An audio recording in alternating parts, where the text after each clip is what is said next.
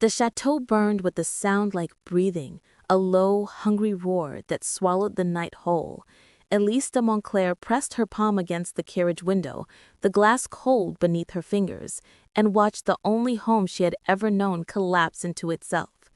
Flames licked up the stone walls where ivy had grown for 200 years, curling around the turrets like lovers, devouring the tapestries and portraits and all the careful history her family had built, generation by generation, until there was nothing left but light and heat and ash.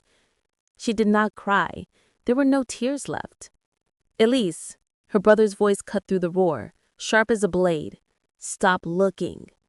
Philippe sat across from her in the darkness, his face a collection of shadows and angles she barely recognized. 3 days ago he had been a young man who laughed easily, who rode too fast and drank too much wine, and argued philosophy with their father late into the night. Now his eyes were hollow, his jaw set in a line that spoke of things seen and not forgotten, and when he reached across the narrow space to pull her hand from the window, his grip was hard enough to bruise. "They'll see you," he said. "Let them." Her voice came out flat, scraped raw. "What more can they take?" "You." His fingers tightened. "They can take you, Élise, and they will if you give them the chance." The carriage lurched over a rut in the road, throwing her against the seat. Outside, the countryside rolled past in shades of black and gray. Fields left fallow, villages shuttered in dark, the occasional flicker of torchlight where men gathered in squares to drink and shout and celebrate the death of the old world. Somewhere behind them, the mob that had stormed the chateau was still singing. She could hear snatches of it carried on the wind, that terrible song. Ça ira, les aristocrates à la lanterne. Hang the aristocrats from the lampposts. Her father had been hanged from a lamppost, not in Paris, where at least the guillotine was quick, but in the village square 5 kilometers from their home, strung up by men who had worked their land and eaten their bread and bowed when the Montclair carriage passed. They had made it last. Philippe had told her that much, his voice breaking before he stopped talking about it altogether. Their mother had not waited for the mob to come for her. She had taken the vial of laudanum she kept in her dressing table, the one she used for headaches, and swallowed it all while Élise and Philippe hid in the wine cellar. By the time they found her, she was already cold. "My darling girl," her final letter had said, written in the elegant script Élise had learned to imitate as a child. "If you are reading this, then I have failed to protect you in all the ways that matter. But I can still give you this, permission to survive. Do not waste it on grief. Do not waste it on revenge. Live, Élise. Live for both of us." Élise had read it once, by candlelight, while Philippe burned the family portraits in the courtyard so the mob would have nothing left to desecrate. Then she had folded it carefully and tucked it into her bodice, against her heart, where it crackles now with every breath like a promise she did not know how to keep. "Here," Philippe said, pressing something into her hands, a leather portfolio, worn at the edges, stamped with the seals of the Republic. "Your new life, you have until dawn to memorize it." She opened it with trembling fingers. Inside were papers, crisp and official, proclaiming her to be someone else entirely. Élise Morel, they said, born in Rouen, 1775, daughter of a clockmaker and a laundress, both deceased of fever. Occupation, seamstress. No property, no family, at all. no past worth mentioning. "Maho," she whispered, testing the name on her tongue. It tasted like ash and smoke and the death of everything she had been. "You'll need to practice your accent," Philippe said, not unkindly. "You sound like a girl who learned to speak from tutors. In Paris, that will kill you faster than any blade." She looked up at him, this stranger who wore her brother's face. "Where will you go?" "Somewhere they won't find we." He reached out, tucked a strand of hair behind her ear with a gentleness that made her throat ache. "Élise, listen to me. In Paris, you trust no one. You speak to no one of who you were. Élise de Montclair is dead. She died with our parents. Do you understand?" She wanted to say no. She wanted to scream that she understood nothing, not the hatred in the eyes of people who had once called her father Monsieur le Comte, not the speed with which the world had turned itself inside out, not the terrible arithmetic that said her survival required her erasure. Instead, she nodded. Philippe exhaled, a sound like relief or grief or both. Good. Gautier will meet us at the coaching inn outside Paris. He's arranged everything. Lodging, papers, work. You'll be safe there. As safe as anyone can be. And you? Don't ask questions you don't want answered. He leaned back, closing his eyes. Try to sleep. We have a long night ahead. But Élise could not sleep. She sat in the darkness, clutching her false papers, and watched the countryside give way to the outskirts of the city. First the smell, thick and ripe with sewage and smoke and too many bodies pressed too close.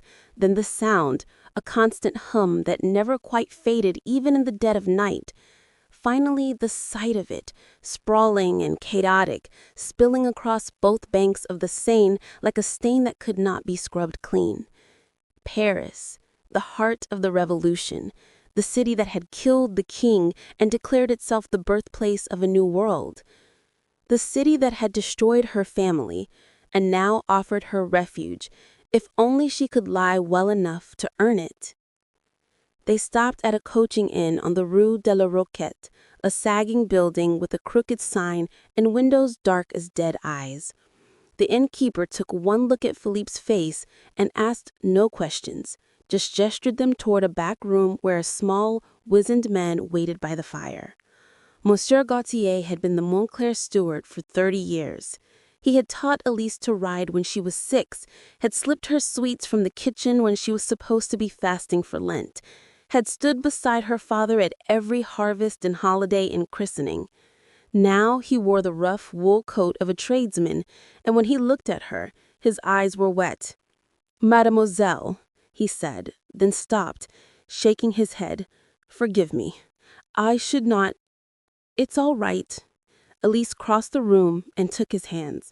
They were cold, the knuckles swollen with age. "Thank you, Monsieur Gautier, for everything. Your father was a good man." His voice cracked. "Whatever they say, whatever lies they tell, he was good and kind, and he did not deserve—" He broke off, swallowing hard. "I have done what I can, mademoiselle. It is not much." He pressed the small purse into her hands. The weight of it was obscene. This was what remained of the Montclair fortune, a handful of coins that would not have paid for a single ball gown 6 months ago. "Madame Theroux expects you before dawn. She runs a boarding house for working women on the Rue Saint-Honoré. She asks no questions, and she expects none answered." "Thank you," Élise managed. "There is one more thing." He hesitated, glancing at Philippe. "The woman, Madame Theroux, she has connections to people who might help you if you need it. But she is not to be trifled with, mademoiselle. She has survived this long by being clever and ruthless in equal measure. Do not cross her." "I won't." Gauthier nodded, then turned to Philippe. "And you, monsieur, where will you go?" "It's better if you don't know." Philippe embraced the old man, briefly, fiercely. "Take care of yourself, Gauthier. And if anyone asks—" "I will tell them I know nothing." Gauthier's smile was bitter. "It is the only truth left to me." Philippe walked her to the door of the boarding house as the sky began to pale in the east. The streets were still mostly empty, though here and there Élise could see signs of life. A baker lighting his ovens, a woman emptying a chamber pot from an upper window, a man in a tricolor sash stumbling home drunk, singing snatches of the Marseillaise. The boarding house was narrow and crooked, wedged between the printer's shop and a cafe that smelled of burnt chicory. The facade was crumbling, the shutters hanging crooked, and a door was scarred with gouges that might have been from boots or bayonets or both. Philippe stopped at the threshold. For a long moment he simply looked at her, And Élise saw the weight of everything unsaid pressing down on him. Grief and guilt and a desperate, helpless love. Be smart. Be careful. Be someone else. I will. And Élise, he caught her hand, held it tight. If you get the chance to run, take it. Don't wait for me. Don't look back. Just run. Her throat closed. She nodded, not trusting herself to speak. He kissed her forehead once, quickly, and then he was gone, disappearing into the gray dawn like a ghost. Élise stood alone on the doorstep, clutching her bag and her false papers and the last shreds of the girl she had been. Then she lifted her hand and knocked. The woman who answered was built like a wine barrel, solid and unyielding, with iron-gray hair scraped back beneath a cotton cap and eyes that missed nothing. She looked Élise up and down, taking in the travel-stained dress, the too fine leather of her boots, the way she held herself, spine straight, chin up, every inch a lady despite the dirt and exhaustion. Élise Moreau? Her voice was rough as gravel. Yes, madame. You're late. I don't tolerate lateness. But she stepped aside, gesturing Élise into a dim hallway that smelled of cabbage and lye soap and the faint sour tang of too many bodies in too small a space. Third floor, last door on the left. You'll share with Giselle. She works at the laundry on Rue du Faubourg Saint-Antoine. Keep your belongings to yourself, your voice down after dark, and your politics quieter than that. Understood? Yes, madame. And fix that accent. Madame Tarot's gaze was sharp, knowing. You sound like you've got a mouthful of silk. This is a house for working girls, not finishing school misses. Heat flooded Elise's cheeks. I'll try. Don't try. Boo. The older woman turned away, then paused, glancing back over her shoulder. One more thing, girl. I don't care who you were before you came here. I don't care what you're running from or what you left behind. But if you bring trouble to my door, I'll throw you to the wolves myself. Clear? Clear. Madame Tarot nodded once, satisfied, and disappeared into the shadows of the house. Élise stood alone in the hallway, her heart pounding, and felt the weight of her new life settle over her like a shroud. The room on the third floor was barely large enough for two narrow beds, a battered washstand, and a trunk with a broken latch. The ceiling sloped at a sharp angle, and the single window looked out onto a courtyard where laundry hung like flags of surrender, dripping onto the cobblestones below. The walls were thin enough that Élise could hear every creak and murmur from the neighboring rooms. A woman coughing, a baby crying, the low rumble of voices arguing in a language she didn't recognize. A girl sat on one of the beds, mending a stocking by the light of a stub of candle. She looked up when Élise entered, and her face broke into a smile that was startlingly warm, startlingly real. You must be the new girl. She set down her mending and stood, wiping her hands on her apron. I'm Giselle. That bed's yours. Sorry it's not much, but the mattress is decent, and Madame Tarot keeps the rats down better than most landlords. Rats. Élise set down her bag and tried to return the smile. Thank you. I'm Élise. Where are you from? Giselle's curiosity was open, uncomplicated, without malice. Rouen. The lie came easier than it should have. My parents died last year. Fever. Oh, you poor thing. Giselle's sympathy was immediate, genuine. Well, you're in Paris now. It's mad and loud, and half the time you can't tell if it's a holiday or a riot. But there's work if you're willing, and the people aren't so bad once you get used to them. Do you sew? A little. Élise had embroidered samplers as a child, had stitched delicate flowers onto handkerchiefs and silk slippers. She had never mended a work shirt or darned a stocking in her life. I'll teach you. Giselle said cheerfully. It's not hard once you get the rhythm, and the pay is not terrible, especially if you can get work from the convention deputies. They're always needing their coats mended or their shirts pressed. Vain as peacocks, the lot of them, for all their talk of equality. The convention. The word sent a chill down her Lisa's spine. Do you... She hesitated, choosing her words carefully. Do you work for them, the deputies? Sometimes, when Madame Theroux arranges it. Giselle shrugged. They're not so different from anyone else, really.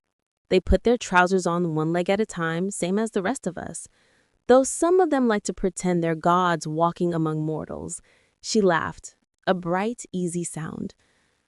But their money spends the same, so who am I to complain? Élise forced a smile and sat down on her bed.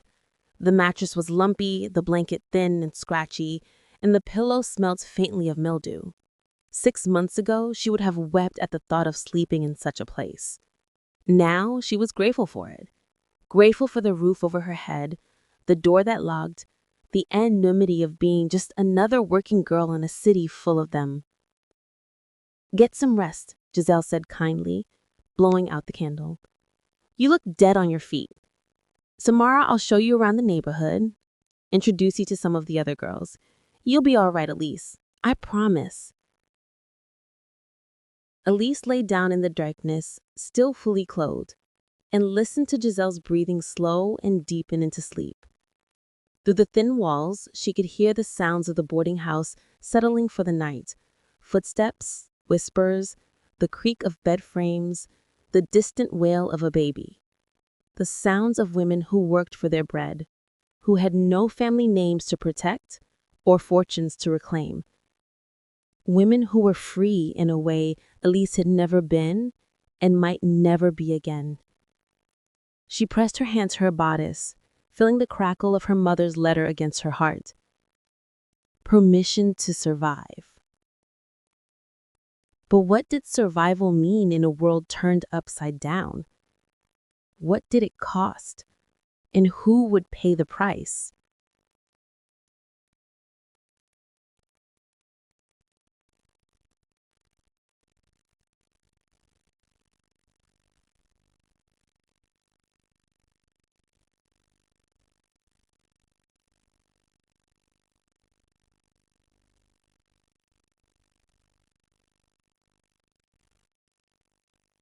She woke to the sound of bells, not the church bells she had grown up with, deep and sonorous and calling the faithful to prayer, but the harsh clang of the tocsin, the alarm bell that meant danger or celebration or both.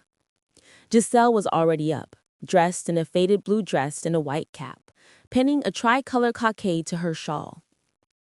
Come on, she said when she saw Élise stirring. There's a procession today, some general returning from the front.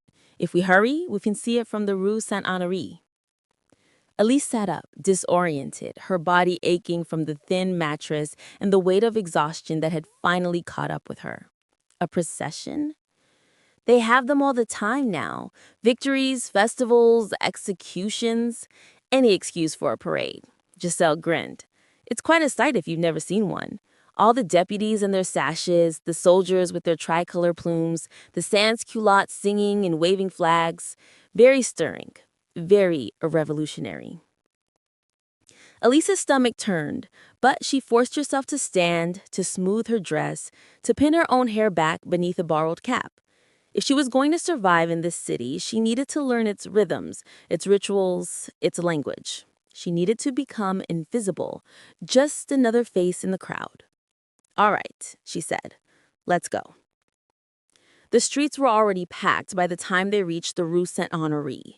People pressed shoulder to shoulder, craning their necks to see, shouting and laughing and singing.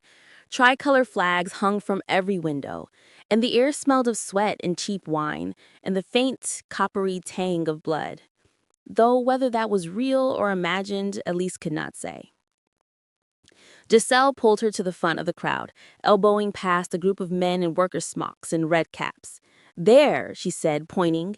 See, that's the convention deputies. Élise followed her gaze and saw them, a line of men in dark coats and tricolor sashes, walking with the self-conscious dignity of those who knew they were being watched. Some were young, some old, some fat and some thin, but they all wore the same expression, a mixture of pride and righteousness and barely concealed fear. These were the men who had killed the king, who had declared war on half of Europe, who sent people to the guillotine by the dozen and called it justice. "Do you know any of them?" Élise asked, keeping her voice carefully neutral. "A few by sight. That one there," Giselle pointed to a thin, pale man with spectacles. "That's Robespierre. They call him the Incorruptible. He's the one who really runs things, or so they say. And that one," she pointed to a younger man, dark-haired and intense, walking slightly apart from the others. "That's Marchand, Julien Marchand. He's newer, but people say he's going places. Handsome, isn't he?" Élise looked. Julien Marchand was perhaps 30, with a kind of face that would have been beautiful if not for the severity of his expression. His dark hair was unpowdered, worn simply, and his coat was plain. No lace, no embroidery, nothing to mark him as anything other than a man of the people. But there was something in the way he carried himself, a coiled intensity that made him stand out even in a crowd of revolutionaries. As if sensing her gaze, he looked up. Their eyes met across the distance, and for a heartbeat, the world seemed to narrow to just the two of them, a girl in a borrowed cap and a man who believed he could save France. His expression flickered, something like curiosity or recognition crossing his face, and then the crowd surged forward and the moment was broken. Élise turned away, her heart pounding. "Are you all right?" Giselle asked, frowning. "You've gone pale." "I'm fine." She forced a smile. "Just overwhelmed. It's a lot to take in." "You'll get used to it." Giselle squeezed her arm. "Come on, let's go back. Madame Theroux will have work for us, and the sooner we finish, the sooner we can have supper." They pushed their way back through the crowd, and Élise did not look back. But she could feel it. The weight of that gaze, the strange unsettling pull of a man she did not know and should not care about. A man who, if the world were just, would be her enemy. That evening, Madame Theroux summoned Élise to her private sitting room on the ground floor. It was a small, cluttered space filled with mismatched furniture and stacks of papers and ledgers.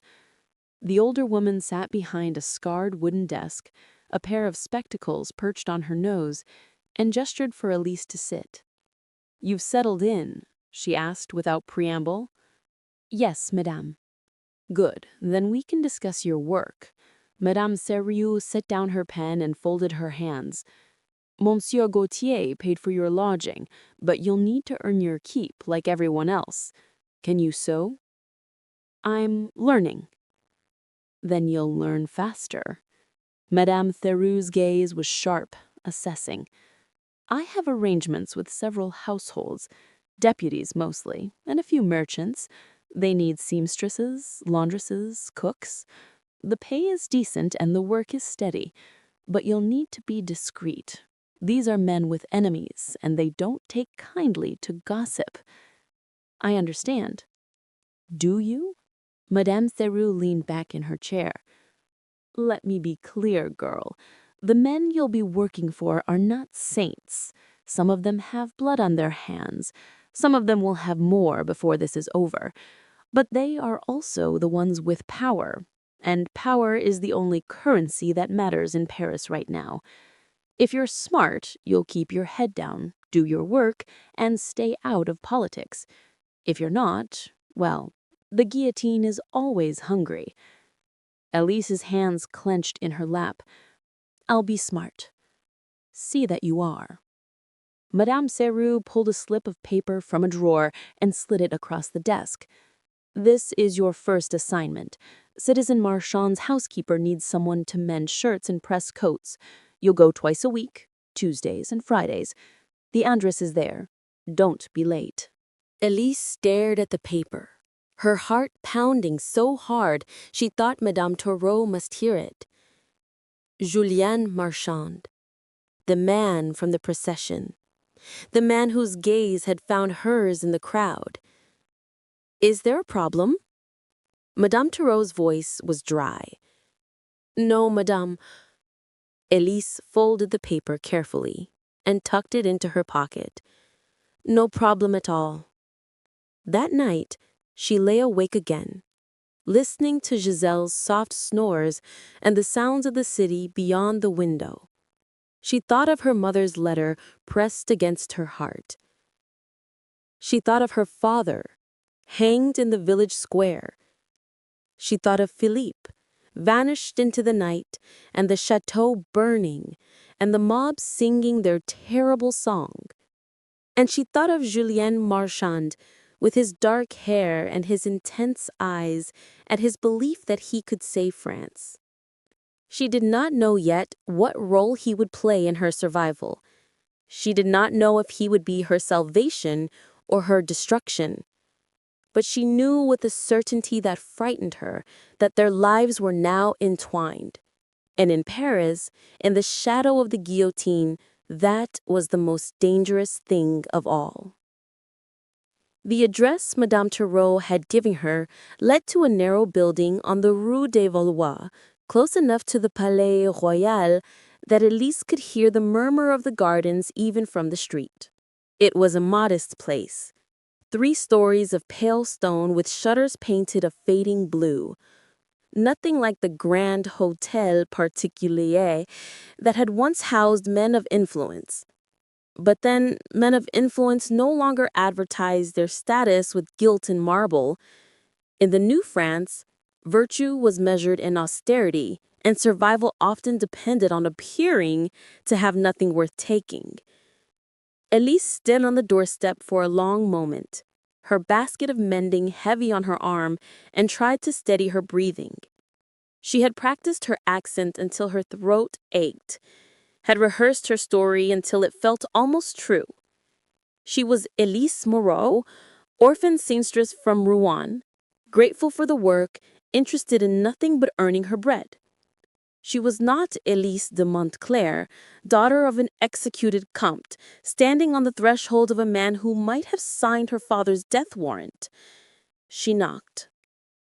The door opened almost immediately, revealing a woman in her 50s with steel-gray hair pinned severely back, and the kind of face that suggested she had seen too much to be impressed by anything. She looked Élise up and down with the practiced efficiency of a general inspecting troops. "You're the seamstress Madame Toureau sent?" "Yes, madame. Élise Moreau." "Madame Beaumont." The woman stepped aside, gesturing her into a dim hallway that smelled of beeswax and old paper. "You're punctual. That's something. Can you sew a straight seam?" "Yes, madame." "Can you keep your mouth shut and your opinions to yourself?" "Yes, madame." Madame Beaumont's expression softened fractionally. Not quite approval, but something close to it. "Good. Citizen Marchand has no patience for gossip or politics at home. He gets enough of that at the convention. You'll work in the kitchen. I'll have the mending ready for you. Tuesdays and Fridays, 8 in the morning until the work is done. You'll be paid at the end of each week." She paused, her gaze sharpening. "And if you're thinking of stealing, don't. There's nothing here worth the risk, and I notice everything. I'm not a thief, madame. Everyone's a thief if they're hungry enough." Madame Beaumont turned and led her down the hallway. "But I suppose we'll see." The kitchen was small and scrupulously clean, with a scarred wooden table, a stone sink, and a hearth where a pot of something that smelled like turnips simmered over the coals. Madame Beaumont gestured to a basket, piled high with shirts, stockings, and a coat with a torn lining. "Start with the shirts. The stitching needs to be small and even. Citizen Marchand is particular about his appearance, even if he pretends not to be." She handed Élise a needle and thread. "I'll be upstairs if you need anything. Don't wander." Then she was gone, her footsteps receding up a narrow staircase, and Élise was alone. She set down her basket and approached the mending as though it were a puzzle to be solved. The shirts were plain linen, well made but worn, with frayed cuffs and collars that needed reinforcing. She threaded her needle with hands that trembled only slightly and began to work, forcing herself to focus on the rhythm of the stitches, the slide of thread through fabric, the small, methodical task that kept her from thinking too much about where she was and why. She had been working for perhaps an hour when she heard the front door open and close. Footsteps in the hallway, quick, purposeful. Madame Beaumont's voice, low and respectful. "Good morning, citizen. You're back early." The session was postponed. Robespierre is ill, and no one wants to proceed without him. I thought I'd use the time to catch up on correspondence. I'll bring you coffee. The new seamstress is here. She's working in the kitchen.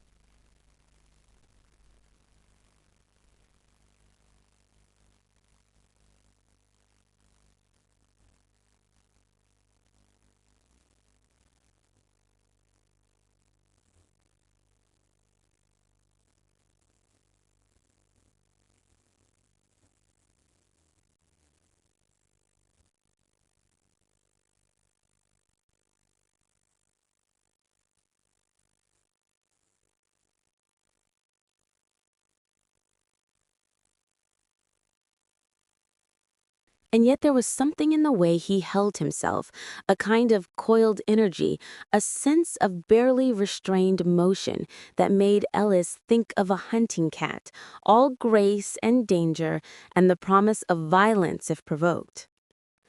"Élise Moreau," he said, as though testing the name.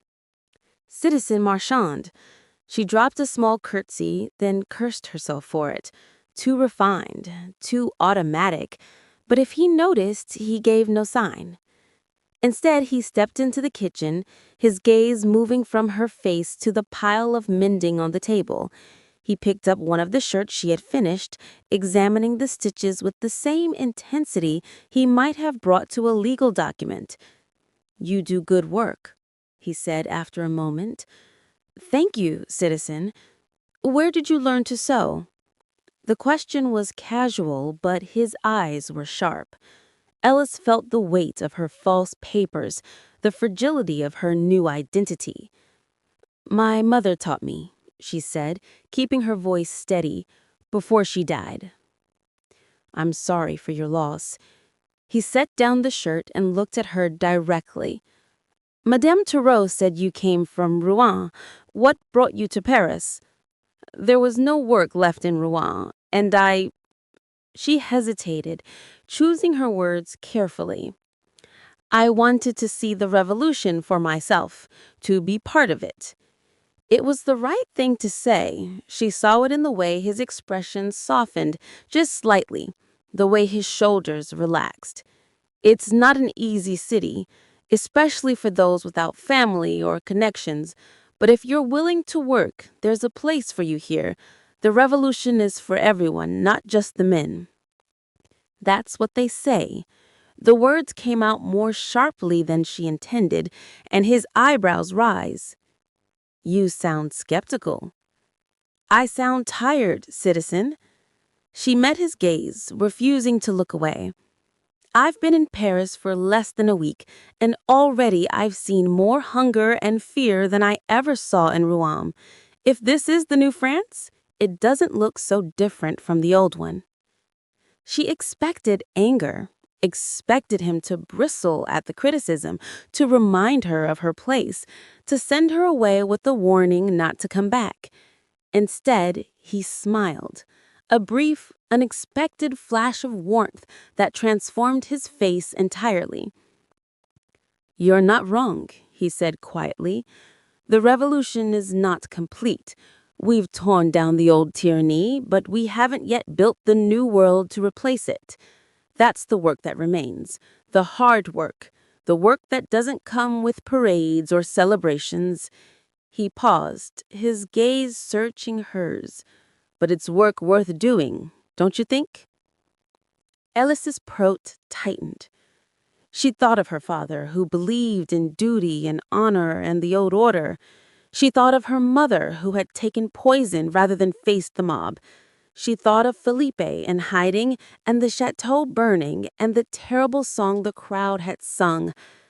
"I think," she said slowly, "that the world is more complicated than any of us want to admit." Marchand studied her for a long moment, and Élise had the unsettling sense that he was seeing past the borrowed dress and the careful accent, past the story she had constructed to something truer and more dangerous beneath. "Yes," he said finally, "it is." Then Madame Beaumont appeared with a tray of coffee, and the moment broke.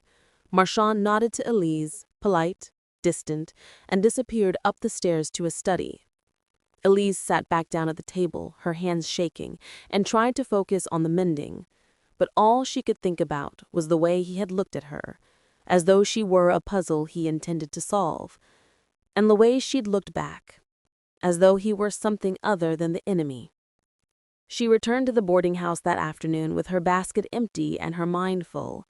Giselle was in their room, scrubbing a stain out of a petticoat with the kind of focused determination that suggested the stain was winning. "How was your first day?" she asked, looking up with a grin. "Did the deputy try to seduce you? They say Marchand is incorruptible, but you never know." Élise set down her basket and sank onto her bed. "He barely spoke to me." "That's probably for the best. The less they notice you, the easier the work." Giselle wrung out the petticoat and hung it over the back of a chair. "Though I'll admit, I wouldn't mind being noticed by someone like him. He's got that brooding, serious look, like he's thinking deep thoughts about liberty and justice, while secretly wondering what you look like without your stays." "Giselle!" "What?" "I'm just saying." Giselle laughed, flopping down on her own bed. "You're allowed to notice when a man is handsome, Élise. It doesn't make you a counter-revolutionary." Élise looked away, her cheeks warm. "I didn't notice." "Liar." But Giselle's tone was affectionate, teasing. "It's all right. Half the women in Paris are a little in love with Marchand. He's young, he's passionate, he actually seems to care about something other than his own advancement. It's refreshing in a city full of opportunists." "Do you know much about him?" Élise tried to keep her voice casual. "About his politics, I mean." "Only what everyone knows. He's one of the Montagnards, the radicals. Votes with Robespierre most of the time, but he's not as cold. People say he actually listens when the sans-culottes come to him with grievances. And he's never taken a bribe, which is practically unheard of." Giselle propped herself up on one elbow. "Why? Are you interested?" "No, just curious." "Mm-hmm." Giselle's smile was knowing. "Well, be careful with your curiosity. Men like Marchand are dangerous, not because they're cruel, but because they make you believe. And belief in Paris can get you killed." That evening, Élise slipped out of the boarding house after dark, telling Giselle she needed air. The streets were quieter at night, though never truly empty. There were always men in tricolor sashes patrolling, always the distant sound of singing or shouting, Always the sense that the city was holding its breath, waiting for the next crisis or celebration or execution. She made her way to the Rue de Richelieu, to the bookshop where Philippe had told her to go if she needed help. The shop was dark, the windows shuttered, but when she knocked on the side door, 3 quick raps, a pause, then 2 more, it opened almost immediately. The bookseller was a thin man with ink-stained fingers and the kind of face that looked perpetually worried. He glanced past her into the street, then gestured her inside without a word. The back room was lit by a single candle, and there were 5 people waiting. 3 men and 2 women, all dressed in plain, unremarkable clothing. No one gave their real names. The man who seemed to be the leader, a sharp-faced individual with cold eyes, introduced himself only as Citizen Renard. "You're the Montclair girl," he said without preamble. "I'm Élise Moreau." "Of course you are. Your brother vouched for you. He said you were clever, discreet, and motivated. Are you?" "I'm here, as I." One of the women, older with a face like carved stone, nodded approvingly. "She has spine. That's good. She'll need it." Renard leaned back in his chair, studying Élise with the detached interest of a man examining a tool. "We have a problem, Mademoiselle Moreau. The convention has been arresting émigrés and their sympathizers at an alarming rate. We believe one of the deputies, Julien Marchand, has compiled a list of names, locations, contacts. If that list is made public, dozens of our people will die." Elise's stomach clenched. "What do you want from me?" "You're working in his household now. You have access." Renard's gaze was unrelenting. "We want you to get close to him, close enough to learn where he keeps the list, who he trusts, what his weaknesses are." "You want me to spy on him?" "We want you to save lives." The older woman's voice was surprisingly gentle. "Including your brother's. Philippe is on that list, Mademoiselle Moreau. If Marchand's information reaches the Committee of Public Safety, your brother will be arrested and executed within a week." The room seemed to tilt. Élise gripped the edge of the table, her knuckles white. "Philippe is alive, for now, but he won't stay that way unless you help us." "What exactly are you asking me to do?" "Whatever it takes." Renard leaned forward, his eyes glittering in the candlelight. "Marchand has a reputation for being incorruptible.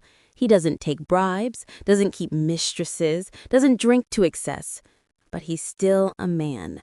And men, in our experience, can always be compromised." The implication was clear. Élise felt something cold and sick settle in her stomach. "I'm not a whore," she said flatly. "We're not asking you to be." The older woman spoke up again. "We're asking you to be clever, to observe, to find the crack in his armor." She paused. "Can you do that?" Élise thought of her father, dragged from their home in chains, her mother, who had chosen death over dishonor, Philippe, somewhere in the shadows, hunted like an animal. And she thought of Julien Marchand, with his gray eyes and his terrible conviction, who believed he was saving France. If I do this, and I get the list, what happens to him? That depends on what he knows and how much of a threat he poses. Why? Do you care? I care about not getting caught. If something happens to Marchand and I'm the last person to see him, I'll be the first one they arrest. Then you'd better be careful. Renard stood, signaling the end of the meeting. You'll report back to us every week. Same time, same place. If you learn anything useful, we'll arrange an emergency contact. And Mademoiselle Moreau," he paused at the door, "don't develop a conscience. It's a luxury none of us can afford."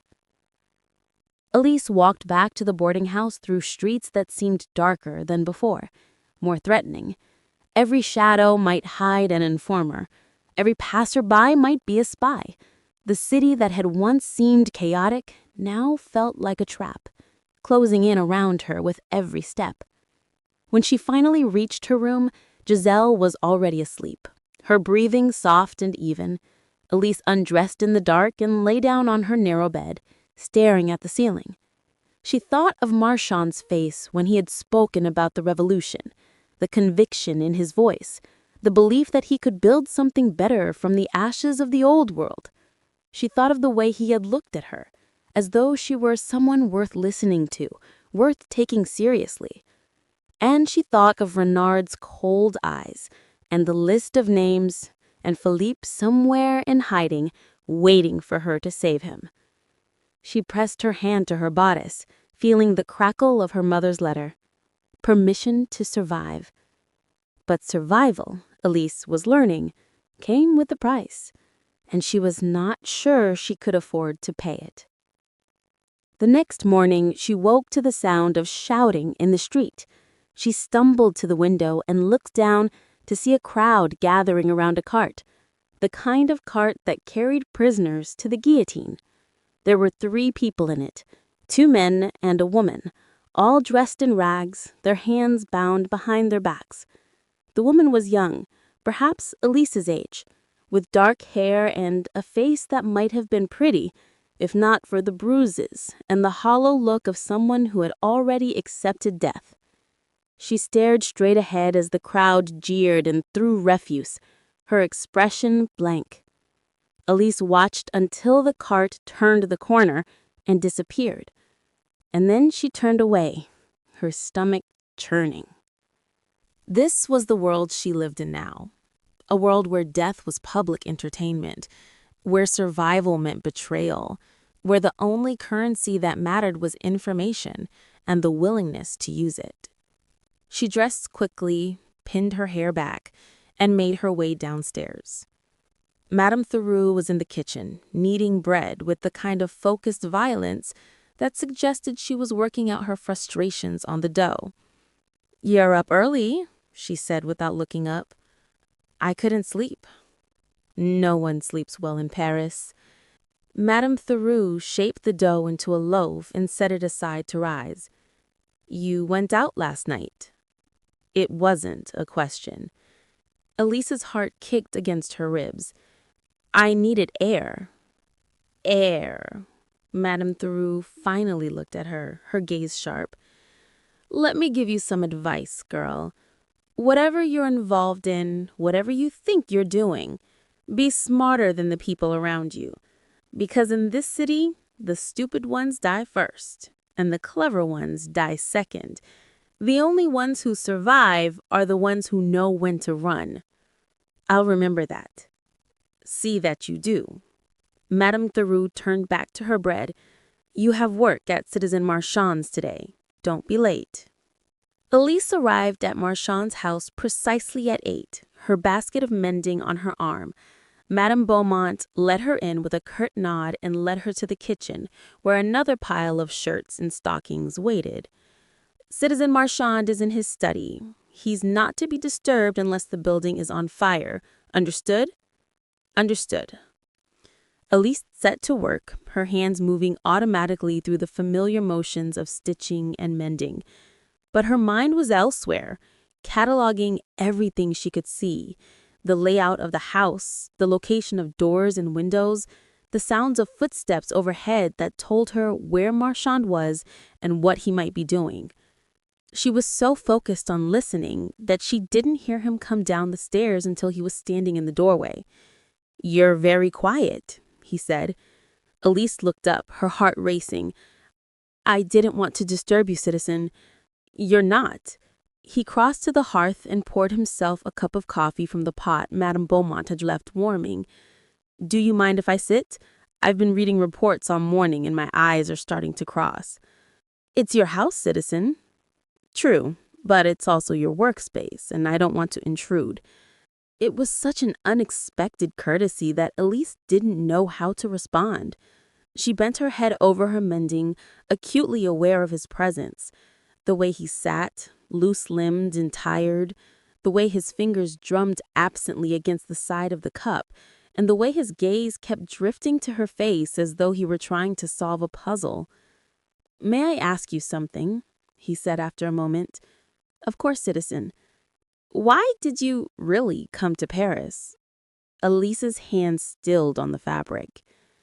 I told you there was no work in Rouen. That's the practical reason. But I don't think it's the whole truth. You don't strike me as someone who does things purely for practical reasons. She looked up, meeting his gaze. What do you strike me as? Someone running from something. He said it gently, without accusation. Or towards something. I haven't decided which is which. Elise's throat tightened. She thought of the chateau burning, of her mother's letter, of Philip's face as he told her to be someone else. Maybe both, she said quietly. Marchand noted slowly, as though she had confirmed something he already suspected. Paris is full of people running from their pasts. The revolution has given us all a chance to start over, to become something new. He paused. But the past has a way of catching up, doesn't it? Yes, Élise whispered. It does. They sat in silence for a moment, the only sound the crackle of the fire and the distant murmur of the city beyond the walls. And in that silence, Élise felt something shift, a recognition, a connection, a dangerous understanding that they were both, in their own ways, trying to survive in a world that wanted to devour them. I should let you work, Marchand said, finally standing. But Élise, he hesitated, and it was the first time he had used her given name. If you ever need help, or if you're in trouble, you can come to me. I mean that. He left before she could respond, his footsteps receding up the stairs. Élise sat frozen, the needle trembling in her hand. She had expected a monster, a fanatic, a man drunk on power and righteousness. She had found someone who offered help to a seamstress he barely knew, and that, she realized with a sinking sense of dread, was going to make everything so much harder. That night, she lay awake again, staring at the ceiling while Giselle slept. She thought of Renard's cold eyes and his demand that she find Marchand's weakness. She thought of Philippe, somewhere in hiding, his name on a list that might already be in the hands of the Committee of Public Safety. And she thought of Marchand, sitting across from her in the kitchen, offering her coffee and kindness and a wait out if she needed it. Don't develop a conscience, Renard had said. It's a luxury none of us can afford. But Élise was beginning to suspect that conscience was not a luxury at all. It was a burden, a weight, a price that had to be paid, whether she wanted to pay it or not. She pressed her hand to her bodice, feeling the crackle of her mother's letter. Permission to survive. But at what cost? And who would she be when the surviving was done? Outside, the city murmured and stirred, restless and hungry, and somewhere in the darkness, the guillotine waited, patient as death. The mending should not have taken as long as it did. Élise knew this, even as she unpicked a perfectly good seam for the third time, her fingers working with deliberate slowness, while Madame Beaumont bustled about the kitchen preparing Marchand's dinner. It was her fourth visit to the house on the Rue de Valois, and she had already learned the rhythm of it. Arrive at 8, work in silence until noon, collect her pay from Madame Beaumont, and leave before Marchand returned from the convention. Except today, she had made sure the work would not be finished by noon. You're very meticulous, Madame Beaumont observed, glancing at the shirt Élise had been working on for the past hour. That's the third time you've redone that collar. I wanted to be perfect. Élise kept her eyes on her stitching, willing her cheeks not to flush. Citizen Marchand deserves good work. Citizen Marchand wouldn't notice if his collar was crooked, but there was something almost fond in the housekeeper's voice. He's too busy trying to save France to worry about his shirts. Is he always so... Élise hesitated, searching for the right word. Intense? Yes, since I've known him. He's not like the others, the ones who joined the revolution because they saw an opportunity for power. Marchand actually believes in it. Sometimes I think it will kill him, all that believing. Elise's hands stilled on the fabric. What do you mean? I mean that men who believe in things tend to die for them, and Paris has a way of devouring its true believers. Before Élise could respond, the front door opened and closed. Footsteps in the hallway, quicker than usual, almost agitated. Marchand's voice, tight with frustration. "Madame Beaumont, is there any wine left? The cheap stuff, not the—" He stopped in the doorway, seeing Élise. "Oh, I didn't realize you were still here." "The mending took longer than expected, citizen." I set down my needle, acutely aware of how my pulse had quickened at the sight of him. He looked exhausted, his cravat loosened, his dark hair disheveled as though he'd been running his hands through it. There were shadows under his eyes that hadn't been there a week ago. "Bad day?" Madame Beaumont asked, her tone gentler than I had ever heard it. "Bad week. Bad month. Marat was assassinated yesterday. Stabbed in his bath by some girl from Caen. The convention is in chaos. Everyone is accusing everyone else of conspiracy. And Robespierre is calling for more arrests." I laughed, a bitter sound, as if we haven't arrested enough people already. Elise's breath caught. She had heard about Marat's death. The whole city was talking about it, some celebrating, some mourning, all of them afraid of what would come next. "I'm sorry, citizen." "Are you?" He looked at me, his sharp gray eyes despite the exhaustion. "Most people aren't." Marvis was difficult to like. Brilliant, passionate, but also paranoid and cruel. Still, he was one of us, and now he's dead, and the girl who killed him will be a martyr to the royalists. "Charlotte Corday," Madame Beaumont said quietly. "They say she walked to the guillotine like she was going to a ball. Didn't flinch, didn't weep." "Conviction," Marchand said. "She believed she was saving France by killing him. Just like we believe we're saving France by—" He broke off, shaking his head. "Never mind. I'm sorry. You don't need to hear this." "I don't mind," Élise said, and was surprised to find it was true.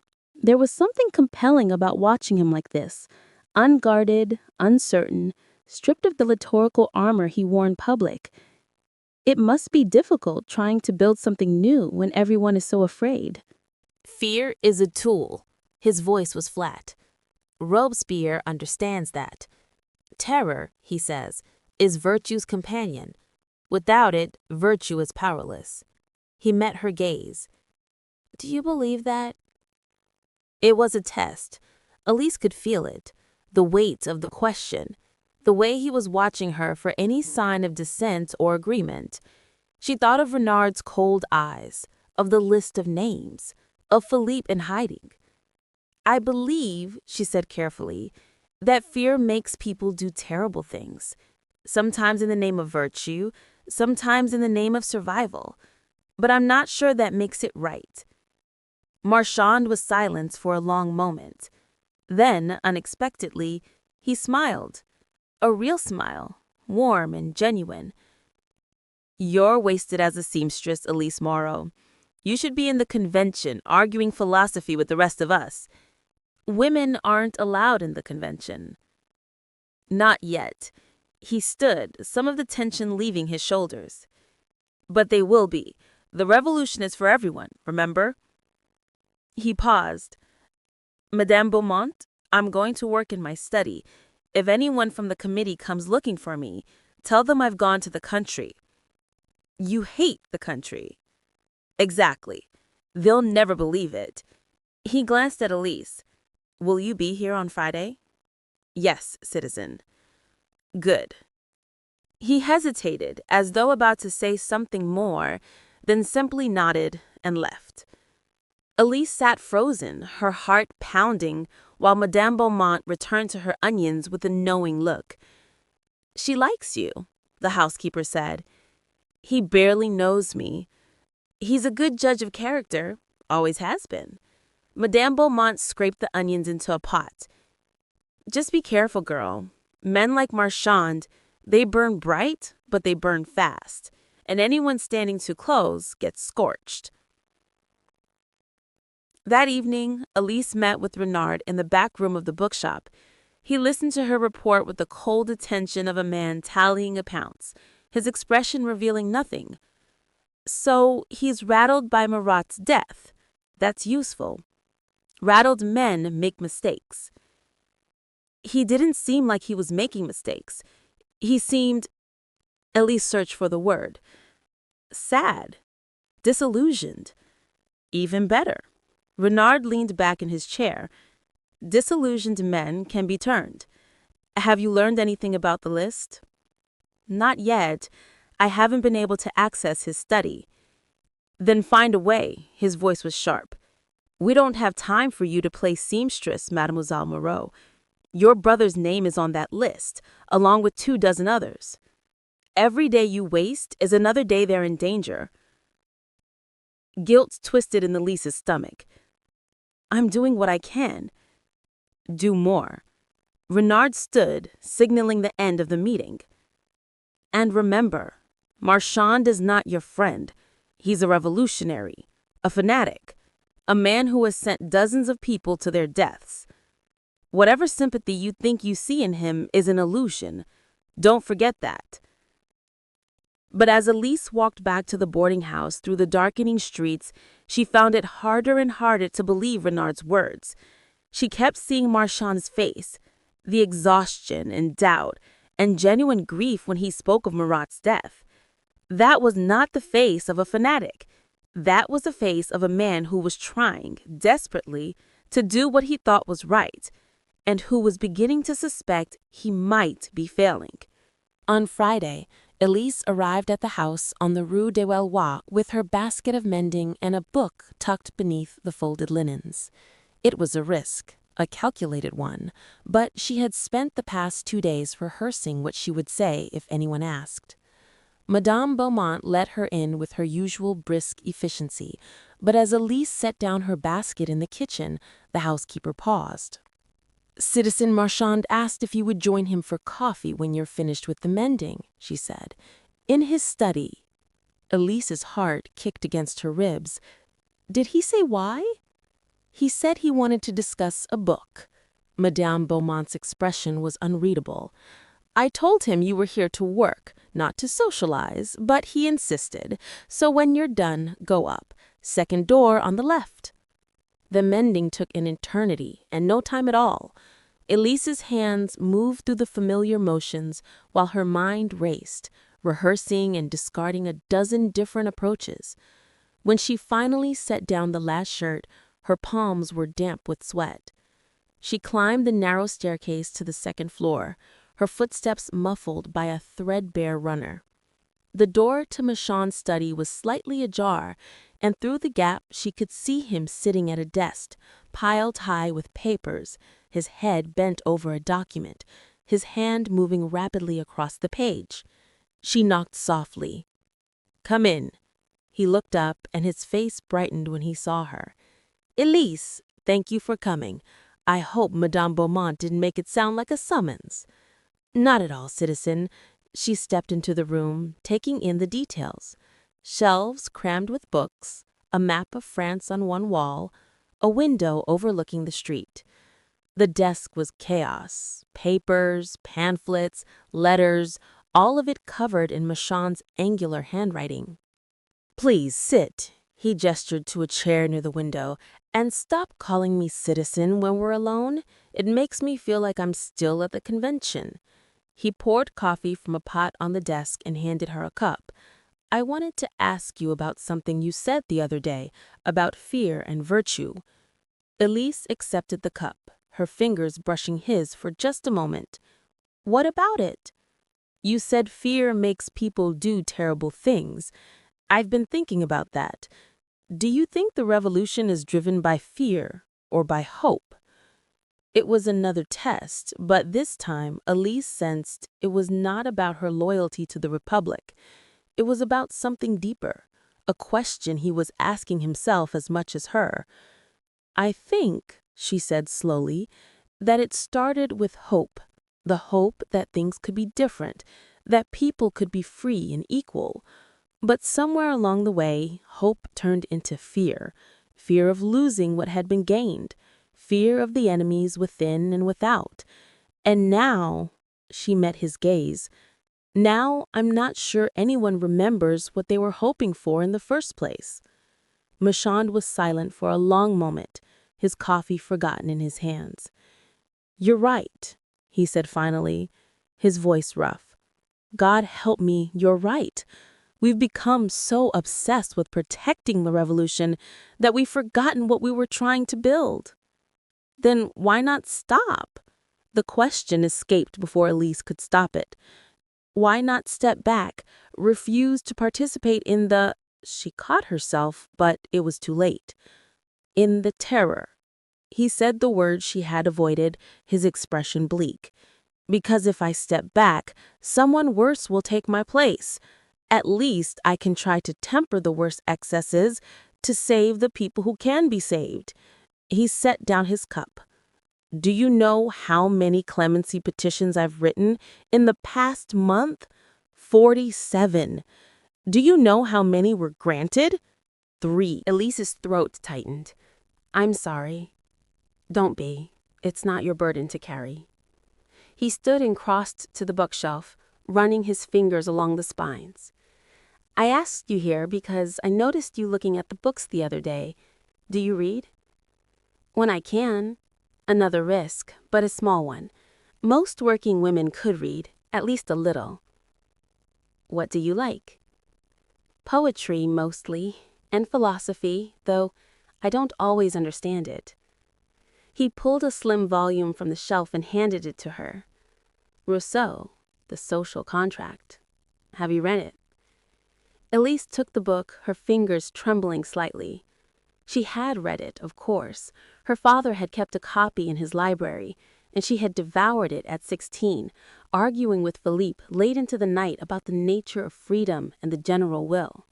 But Élise Moreau, orphaned seamstress from Rouen, would not have had access to such books. "No," she lied, "but I've heard of it." "Borrow it." His smile was warm, genuine. "And tell me what you think. I'd like to know if Rousseau's vision of the Republic matches what we've actually built." "Thank you." She clutched the book like a lifeline. "I'll take good care of it." "I know you will."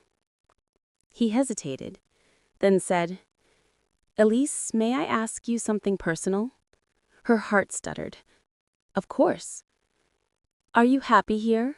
In Paris, I mean. Do you feel safe?"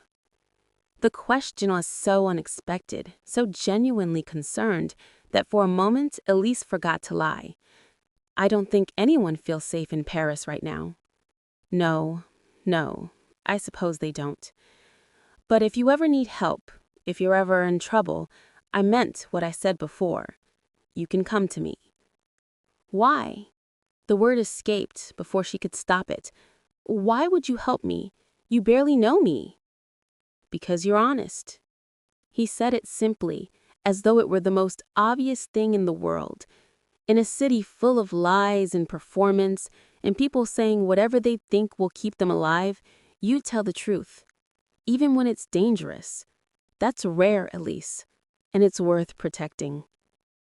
Élise looked away, unable to meet his gaze, the weight of her deception pressing down on her like a physical thing.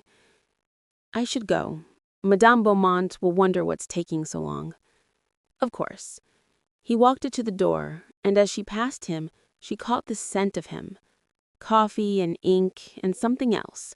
Something warm and distinctly human. "I'll see you next week?" "Yes." She paused on the threshold, the book clutched to her chest. "Thank you. For the book. And for the coffee and for—" She stopped, not sure how to finish. "For treating you like a person?" His smile was sad. "That shouldn't be something to thank me for, at least. That should be the bare minimum." Élise dragged herself out of bed, her head aching from too little sleep. "What kind of festival?" "The usual. Speeches, parades, patriotic songs. They're going to burn symbols of monarchy in front of Notre Dame." Giselle was already dressed, pinning the tricolor cockade to her bodice. "Come on, it'll be fun. Or at least, it'll be better than sitting here worrying." The streets were packed by the time they reached the Ile de la Cité, It seemed as though all of Paris had turned out for the festival. Sans-culottes in their red caps, market women with tricolor ribbons in their hair, children waving little flags, soldiers in uniform. The air smelled of sweat and wine and the smoke from a massive bonfire that had been lit in the square before the cathedral. Giselle pulled Élise into the crowd, and they found themselves swept along by the sheer press of bodies, carried toward the front, where a platform had been erected. On the platform stood several deputies of the convention, including, Elise's heart lurched, Julien Marchand. He looked different in public, taller, more commanding, his exhaustion hidden behind a mask of conviction. When he spoke, his voice carried across the crowd with practiced ease. "Citizens of Paris," he called, "we gather today to celebrate the unity of the Republic, the indivisibility of the nation, and the triumph of liberty over tyranny. We have torn down the old world, the world of kings and nobles, of privilege and oppression, and in its place we are building something new, something better, a world where every man and woman is free, where justice is not the privilege of the few, but the right of all." The crowd roared approval, and Élise felt the force of it like a physical thing, the hope and hunger and desperate belief that this time, finally, things would be different. "But freedom is not free," Marchand continued, his voice dropping, becoming more intimate. "We must defend it against the enemies without, who seek to crush us, against the enemies within, who would betray us. We must be vigilant. We must be strong. We must be willing to sacrifice for the greater good." Sacrifice. Élise thought of the guillotine, of the carts that rolled through the streets every day, of the names on Renard's list. "And yet," Marchand said, and something in his voice changed, became softer, more uncertain. "We must also remember why we fight, not for vengeance, not for power, but for the dream of a better world. A world where a seamstress and a deputy can sit together and discuss philosophy, where birth does not determine destiny, where every person has the chance to become something more than what they were born to be." His gaze swept across the crowd, and for a heartbeat, it seemed to find hers. Their eyes met, and Élise saw something in his face, a question, a plea, a desperate hope that she understood what he was trying to say. Then the moment passed, and he was speaking again, his voice rising to match the fervor of the crowd. But Élise barely heard the rest of the speech. She stood frozen, her heart pounding, while around her the crowd cheered and sang and threw their hats in the air. "He's good, isn't he?" Giselle said, her eyes bright with admiration. "You can tell he really believes it." "Yes," Élise whispered, "he does." After the speeches, there was dancing. Wild, chaotic, joyful. The crowd spilled out into the streets, and someone started playing a fiddle, and suddenly everyone was moving, spinning, laughing.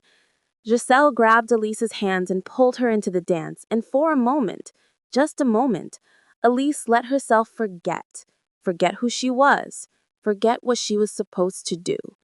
Forget everything except the music and the movement and the strange, intoxicating freedom of being anonymous in a crowd. She was breathless and laughing when she collided with someone. Strong hands caught her arms, steadying her, and she looked up to find herself face to face with Julien Marchand. "Élise!" His smile was surprised, genuine. "I didn't expect to see you here." "Everyone's here. It's required, isn't it?" "Technically, yes, but I'm glad you came." He released her but didn't step back. Around them, the crowd swirled and danced, but it felt as though they were standing in a pocket of stillness, a moment carved out of time. "Did you read the Rousseau?" "Some of it. It's complicated." "The best things usually are."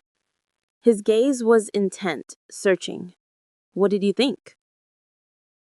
I think, she hesitated, then decided to risk the truth. I think Rousseau's Republic is beautiful in theory, but I'm not sure human beings are capable of living up to it. Neither am I. The admission seemed to surprise him as much as it surprised her, but we have to try, don't we? What's the alternative? Going back to the way things were. That's not an alternative, that's a death sentence. His voice was fierce. The old world was built on suffering, Élise. On the backs of people like you and me, people who were born without titles or wealth or power. The revolution may be imperfect, but at least it's ours. Is it? She met his gaze. Or does it belong to the men with the loudest voices and the sharpest blades? He flinched as though she had struck him. You think I'm one of them? One of the men with sharp blades? I think you're trying not to be. The words came out softer than she intended. But I also think this city makes it very hard to be anything else. For a long moment, they simply looked at each other. Around them, the music swelled and the crowd danced, but Élise was aware only of him, the way his chest rose and fell with each breath, the way his eyes held hers as though he were trying to memorize her face, the way the space between them seemed to hum with something unspoken and dangerous. Dance with me, he said suddenly. What? Dance with me, just once. He held out his hand. Please? It was a terrible idea. Élise knew this with the same certainty she knew her own name, both of them. Dancing with him in public, where anyone could see, where Renard's spies might be watching, was reckless and stupid and exactly the kind of thing that would get her killed. She took his hand. He pulled her into the dance, and suddenly they were moving together, spinning through the crowd with a grace that surprised her. He was a good dancer, better than she would have expected from a man who claimed to have no time for frivolity. His hand was warm on her waist, his fingers laced through hers, and when he looked at her, his expression was open in a way she had never seen before. My sister loved to dance, he said, his voice barely audible over the music. Before she died, she used to make me practice with her in our parents' kitchen. I was terrible at it, but she never complained. What happened to her? Élise asked, though she already knew she was crossing a line, asking for something too personal, too intimate. His expression darkened. She worked as a maid in an aristocrat's household. The son of the family, he broke off, his jaw tightening. He forced himself on her. When she became pregnant, they threw her out. She died in childbirth alone because no midwife would help a girl with no money and no family. His hand tightened on her waist. She was 16. Elise's breath caught. I'm so sorry. That's why I believe in the revolution, he said, his voice rough. Not because I hate the aristocrats, though God knows I have reason to, but because I loved my sister, and she deserved better. Everyone deserves better. A world where a girl like her can be thrown away because she's poor and powerless, that's not a world worth preserving. Élise felt something crack open inside her chest. She thought of her own privilege, of the chateau and the tutors and the life she had taken for granted. She thought of the servants who had worked in her family's household, whose names she had barely known, whose lives had been invisible to her. She would be proud of you, she said quietly, for trying to build something better. Would she? His smile was bitter. Or would she be horrified by what I've become, by the things I've had to do in the name of that better world? I don't know. Élise met his gaze. But I think she would understand why you did them. The music ended and they stood still in the middle of the crowd, hands still clasped, neither of them willing to let go. Around them, people were laughing and calling for another song, but Élise heard none of it. She was aware only of Marchand, of the way he was looking at her, as though she were something precious and fragile, something that might shatter if he held on too tight. I should go, she said, though she didn't move. Yes, He released her hand slowly, reluctantly. "But Élise, thank you for the dance and for listening and for—" He stopped, shaking his head. "For being honest. It's a rare gift." She watched him disappear into the crowd, her heart pounding, her hand still warm from his touch. And she knew, with a certainty that terrified her, that she was in trouble. That night, she lay awake while Giselle slept, staring at the ceiling and trying to make sense of the tingle of emotions in her chest. She thought of Marchand's face when he spoke of his sister, the grief and rage and desperate conviction that he could prevent other girls from suffering the same fate. She thought of the way he had held her while they danced, as though she were something worth protecting. And she thought of Renard's cold voice. "Marchand is not your friend. He's a revolutionary, a fanatic, a man who has sent dozens of people to their deaths." But the man she had danced with tonight was not a fanatic. He was someone who loved his sister and failed to save her, and who was trying in his own flawed and desperate way to save everyone else. She pressed her hand to her bodice, feeling the crackle of her mother's letter. Permission to survive. But what if survival meant betraying the one person in Paris who had treated her like a human being? What if it meant destroying the man who believed in her honesty, who had offered her books and coffee and kindness? What if the price of saving her brother was losing herself? Élise closed her eyes and tried to sleep, but all she could feel was the ghost of Marchand's hand on her waist, the warmth of his touch, the terrible weight of the choice she would have to make. And outside, the city murmured and stirred, restless and hungry, while the guillotine waited in the darkness. The opportunity came on a Tuesday morning, 3 weeks after the Festival of Unity.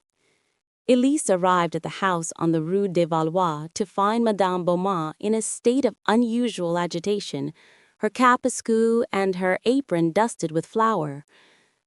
"Thank God you're here," the housekeeper said, pulling Élise inside. "I need you to stay longer today. My sister's taken ill, and I have to go to her. She lives clear across the city in the Faubourg Saint-Antoine. Citizen Marchand is at the convention, and he won't be back until evening. Can you manage on your own?" Elise's heart kicked against her ribs. "Of course, madam." "The mending is in the usual place. There's bread and cheese in the larder if you get hungry. Lock the door when you leave and put the key under the loose brick by the step. Citizen Marchand knows where to find it." Madame Beaumont was already untying her apron, reaching for her shawl. "You're a good girl, Élise. I knew I could count on you." Then she was gone, her footsteps hurrying down the street, and Élise was alone in Julien Marchand's house. For a long moment, she simply stood in the hallway, her pulse pounding in her ears. This was what Renard had been waiting for, what she had been waiting for, though she had not admitted it to herself. Access. Time. The chance to search without interruption. The chance to betray the man who had danced with her and called her honest. She climbed the stairs to the second floor, her footsteps muffled by the threadbare runner. The door to Marchand's study stood slightly ajar, and she pushed it open with trembling fingers. The room was exactly as she remembered. Shelves crammed with books, papers scattered across the desk, the map of France on the wall with pins marking cities and battle lines. The morning light slanted through the window, illuminating dust motes that danced in the air like tiny, suspended worlds. Élise crossed to the desk and began to search. She worked methodically, the way Philippe had taught her when they were children playing at spies in the chateau's library. She checked the obvious places first, the desk drawers, the papers stacked on the surface, the books with their spines facing out. She was careful to note the position of everything, to disturb nothing that would reveal her presence. The first drawer contained correspondence, letters from other deputies, reports from the Committee of Public Safety, requests for meetings. Nothing incriminating, nothing that looked like a list of immigrants. The second drawer held personal items, a miniature portrait of a young woman with dark hair and Marchand's eyes, his sister, Élise realized, with a pang. A lock of hair tied with a faded ribbon, a small wooden horse, the kind a child might play with, worn smooth by handling. She closed the drawer carefully and moved to the shelves. Behind a row of books on the second shelf, her fingers found a leather portfolio. She pulled it out, her hands shaking, and opened it. Inside were letters, dozens of them, all addressed to Julien Marchand, all written in different hands. She pulled out one at random and began to read. Citizen Marchand, I write to beg for your intervention on behalf of my husband, Jean-Baptiste Fournier, who was arrested last week on suspicion of hoarding grain. I swear to you, citizen, he is innocent. He is a baker, and the flour in our cellar was for our business, not for speculation. We have 3 children, and without him we will starve. Please, I beg you, speak for him at the tribunal. You are known as a man of justice. Please show us mercy. Marguerite Fournier. Élise's throat tightened. She pulled out another letter. Citizen Marchand, my son is not a traitor. He spoke foolishly, yes. He said the king should have been exiled, not executed. But he is young, barely 20, and he did not mean treason. He believes in the Republic, I swear it. Please, citizen, do not let them kill him for one moment of stupidity. He is all I have left.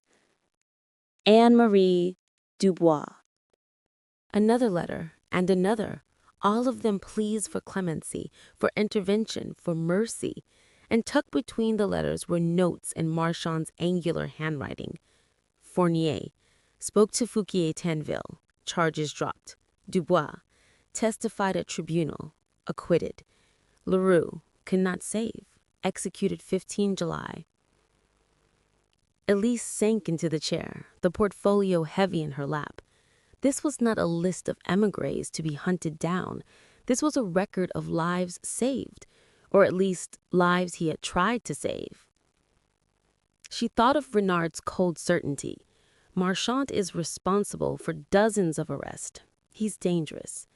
But the man who had written these notes, who had kept these letters, who had marked each failure with a date and a name, that was not a man who sent people to their deaths without conscience. That was a man who carried the weight of every life he could not save. She was about to close the portfolio when she noticed a small leather-bound book tucked into the back. A journal.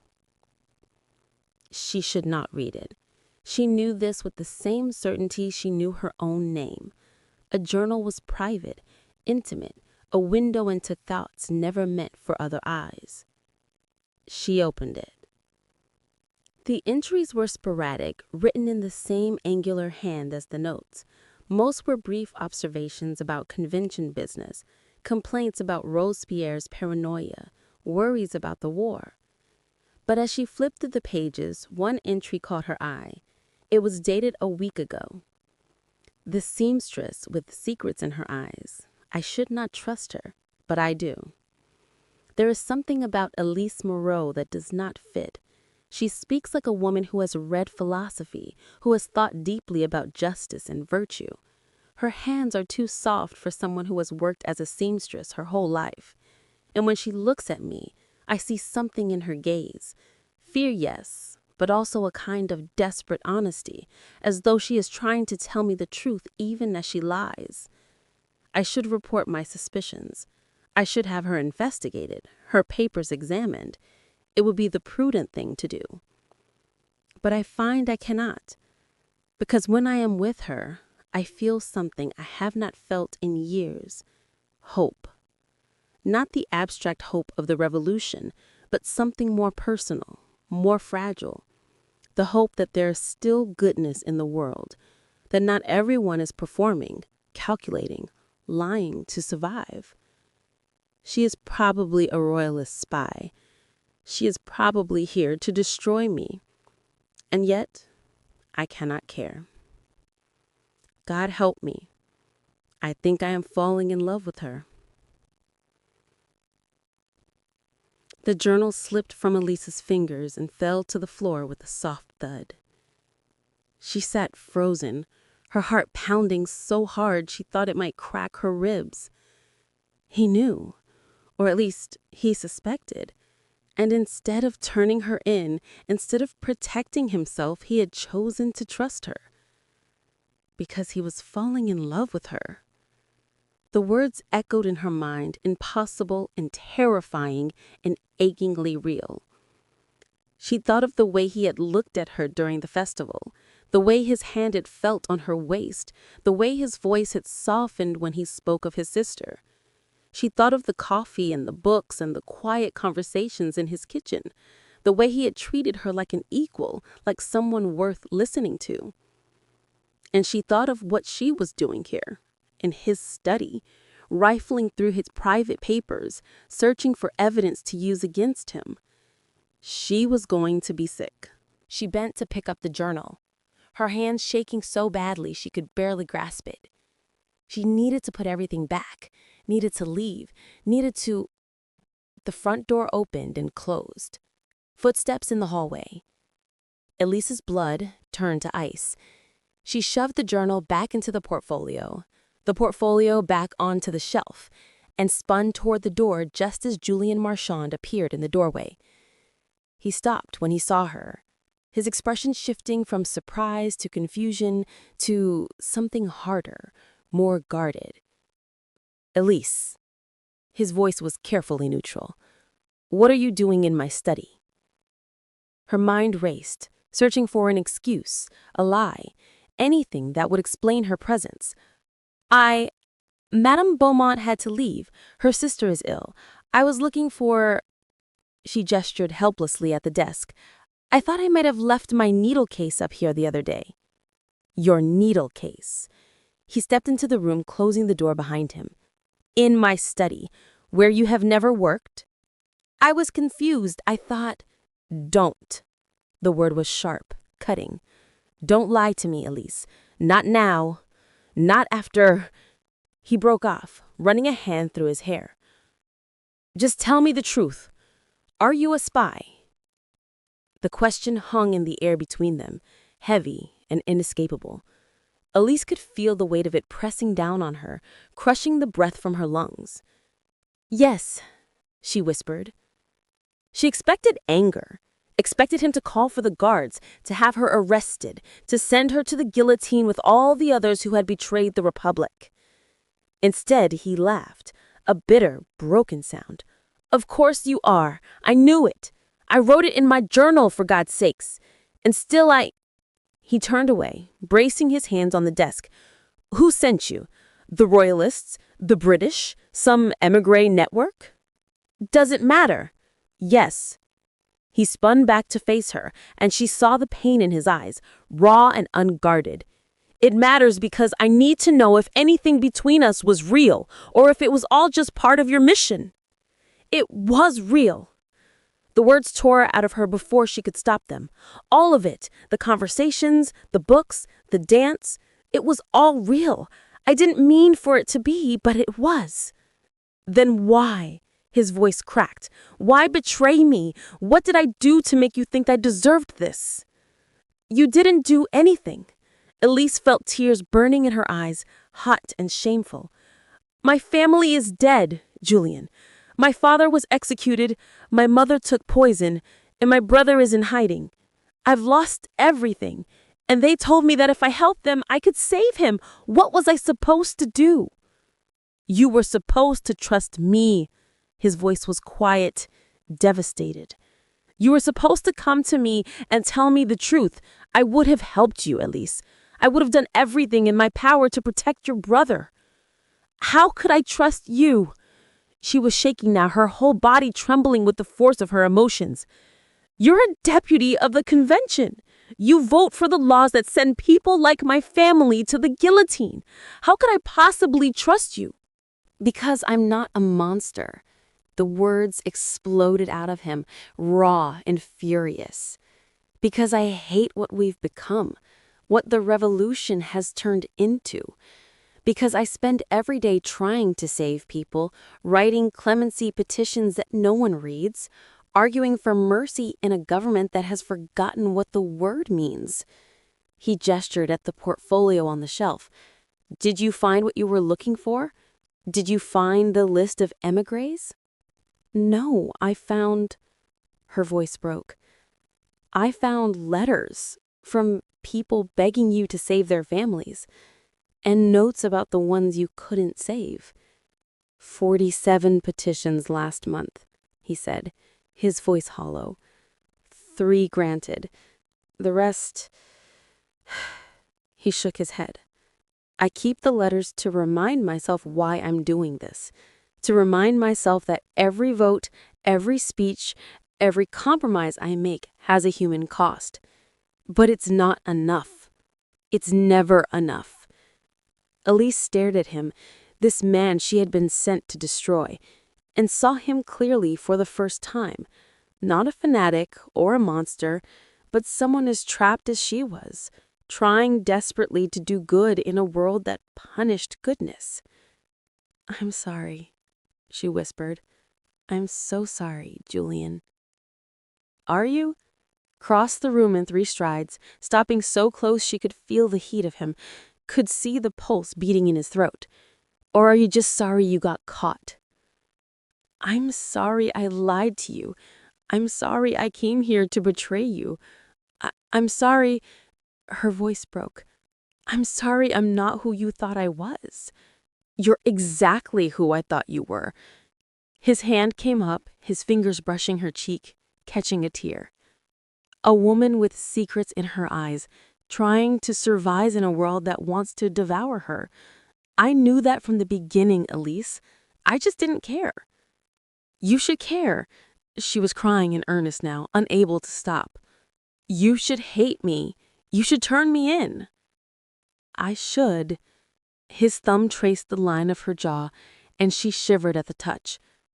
But I don't. God help me, I don't. Julien! He kissed her.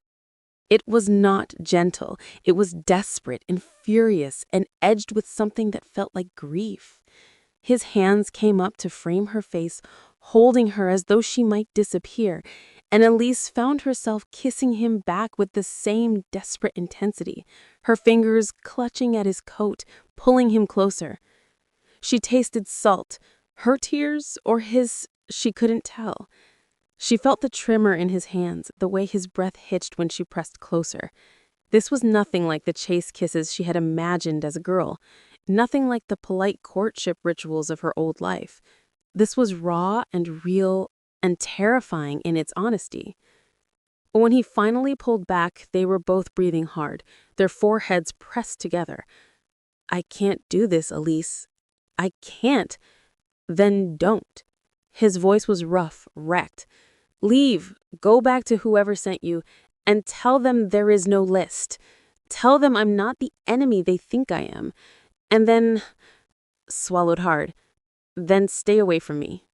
Because if you come back, Élise, if you walk through that door again, I won't be able to let you go. She should have agreed, should have taken the escape he was offering, should have fled and never looked back. Instead, she kissed him again. This time it was slower, deeper, a question and an answer all at once. His hand slid from her face to her waist, pulling her against him, and she felt the solid warmth of him, the way his heart raced beneath her palm. She felt the moment he stopped fighting, stopped holding back, and simply surrendered to the impossible thing growing between them. When they broke apart this time, his eyes were dark, his expression raw. You're going to destroy me, he said quietly. I know. Her voice was barely a whisper. I'm going to destroy us both. Then we'd better make it worth it. He kissed her again, and this time there was no hesitation, no holding back.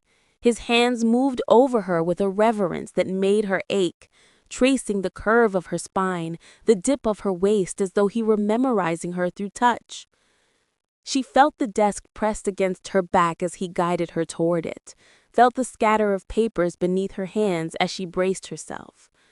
"Tell me to stop," he murmured against her throat, his lips tracing the line of her pulse. "Tell me this is a mistake." "It is a mistake." Her fingers tangled in his hair, holding him close. "The worst kind." "Then why does it feel like the only honest thing I've done in months?" She had no answer for that.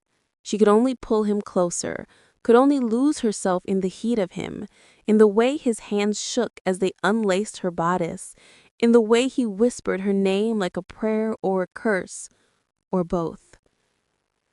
They came together with a desperation born of fear and longing and the terrible knowledge that this might be all they would ever have. There was no grace in it, no practiced seduction, only two people reaching for each other in the darkness, trying to find something real in a world built on lies. Afterward, they stood tangled together, their breathing ragged, their clothes disheveled. Élise's cheek rested against Julien's chest, and she could hear the rapid thunder of his heartbeat, could feel the rise and fall of his breath. "What have we done?" she whispered. "Something unforgivable. Something I don't regret." She pulled back to look at him and saw her own fear reflected in his eyes. "What happens now?" "I don't know." He brushed a strand of hair from her face, his touch unbearably gentle. "But Élise, whoever you really are, whatever your real name is, I need you to know something." "What?" "I meant what I wrote in my journal. I'm falling in love with you. Maybe I already have." His smile was sad, resigned. "So, whatever you decide to do, whether you betray me or save me or simply disappear, know that it won't change how I feel." The words should have filled her with joy. Instead, they felt like a weight, pressing down on her chest until she could barely breathe. "Don't love me," she said, her voice breaking. "Please, Julien, don't love me. I'm not worth it." "That's not your choice to make." He kissed her forehead, soft and lingering. "Now go, before I do something even more foolish, like asking you to stay." Élise pulled away from him, her hands shaking as she tried to right her clothing, to smooth her hair, to make herself presentable. But she could still feel the ghost of his touch on her skin, could still taste him on her lips. She made it to the door before she turned back. He was standing by the window, silhouetted against the light, and he looked so alone that it made her heart ache. "There is no list," she said quietly. "Or if there is, it's not what they think. You're not hunting émigrés. You're trying to save them." "I'm trying to save everyone." His voice was hollow and failing spectacularly. "You saved me." The words came out before she could stop them. "You didn't turn me in. You could have, but you didn't." "I'm not sure that counts as saving you." He turned to face her, and she saw the devastation in his eyes. "I think I might have just damned us both." Élise had no answer for that. She fled down the stairs and out into the street, her vision blurred with tears, her heart pounding so hard she thought it might shatter. She had come to his house to betray him. Instead, she had betrayed herself. She did not go back to the boarding house. She could not face Giselle's cheerful questions, could not pretend that everything was normal when her entire world had just tilted on its axis. Instead, she walked through the narrow streets of the Marais, past the Place de la Révolution, where the guillotine stood waiting, across the Pont Neuf to the left bank. She walked until her feet ached and the sun began to set, painting the sky in shades of blood and fire. When she finally stopped, she found herself standing outside the bookshop on the Rue de Richelieu. She knocked, 3 quick raps, a pause, then 2 more. The bookseller opened the door, his expression wary. "You're early. The meeting isn't until—" "I need to see Renard, now." He studied her face, then nodded and stepped aside. Renard was alone in the back room, poring over a map by candlelight. He looked up when she entered, his expression sharpening. "Mademoiselle Moreau, I wasn't expecting you until Friday. Have you learned something?" "There is no list." Elise's voice was flat, empty. "Or if there is, it's not what you think. Marchand isn't hunting émigrés. He's trying to save people, anyone he can, regardless of their politics." Renard leaned back in his chair, his eyes narrowing. "How do you know this?" "I searched his study. I found letters, dozens of them from people begging for clemency, and notes about the ones he saved and the ones he couldn't. I met his gaze. You were wrong about him. He's not the enemy." "Everyone is the enemy until proven otherwise." Renard's voice was cold. "Did he catch you searching?" Élise hesitated a moment too long. "He did." Renard stood, his expression hardening. "And yet you're here, not in a cell, which means either he's a fool or you've compromised yourself. Which is it?" "It doesn't matter. The point is that you failed." Renard's voice was sharp as a blade. "Your mission was to get close to Marchand and retrieve information. Instead, you've developed feelings for him. Don't bother denying it. It's written all over your face." Heat flooded Elise's cheeks. "My feelings don't change the facts. There is no list. Your intelligence was wrong.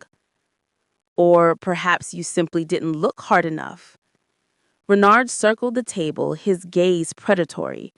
"Tell me, Mademoiselle Moreau, if Marchand asked you to betray us, would you?" "He would never ask that." "That's not an answer." Elise's hands clenched at her sides. "What do you want from me?"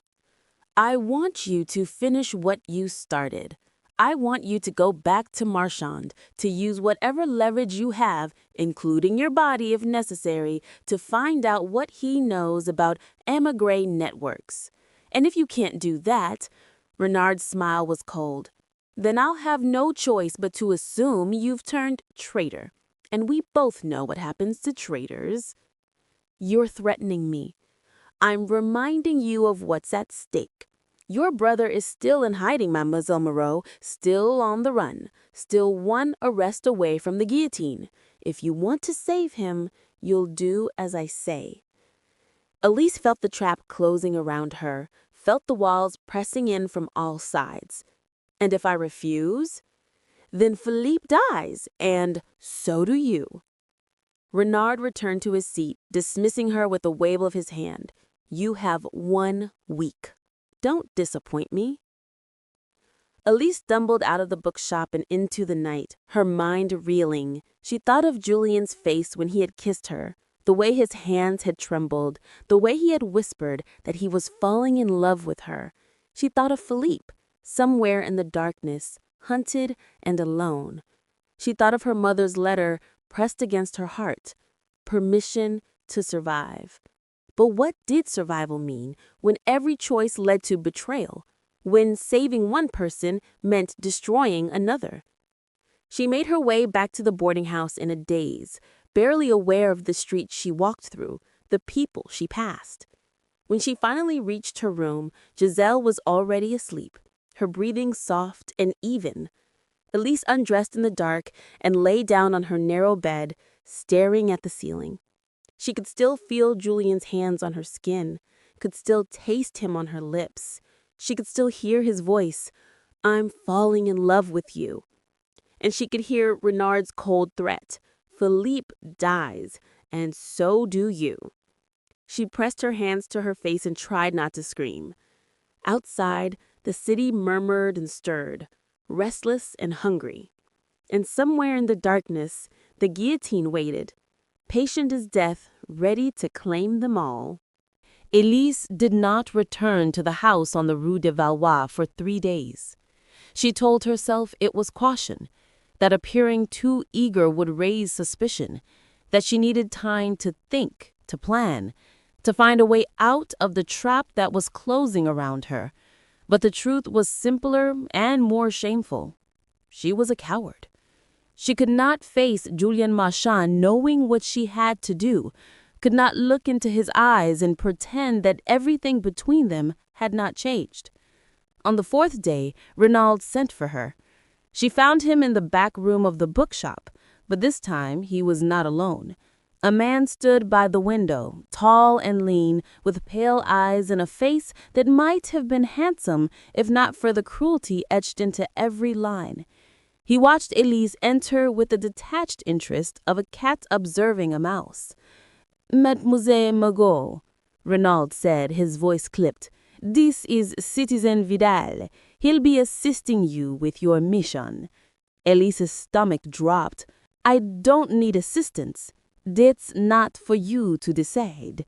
Renaud gestured to a chair, but Élise remained standing. "You've had weeks to produce results, and all you've brought me are excuses. Vidal is here to ensure the work gets done." "What work?" Élise forced herself to meet Vidal's gaze. "I told you, there is no list. Marchand isn't hunting immigrants." "So you claim." Vidal's voice was soft, almost pleasant, which somehow made it worse. "But Renaud tells me you've grown attached to the deputy, that your judgment may be compromised." "My judgment is fine. Then you won't mind if I verify your findings." Vidal smiled, and it did not reach his eyes. "I'll be paying a visit to Citizen Marchand myself, to ask him a few questions." "No!" The word came out sharper than Élise intended. "You can't. If you approach him directly, he'll know something is wrong. He'll what?" Renaud leaned forward, his expression cold. "Report us? Have us arrested? I thought you said he wasn't the enemy." "He's not, but he's not stupid either. If a stranger starts asking questions about immigrant lists, he'll realize he's being targeted. Then perhaps you should have been more thorough in your search." Renaud's voice was ice. "You had access to his home, his study, his trust, and you squandered it." "I didn't squander anything. I found the truth." "You found what you wanted to find. A few letters, a journal entry, and suddenly the revolutionary deputy is a saint? How convenient. How romantic." Heat flooded Elise's face. "That's not, did you fuck him?" The question was casual, almost conversational. "Is that why you're so eager to protect him?" Elise's hand moved before she could think, her palm connecting with Vidal's cheek with a sharp crack. The room went silent. Vidal touched his face, his expression unchanged. Then he laughed, a low, dangerous sound. "There's your answer, Renaud. She's compromised." "Élise," Renaud's voice cut through the tension, "sit down." She remained standing, her hand still stinging, her heart pounding. "Sit down." She sat. Renaud studied her for a long moment, his expression unreadable. "I'm going to ask you a question, and I want you to think very carefully before you answer. Are you still loyal to your mother?" "Of course I am." "Then prove it." He slid a piece of paper across the table. "Vidal will be watching Marchand. You will continue your work as his seamstress, and you will report everything you see and hear, every visitor, every conversation, every document that crosses his desk. And if you even think about warning him," Renaud's voice dropped, "Philippe will be dead before sunrise." Élise stared at the paper. It was a list of instructions written in Renaud's precise hand, times to report, signals to use, questions to ask. "What if there's nothing to report?" Her voice sounded hollow, distant. Then mix something up. Vidal leaned against the table, his pale eyes fixed on her. Marchand is a deputy of the convention. He has enemies. It won't be hard to manufacture evidence of treason. A letter here, a witness there. The Committee of Public Safety doesn't require much proof these days. You want me to frame him. The words tasted like ash. We want you to do your job. Marchand is a means to an end, Mademoiselle Moreau. He has information we need about immigrant networks, about sympathizers within the convention, about the inner workings of the Committee of Public Safety. If you can't extract that information through seduction, then we'll extract it through other means. And if I refuse, then you're a traitor. Renaud stood up, signaling the end of the meeting. And traitors hang, or burn, or drown. The method doesn't really matter, does it? The result is the same. Élise returned to the boarding house in a fog. She climbed the stairs to her room, her legs moving mechanically, her mind numb. Giselle was out, working probably, or shopping, or doing any of the 100 small things that normal people did when their lives were not collapsing around them.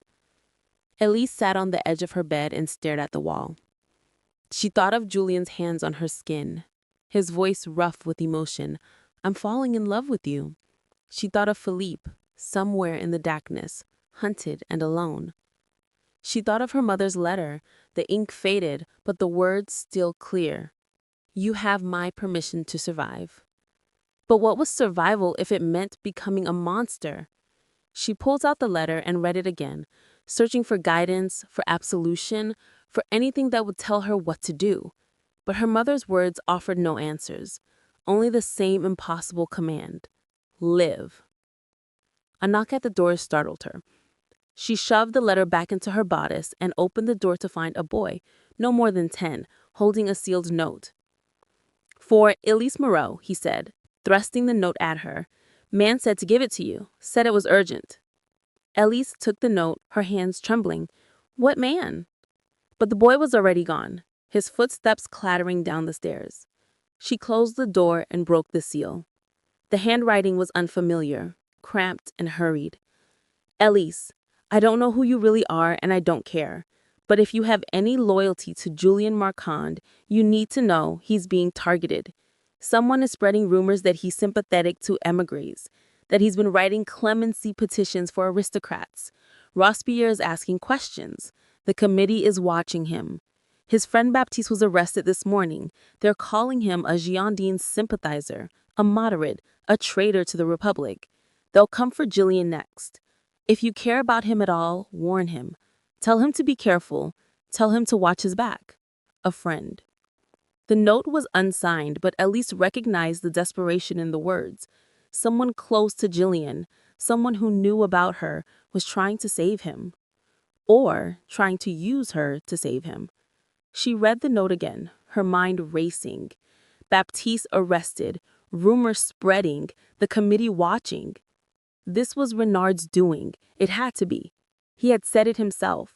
It won't be hard to manufacture evidence of treason. They were setting Julien up, and they were using her to do it. Élise grabbed her shawl and ran. She reached the house on the Rue de Valois just as the sun was setting, the sky streaked with red and gold. She pounded on the door, not caring who heard, not caring who saw. Madame Beaumont opened the door, her face drawn with worry. Élise, thank God, have you heard? Is he here? In his study, but Élise, you should know. Élise pushed past her and took the stairs 2 at a time. She burst into Julien's study without knocking. He was standing by the window, his back to the door, his shoulders rigid. When he turned, she saw the exhaustion in his face, the fear he was trying to hide. Élise, his voice was carefully neutral. I wasn't expecting you. You're being set up. The words tumbled out in a rush. Someone is spreading rumors about you, that you're sympathetic to émigrés, that you've been writing clemency petitions for aristocrats. Robespierre is asking questions. The committee is watching him. Baptiste was arrested this morning. They're calling him a Girondin sympathizer, a moderate, a traitor to the Republic. They'll come for Julien next. Julien's expression didn't change. I know. You, what? I know. He crossed to his desk and picked up a document, an official summons stamped with the seal of the Committee of Public Safety. I'm to appear before the committee tomorrow morning to answer questions about my loyalty to the Republic. Elise's blood turned to ice. Julien, how did you know about Baptiste? The arrest only happened a few hours ago. The news hasn't spread yet. Someone sent me a note, a warning. Who? I don't know. It wasn't signed. How convenient. He set down the summons and turned to face her fully. Tell me, Élise, how does an orphan seamstress from Rouen receive any anonymous warnings about political arrests? How does she know things that even I, a deputy of the convention, only learned this afternoon? Elise's throat closed. Julien, please. No.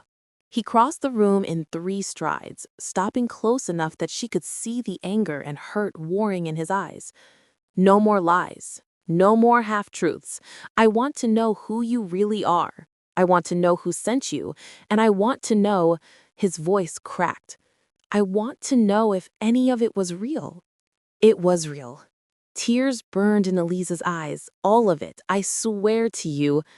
Then tell me the truth. His hands came up to grip her shoulders, not roughly, but with a desperate intensity. Tell me your real name. Tell me who you're working for. Tell me why you came here. She wanted to. God, she wanted to tell him everything. About her family, about Philly, about Renard, and the impossible choice she had been forced to make.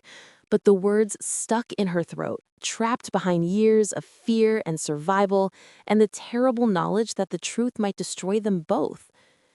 I can't, she whispered. Can't or won't? Does it matter? Yes. He released her, stepping back, and the distance between them felt like a chasm. Because if you can't trust me with the truth, then everything between us is built on sand. And when the tide comes in, and it will come in, Élise, it always does, we'll both drown.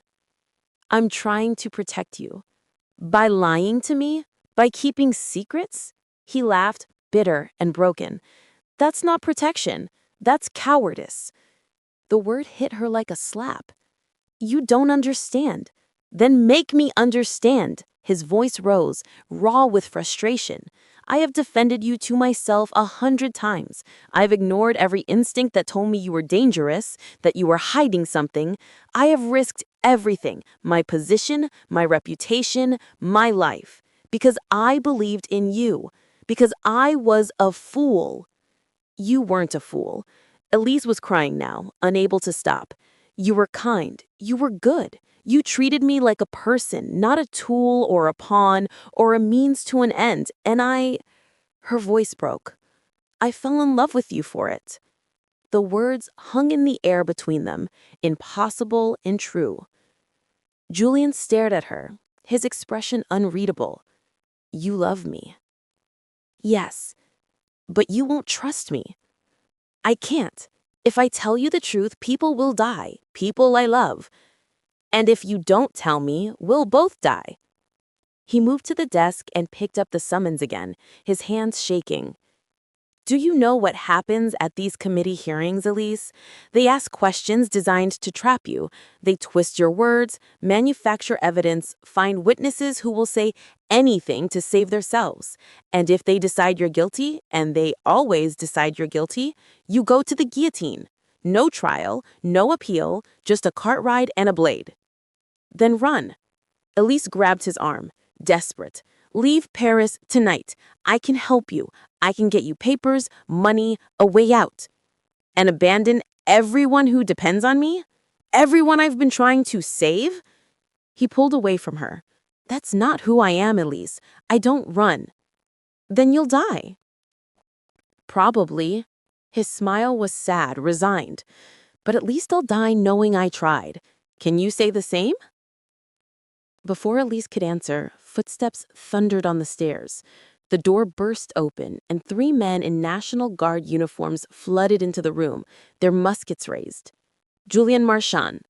The leader said, his voice flat and official, You are under arrest by order of the Committee of Public Safety on charges of treason, conspiracy, and sympathy to enemies of the Republic. On what evidence? Julien's voice was steady, but Élise could see the fear in his eyes. Evidence will be presented at your hearing. The guard gestured to his companions. Take him. Wait! Élise stepped forward, but one of the guards blocked her path.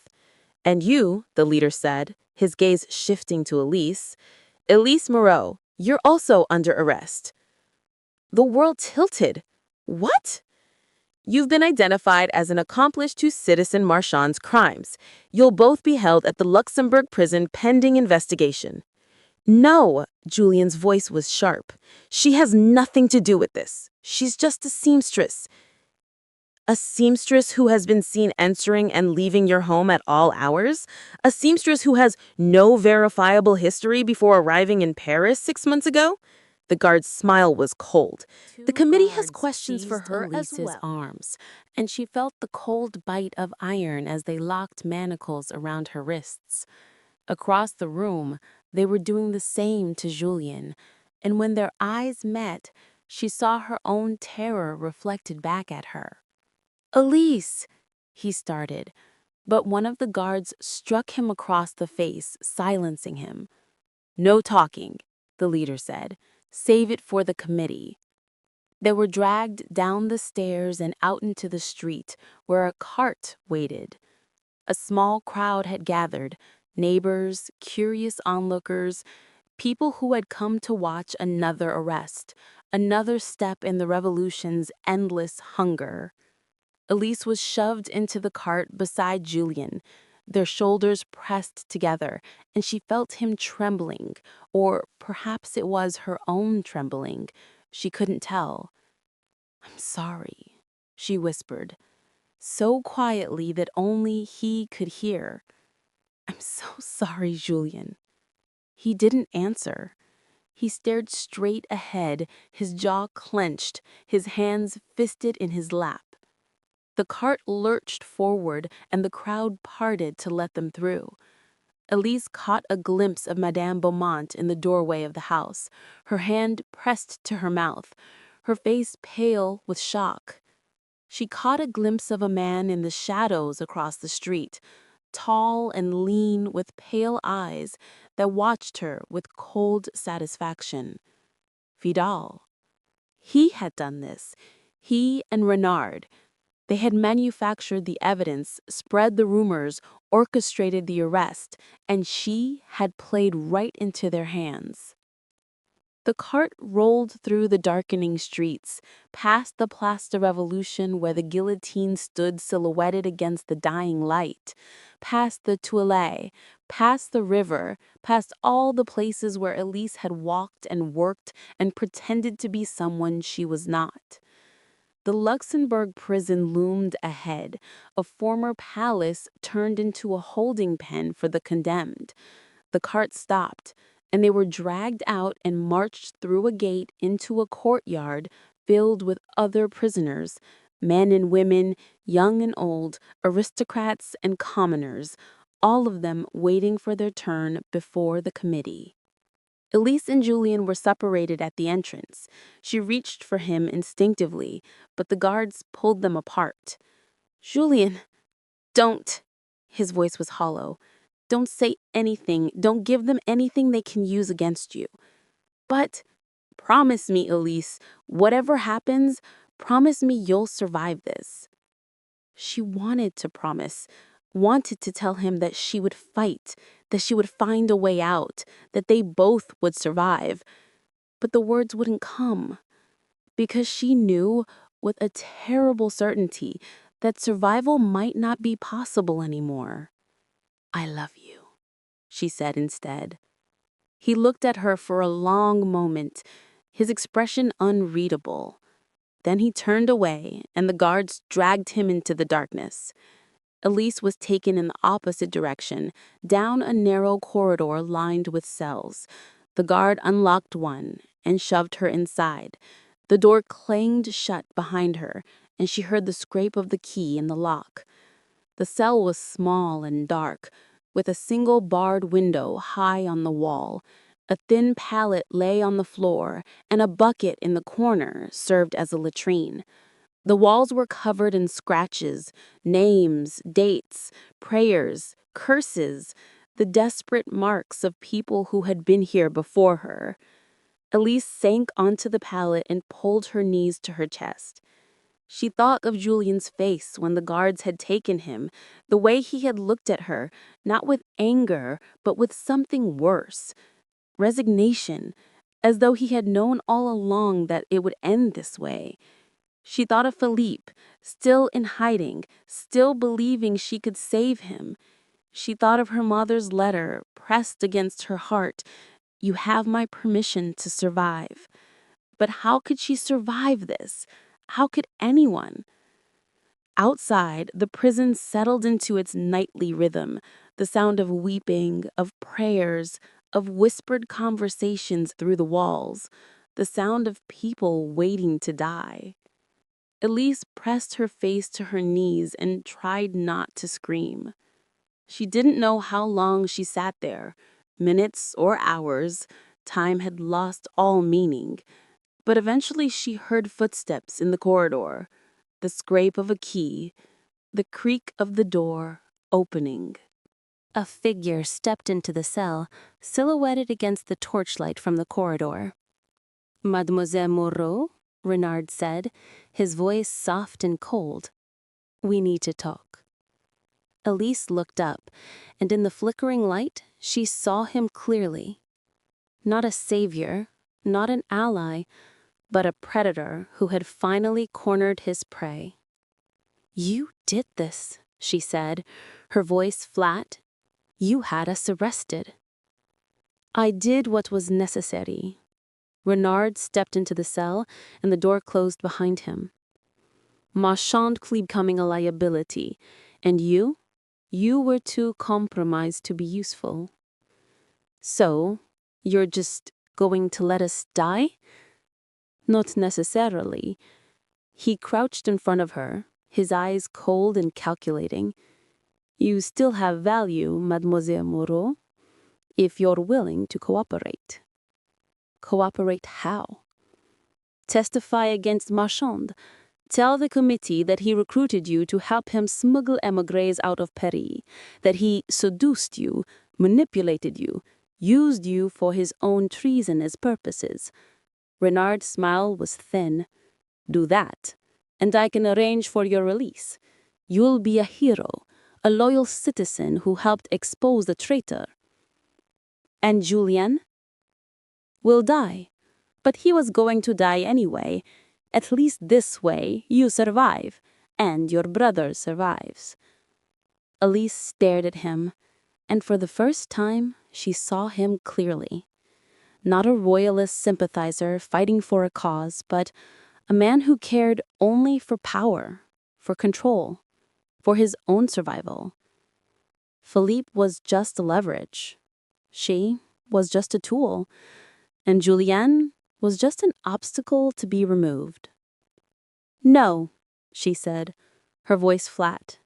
"I won't testify against him. I won't lie to save myself. Not anymore." "Then you're a fool." Renard stood as well, looming over her. "You'll die, Mademoiselle Moreau. You and Marchand both. And your brother will die too, because I'll make sure of it." "Then we'll die." Élise met his gaze, and for the first time in months, she felt something like clarity. Not Élise Moreau, the frightened seamstress, not a spy or a pawn or a tool. Just Élise, a woman who had made a choice and who would live or die with the consequences. Outside, the prison murmured and stirred, and somewhere in the darkness, Julien Marchand sat in his own cell, waiting for the dawn.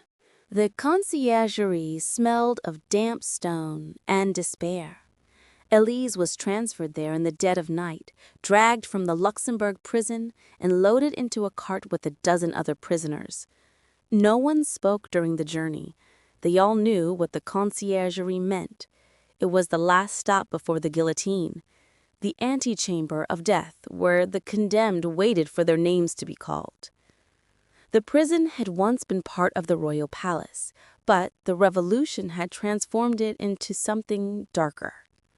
The corridors were narrow and cold, lit by guttering torches that cast dancing shadows on the walls. The cells were small, some barely large enough to lie down in, and the air was thick with the smell of unwashed bodies and fear. Élise was shoved into a cell on the second floor. It was slightly larger than the one at the Luxembourg, with a narrow window that looked out onto an interior courtyard. Through the bars, she could see other windows, other cells, other prisoners staring out at the gray dawn. She wondered if Julien was in one of those cells, if he was looking out at the same courtyard, breathing the same stale air, waiting for the same inevitable end. The door clanged shut, and she was alone. The interrogation began on the second day. 2 guards came for her in the morning, unlocking her cell and marching her down a series of corridors to a small room, furnished with a table, 2 chairs, and a single candle. A man sat behind the table, middle-aged, with thinning hair and the tired eyes of someone who had asked too many questions and heard too many lies. "Sit," he said, gesturing to the chair across from him. Élise sat, her hands folded in her lap to hide their trembling. The man opened a folder and began to read. Élise Moreau, age 23, orphan from Rouen, arrived in Paris 6 months ago, employed as a seamstress. He looked up. "Is that correct?" "Yes, citizen." "And you were arrested in the home of Julien Marchand, deputy of the National Convention, on charges of conspiracy and treason." "I was arrested, yes, but I'm not guilty of anything." "That's for the committee to decide." He pulled out a piece of paper covered in dense handwriting. "Tell me about your relationship with Citizen Marchand." "I was his seamstress. I mended his clothes." "And that's all?" Élise hesitated. The truth was too complicated, too dangerous. But lies had brought her here. Perhaps honesty, or at least a version of it, was the only way out. "He was kind to me," she said carefully. "He lent me books. We talked sometimes about philosophy and politics, but I never conspired with him. I never helped him commit treason." "Did he ever speak to you about émigrés?" "No." "Did he ever ask you to carry messages for him, to deliver letters to anyone outside Paris?" "No." "Did he ever express sympathy for the enemies of the Republic?" Élise thought of Julien's face when he spoke of his sister, of the grief and rage that had driven him to the revolution. He believed in the Republic. He believed in liberty and equality. He gave his life to those ideals. "Gave." The interrogator's eyes sharpened. "You speak as though he's already dead." Élise caught herself. "I meant that he dedicated his life, that he worked tirelessly for the revolution. And yet we have evidence that suggests otherwise." The interrogator pulled out another document, a list of names written in a hand that looked disturbingly like Julien's. This was found in Citizen Marchand's study. It contains the names of known émigrés and royalist sympathizers. Can you explain why a loyal deputy of the convention would keep such a list? Elise's heart sunk. She recognized some of the names.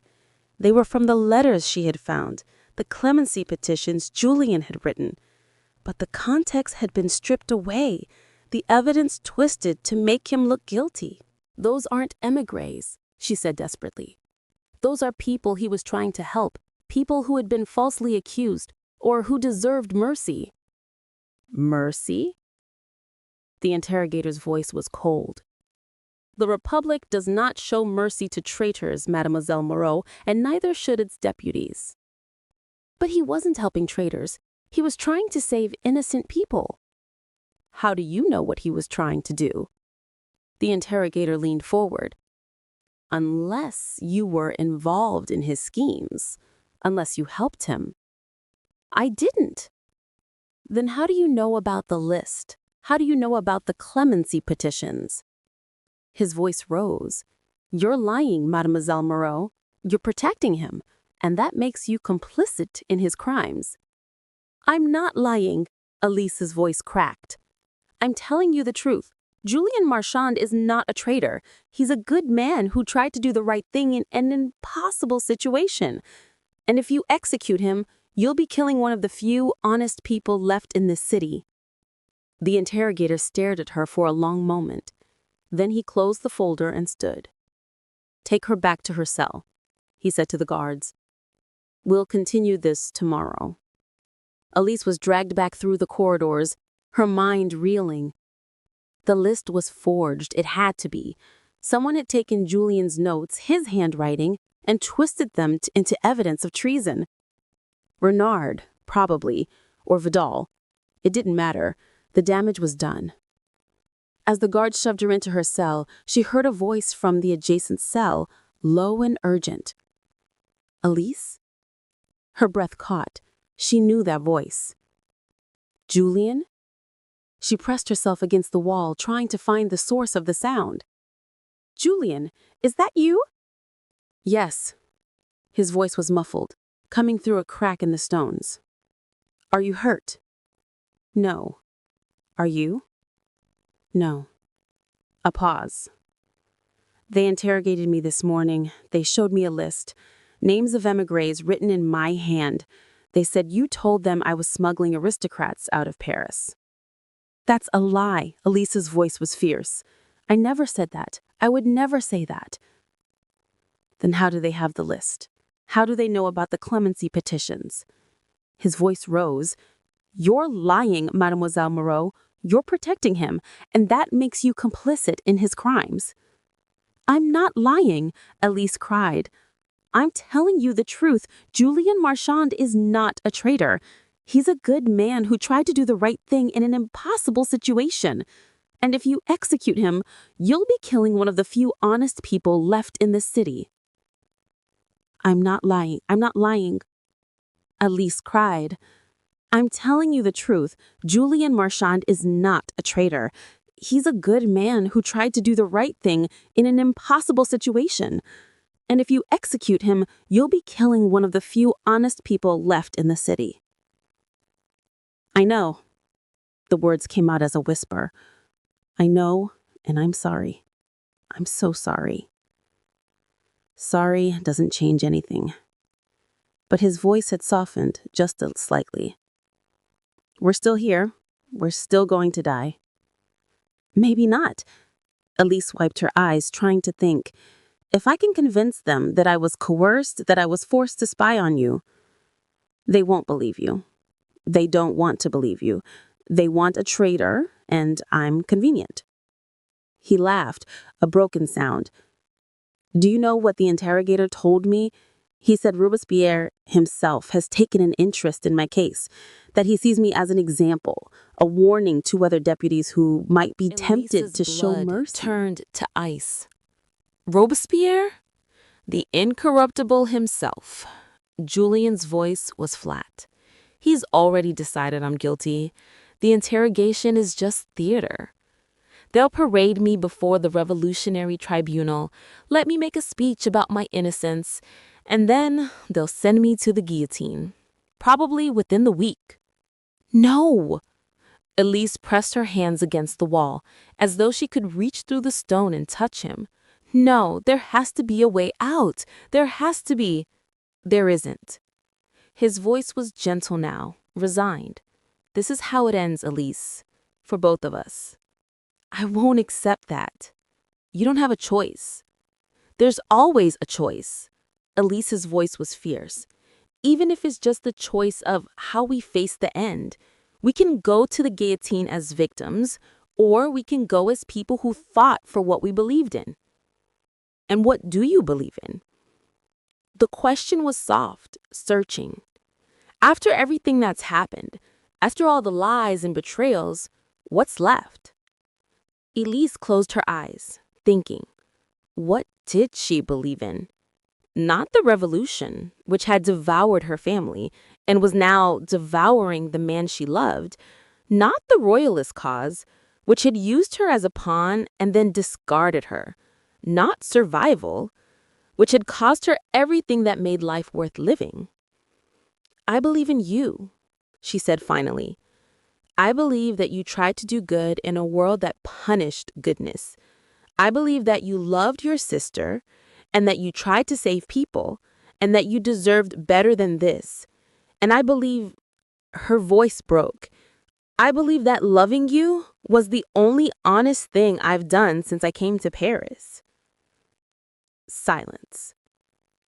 Then, so quietly she almost didn't hear it. What's your real name? Elise's breath caught. This was the last secret, the final wall between them. If she told him, there would be nothing left to hide behind. No more lies, no more pretense, just the truth, raw and vulnerable and terrifying. Élise. My name is Élise. That part was always true. And the rest? Élise de Montclair. My father was the Comte de Montclair. He was executed in the first wave of the terror. My mother took poison rather than face the guillotine. My brother Philippe is in hiding somewhere, and I came to Paris to save him. The words poured out of her, a confession and a prayer. I was supposed to spy on you, to find evidence that you were hunting émigrés, but instead I found a man who was trying to save people, a man who was kind and honest and good. And I fell in love with him even though I knew it would destroy us both. Another long silence. Then, so quietly she almost didn't hear it, Élise de Montclair. Yes. The chateau that burned in Normandy, that was yours? Yes. And you'd been living as a seamstress, pretending to be common? Yes. She waited for anger, for accusations, for the final rejection. But when Julien spoke again, his voice was soft, almost wondering.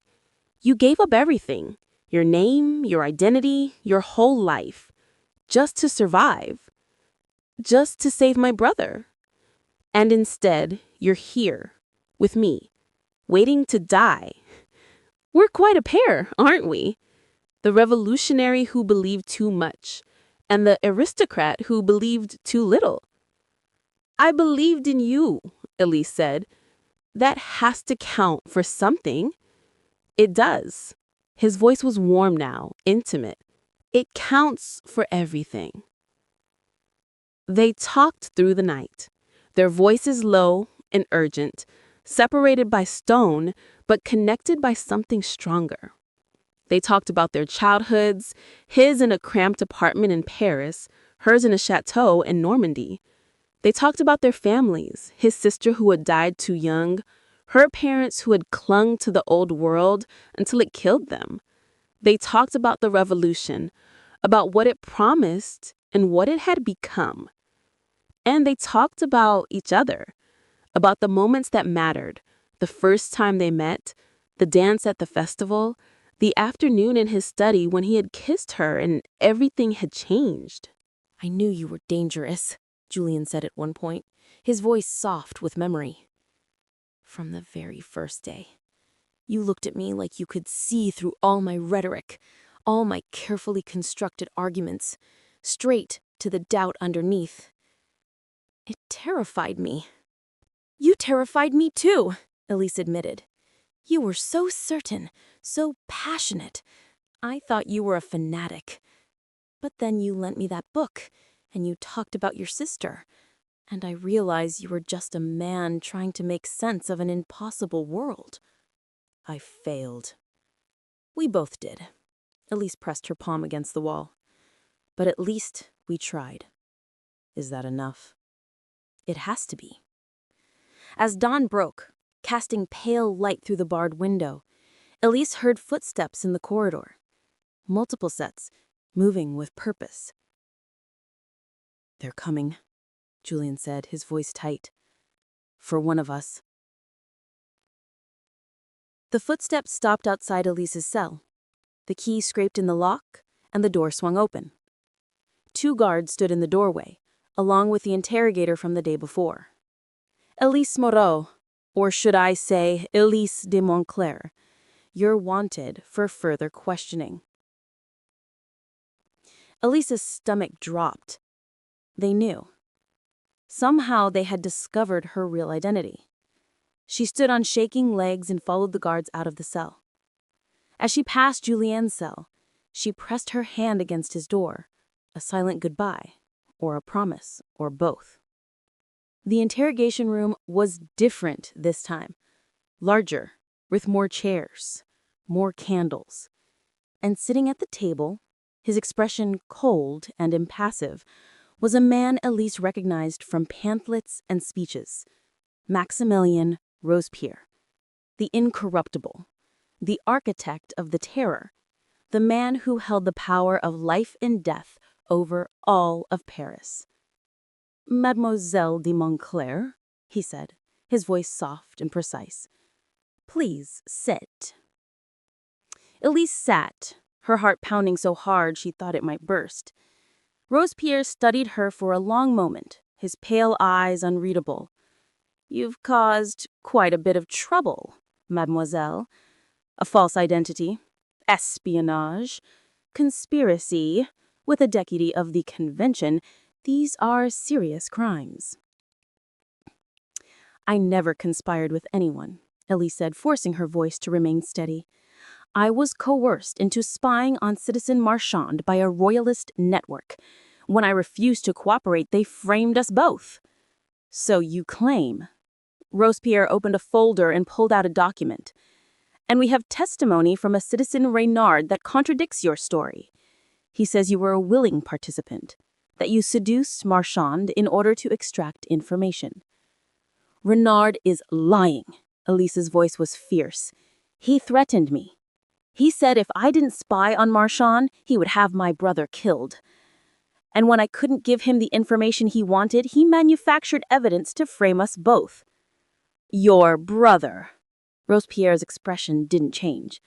Philippe de Montclair, an émigré who fled France rather than face justice. He fled because he was afraid, because he saw what happened to our father, to our mother.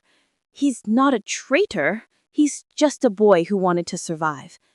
Survival is not an excuse for betraying the Republic. Robespierre's voice was cold. Your brother chose to side with the enemies of France, and you chose to protect him. Those choices have consequences. And what about Julien Marchand's choices? Élise leaned forward, her fear giving way to anger. He chose to serve the Republic. He chose to write clemency petitions for innocent people. He chose to try to save lives instead of taking them. And you're going to execute him for that? Citizen Marchand showed weakness. Robespierre's voice was flat, final. In times of crisis, weakness is indistinguishable from treason. The Republic cannot afford deputies who value individual lives over the collective good. The collective good? Elise's voice rose. You mean the terror. You mean the guillotine that runs day and night, devouring anyone who questions you. That's not the collective good. That's tyranny. Careful, mademoiselle. You're already condemned. Don't make your final days more unpleasant than they need to be. I'm already in prison, waiting to die. What more can you do to me? I can make sure your brother dies with you. Robespierre pulled out another document, a warrant for Philippe's arrest. We know where he's hiding. One word from me and he'll be in a cell by nightfall. Élise's breath stopped. You're bluffing. Am I? Robespierre's smile was thin. Test me if you like, or you can cooperate. Testify against Marchand. Confirm that he was smuggling émigrés, that he was conspiring with wireless networks. Do that, and I'll spare your brother. He can live out his days in exile, far from France. And Julien will die, but he was going to die anyway. Robespierre leaned back in his chair. This way, at least his death serves a purpose. It sends a message to other deputies who might be tempted to show mercy. And you get to save your brother. Isn't that what you wanted all along?" Élise stared at him, this man who spoke of death and terror with the calm rationality of a mathematician solving an equation. She thought of Philippe, hiding somewhere in the darkness, waiting for a rescue that might never come. She thought of Julien, in his cell, believing she had betrayed him. And she thought of her mother's letter. "You have my permission to survive." But what was survival if it meant becoming the monster Robespierre wanted her to be? "No," she said quietly. Robespierre's expression didn't change. "No? I won't testify against Julien Marchand. I won't lie to save myself or my brother. Not anymore." Élise met his gaze, and for the first time since her arrest, she felt something like peace. "Do what you want to me. Execute me, torture me, make an example of me. But I won't help you destroy a good man." For a long moment, Robespierre simply stared at her. Then he closed the folder and stood. "Very well. You've made your choice. Citizen Marchand will be tried before the Revolutionary Tribunal tomorrow. You'll be tried the day after. I expect both verdicts will be the same." "I expect so too." Robespierre moved toward the door, then paused. "For what it's worth, mademoiselle, I believe you. I believe Marchand was trying to save people. I believe he thought he was doing the right thing." He looked back at her, and for just a moment she saw something almost human in his eyes. "But the revolution doesn't need good men. It needs obedient ones, and Marchand was never very good at obedience." Then he was gone, and the guards were dragging Élise back to her cell. Tears streamed down Élise's face. "I do love you, more than I thought possible." "Then that's enough." His voice was warm, certain. "Whatever happens tomorrow or the day after, that's enough." They sat in silence for a long time, separated by stone but connected by something stronger. Outside, the prison settled into its nightly rhythm, the sound of weeping, of prayers, of whispered conversations through the walls. And somewhere in the darkness, the guillotine waited, patient as death, ready to claim them both. But for now, in this moment, they had each other. And that, Élise thought, was worth dying for. The next morning, Élise woke to the sound of footsteps in the corridor. She pressed herself against the wall, listening. "Julien Marchand, it's time." She heard the scrape of a key, the creak of a door opening. Heard Julien's voice steady and calm. "I'm ready." "Julien!" Élise pressed her face against the crack in the wall. "Julien, wait!" "I love you," he called back, his voice clear and strong. "Remember that. No matter what happens, I love you." Then the footsteps receded, and he was gone. Élise sank to the floor, her whole body shaking. She pressed her hands over her mouth to stifle the sobs that threatened to tear out of her. He was going to the tribunal, and from there, to the guillotine. And there was nothing she could do to stop it. She stayed on the floor for hours, or maybe minutes.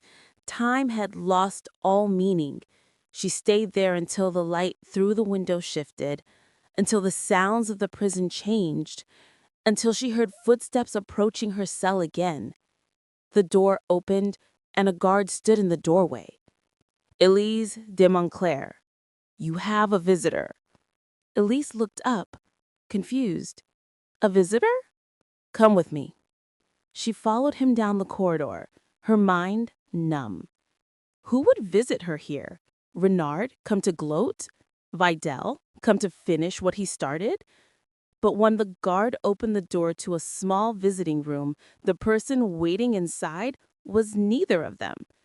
It was a young man, thin and pale, with dark hair and eyes that looked hauntingly familiar. "Philippe," Élise whispered. Her brother stood, his face crumpling. Élise! Oh God, Élise! She ran to him and he caught her in his arms, and for the first time since her arrest, she let herself break. She sobbed against his shoulder while he held her, his own tears falling into her hair. "How are you here?" she finally managed to ask. "How did you find me?"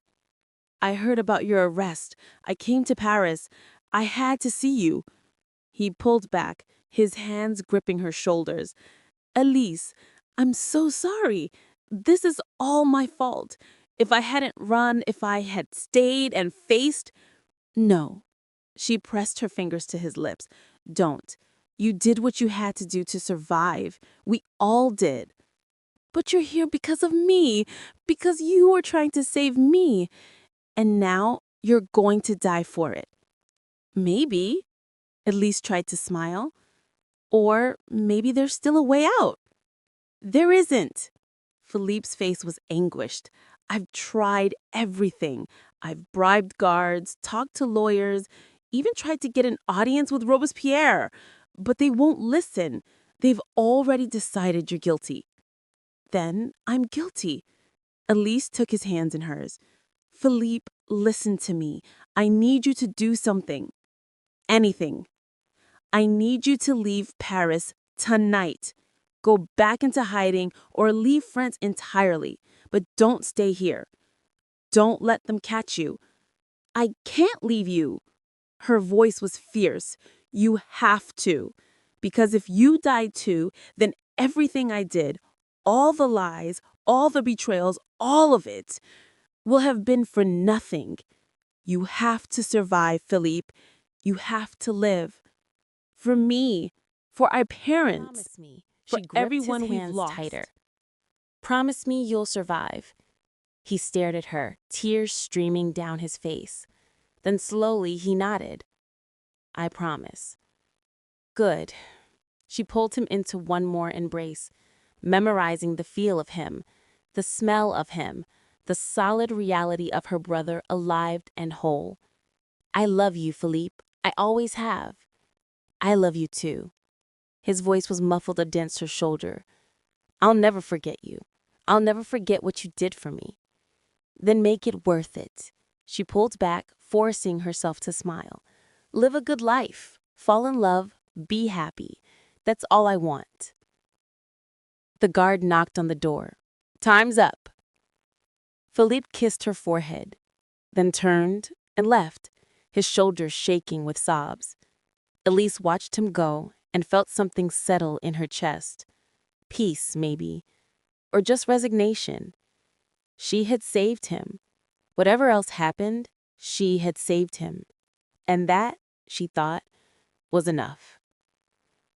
The guard returned Élise to her cell after Philippe's visit, but something had shifted inside her. The numbness that had settled over her since the arrest was gone, burned away by her brother's tears and the promise she had extracted from him. She had spent months being moved like a piece on a chessboard, by Renard, by Vidal, by circumstance and fear. She had lied and hidden and pretended to be someone she wasn't, all in the name of survival. But survival wasn't enough anymore. Not when Julien was going to die for crimes he didn't commit. Not when the truth was buried under layers of forged documents and manufactured evidence. If she was going to die, and she had no illusions about that, then she would die on her own terms. Not as a pawn, but as a player. Not as Élise Moreau, the frightened seamstress, but as Élise de Montclair, who had once been taught that nobility meant more than a title. It meant doing what was right, even when it cost everything. She pressed her face to the crack in the wall where she had spoken to Julien. "Are you there?" No answer. He was still at the tribunal, or perhaps already on his way back. Or perhaps she couldn't let herself think about the alternative.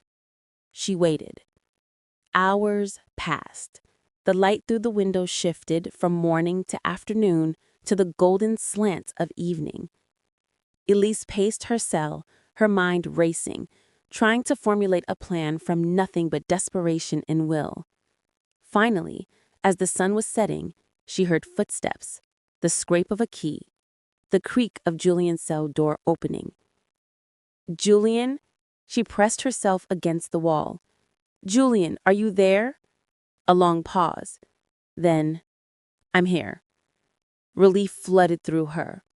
What happened at the tribunal? What do you think happened? His voice was hollow, exhausted. They presented their evidence. I presented mine. They didn't care. The verdict is already written. They're just waiting for the formality of announcing it. When? Tomorrow morning, then the guillotine on the afternoon. He laughed, a broken sound. Efficient, isn't it? The Republic doesn't waste time. Julien, don't. His voice cracked. Don't try to comfort me. Don't tell me we'll be all right. We both know how this ends. It doesn't have to end this way. Élise pressed her palms against the stone as though she could push through it by sheer force of will. The evidence against you is forged. If I could prove that, if I could show the tribunal the real documents, the actual clemency petitions, they wouldn't care. Julien's voice was flat. This isn't about evidence, Élise. It's about power. Robespierre wants to make an example of me, and nothing you say or do will change that. Then I'll make them care. The words came out fierce, certain. I'll find a way. How? You're locked in a cell waiting for your own trial. What can you possibly do? I don't know yet. Élise closed her eyes, thinking. But I have to try. I can't just sit here and let you die for something you didn't do. Élise, I love you. The words came out raw, desperate. I love you and I won't let them kill you without a fight. Even if it's hopeless. Even if it kills me too. Silence from the other side of the wall. Then, so quietly she almost didn't hear it, you're going to get yourself killed. Probably. And you're doing it anyway. Yes. Another pause. Then, you're the bravest person I've ever met, and the most foolish. I learned from the best. Élise pressed her forehead against the stone. Get some rest, Julien. Tomorrow, everything changes. I hope you're right. So do I. Élise waited until the prison settled into its nightly rhythm, the sound of guards changing shifts, of prisoners settling into restless sleep, of the city beyond the walls growing quiet. Then she moved to the door of her cell and began to examine the lock. It was old, simple, the kind of lock that had been installed when the conciergeria was still a palace, not a prison. She had watched the guards unlock it dozens of times, had memorized the way the key turned, the sound it made. She pulled a pin from her hair, one of the few possessions they hadn't taken from her, and began to work it into the lock. Her father had taught her this years ago when she was a child. He had called it a parlor trick, a bit of cleverness to amuse guests. She had never imagined she would use it to escape from prison. The pin scraped against the tumblers, and she held her breath, listening. The corridor outside was quiet. The nearest guard was at the end of the hall, half asleep at his post. The lock clicked. Élise froze, her heart pounding. She waited, counting to 10, then 20. No footsteps, no shouts, no alarm.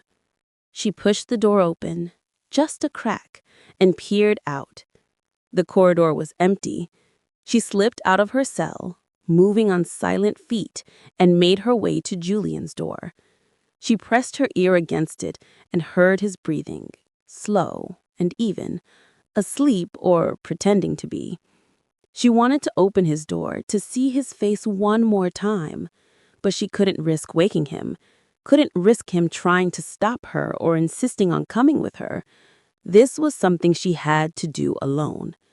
She pressed her palm against his door, a silent promise, and then moved down the corridor toward the stairs. The guard at the end of the hall was slumped in his chair, his chin on his chest. Élise held her breath as she crept past him, her footsteps barely a whisper on the stone floor. She made it to the stairs and began to descend, her hand trailing along the wall for balance. The conciergeria was a maze of corridors and chambers, but she had memorized the layout during her interrogations.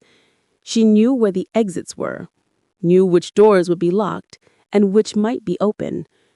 She reached the ground floor and paused, listening. Voices from somewhere nearby. Guards, talking in low tones.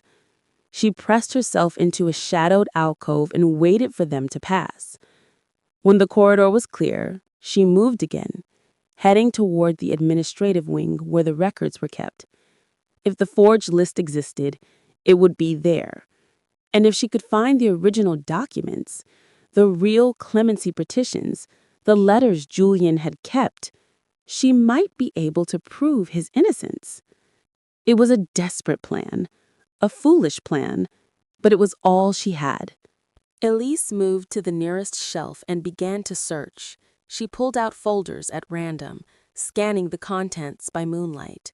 Arrest warrants, interrogation transcripts, lists of the condemned. She found Julien's file on the third shelf. It was thick, stuffed with documents. She pulled it out and began to flip through it, her hands trembling.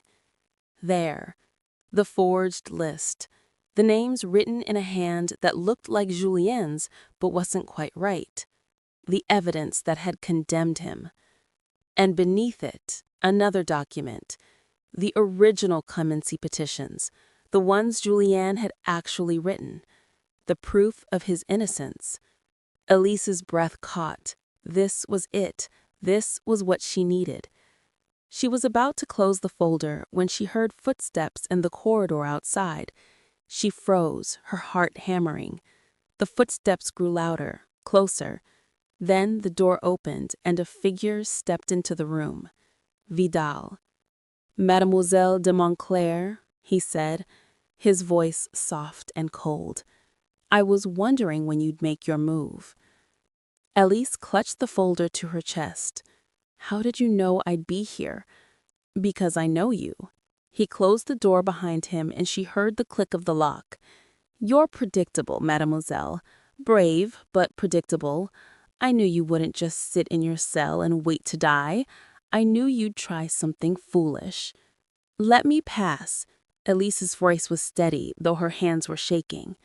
"I have evidence that proves Julien Marchand's innocence. I'm taking it to the tribunal." "No, you're not." Vidal moved closer, and in the moonlight, she saw the knife in his hand. "You're going to give me that folder, and then you're going to go back to your cell. And tomorrow, you and Marchand will both die, and this whole messy affair will be over." "Why?"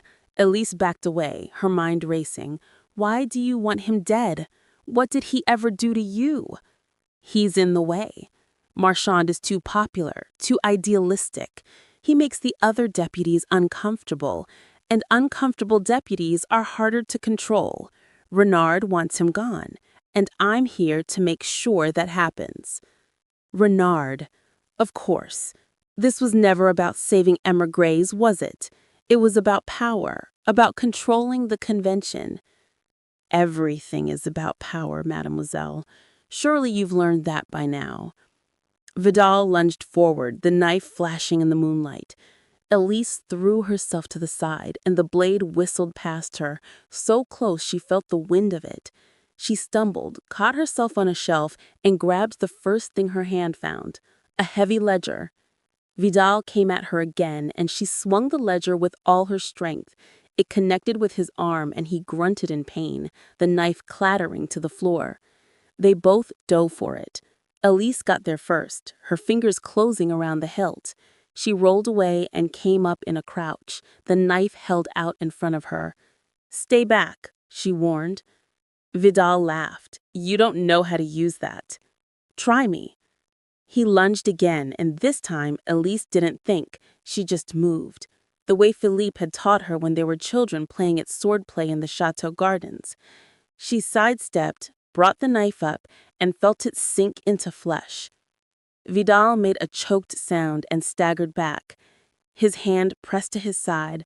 Blood seeped between his fingers, black in the moonlight. You... He took a step toward her, then another. Then his legs gave out and he collapsed to the floor. Élise was standing frozen, the knife still in her hand, staring at the man she had just killed. She had killed him. She had taken a life. The knife slipped from her fingers and clattered to the floor. She pressed her hands to her mouth, trying not to be sick. But there was no time for shock, no time for guilt. She could hear voices in the corridor now, footsteps running. Someone had heard the struggle. Élise grabbed the folder and ran. She made it to the door, wrenched it open, and nearly collided with a guard. "Stop!" he shouted, reaching for her. She ducked under his arm and ran down the corridor, her feet pounding on the stone floor. Behind her, she heard more shouts, more footsteps. The alarm had been raised. She wasn't going to make it out. She knew that. But she didn't need to escape. She just needed to get the evidence to someone who could use it. She burst through a door and found herself in the main hall of the conciergerie. A handful of guards were stationed there, and they all turned at the sound of her entrance. "Stop her!" someone shouted. Élise ran toward the main entrance, the folder clutched to her chest. She was almost there when something slammed into her from behind, driving her to the ground. The folder flew from her hands, papers scattering across the floor. A guard pinned her down, his knee in her back. "Got her!" Élise struggled, reaching for the papers, but more guards were coming, surrounding her. She managed to grab one document, the forged list, before they hauled her to her feet. "Let me go," she shouted. "I have evidence. Julien Marchand is innocent." "Tell it to the tribunal," the guard said, twisting her arms behind her back. "I will." Elise's voice rang out, clear and strong. "I'll tell them everything. I'll tell them about the forgery, about the conspiracy, about the men who framed an innocent deputy to serve their own ends. And I'll do it under my real name, Élise de Montclair, daughter of the Comte de Montclair. I'm not afraid of you anymore. I'm not afraid of any of you." The guard stared at her, shocked into silence. Then a voice came from the shadows at the edge of the hall. "Well, well, the little seamstress finally shows her true colors." Elise's blood ran cold. She knew that voice. Renard stepped into the light, his expression cold and satisfied. "Élise de Montclair, I should have known. You played your part well, mademoiselle, but the performance is over." "You did this," Élise said, her voice shaking with fury. "You forged the evidence. You framed Julien. You sent Vidal to kill me." "I did what was necessary." Renard's voice was calm, reasonable. "Marchand was a liability. And you were a tool that outlived its usefulness." "Vidal is dead." Élise met his gaze. "I killed him. And I'll testify to everything. The forgery, the conspiracy, all of it. You won't get away with this." "Won't I?" Renard smiled. "You're a confessed aristocrat, mademoiselle. An émigré who infiltrated the Republic under a false identity. Who will believe anything you say?" "I will." The voice came from the entrance to the hall. Everyone turned. A woman stood in the doorway, middle-aged, plainly dressed, with a face Élise recognized. Madame Theroux, her landlady from the boarding house. "Madame Theroux?" Élise stared, confused. "What are you doing here?" "Saving your life, if I can." Madame Theroux walked into the hall, her gaze sweeping over the guards, over Renard, over the scattered papers on the floor. "I followed you from the boarding house. I knew something was wrong. You were too frightened, too secretive. So I watched, and I listened, and I learned the truth." "The truth?" Renard's voice was sharp. "And what truth is that?" "That you're a fraud." Madame Theroux's voice was steady, fearless. "That you claim to work for the royalist cause, but you're really just a profiteer." You use desperate people like Élise to gather information, and then you sell that information to the highest bidder. Royalist or Republican, it doesn't matter to you. You don't care about the king or the republic. You only care about power. Renard's expression darkened. You have no proof of that. Don't I?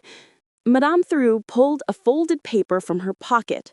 I have a letter, written by you to a deputy of the Committee of Public Safety, offering to provide information about émigré networks in exchange for immunity and payment.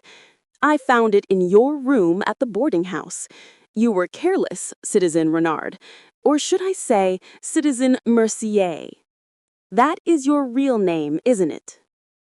The guards were murmuring now, looking at Renard with suspicion. Renard said, but his voice had lost its certainty. She's lying. She's trying to protect the aristocrat. I'm trying to protect the truth. Madame Theroux handed the letter to the nearest guard.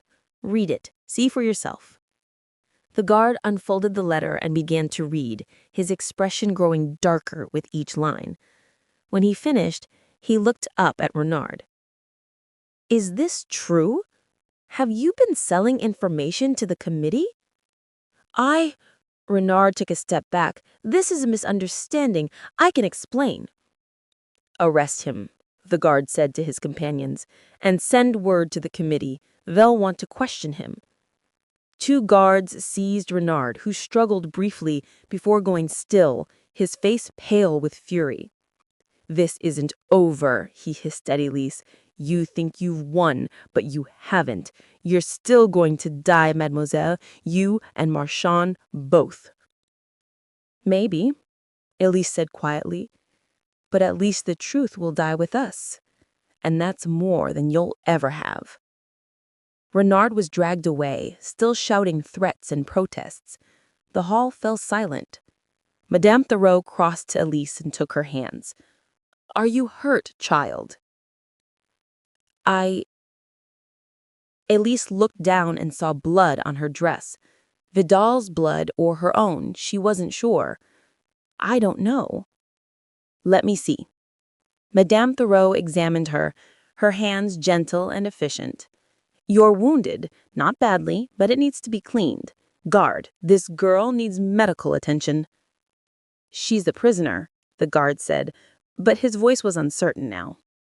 She's a witness, and if she dies before she can testify, you'll have to answer to the committee. Is that what you want?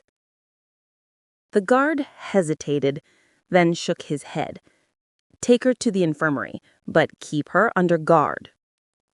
The infirmary was a small room with a handful of cots and a table covered in bandages and bottles.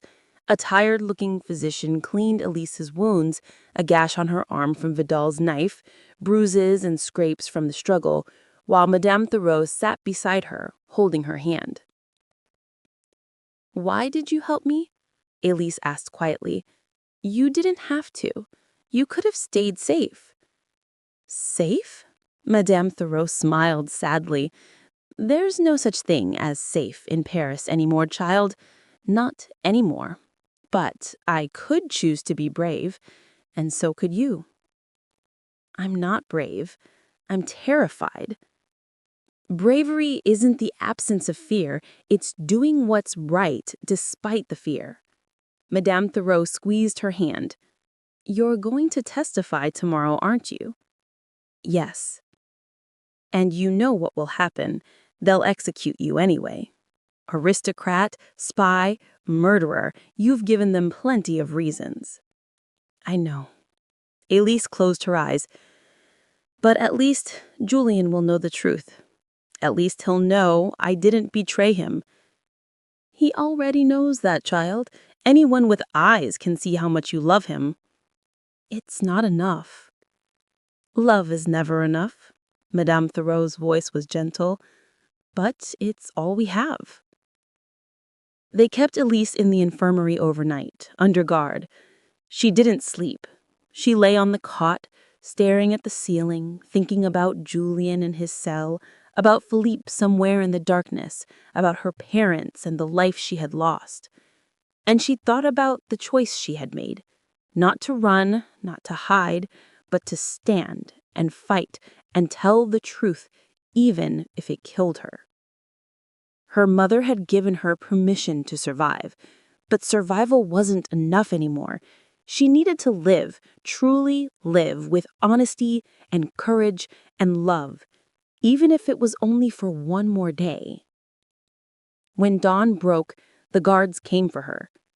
"It's time," one of them said. "The tribunal is convening." Élise stood, her legs shaking, but her resolve firm. "I'm ready." They led her through the corridors of the conciliar, past the cells where other prisoners watched with hollow eyes, past the courtyard where the carts waited to take the condemned Finally, to the great hall where the revolutionary tribunal sat in judgment. The hall was packed with spectators, citizens who would come to watch justice being dispensed, or what passed for justice in these dark days. At the front of the room sat the judges, stern-faced men in black robes. And in the center, standing in the dock, was Julien Marchand. He looked up as Élise entered, and their eyes met across the crowded room. She saw the shock in his face, the fear, the desperate hope. She smiled at him, a small, sad smile, and mouthed 3 words, "I love you." Then the guards led her to a seat at the side of the room, and the trial began. The Revolutionary Tribunal was not designed for mercy. The hall had once been a chamber of the Palais de Justice, where kings had dispensed justice according to ancient laws and elaborate rituals. Now it was stripped bare, the royal emblems chiseled away, the gilding painted over. What remained was cold stone and harsh light, a stage for the Republic's swift and terrible judgment. Élise sat in the witness section, flanked by guards, her hands folded in her lap to hide their trembling. Across the room, Julien stood in the dock, his face pale but composed. When their eyes met, she saw everything in his gaze: confusion, fear, hope, love, all of it tangled together in a way that made her heart ache. The public gallery was packed. Citizens pressed shoulder to shoulder, some curious, some hungry for spectacle, some genuinely believing they were witnessing justice. Élise recognized a few faces from the boarding house, from the markets, from the streets she had walked as Élise Moreau. They stared at her now with a mixture of fascination and horror, as though she were an exotic creature that had suddenly revealed its true nature. At the front of the room, the 5 judges of the tribunal sat behind a long table. In the center was the president, a thin man with wire-rimmed spectacles and the expression of someone who had seen too much death and stopped caring. To his right sat the public prosecutor, Antoine Fouquier-Tinville, a man whose name had become synonymous with the guillotine. And in the back corner, partially hidden in shadow, sat a figure Élise recognized. Maximilien Robespierre, the incorruptible, had come to watch. The president rapped his gavel, and the room fell silent. "The Revolutionary Tribunal is now in session," he announced, his voice flat and bureaucratic. "We are here to render judgment on Julien Marchand, deputy of the National Convention, accused of treason, conspiracy, and sympathy to enemies of the Republic." He glanced at his papers, "and on Élise Moreau, or rather Élise de Montclair, accused of espionage, false identity, and conspiracy." A murmur ran through the gallery at the mention of her real name. Élise kept her eyes forward, her spine straight. She would not cower, not now. "Citizen Fouquier-Tinville," the president said, "present your case." The prosecutor stood, gathering his papers with the practiced efficiency of a man who had sent hundreds to their deaths. "Citizens of the tribunal, the case before you is simple. Julien Marchand, a deputy entrusted with the sacred duty of protecting the Republic, has betrayed that trust. He has written clemency petitions for aristocrats and émigrés. He has kept lists of enemies of the state, not to arrest them, but to protect them. And he has conspired with this woman, He gestured at Élise, an aristocrat who infiltrated Paris under a false identity for the purpose of espionage. "That's not true," Julien said, his voice cutting through the prosecutor's speech. The president rapped his gavel. The accused will remain silent until called upon to speak. "I will not remain silent while lies are spoken as truth." Julien's voice was steady, but Élise could hear the anger beneath it. "I have never betrayed the Republic. Every clemency petition I wrote was for innocent people, people falsely accused, people who deserved mercy." "That is not treason, that is justice." "Justice," Fouquier Tinville's voice dripped with contempt. "You speak of justice while the Republic is surrounded by enemies, while traitors plot in every shadow. There is no room for mercy in times of crisis, Citizen Marchand. There's only loyalty or betrayal, and you have chosen betrayal." "I have chosen humanity." Julien's eyes blazed. "Something you seem to have forgotten." The gallery erupted in shouts, some supporting Julien, some calling for his head.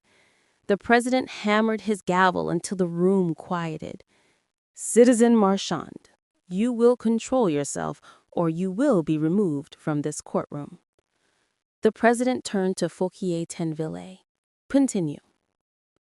The prosecutor pulled out a document, the forged list Élise had seen in the records office. This was found in Citizen Marchand's study.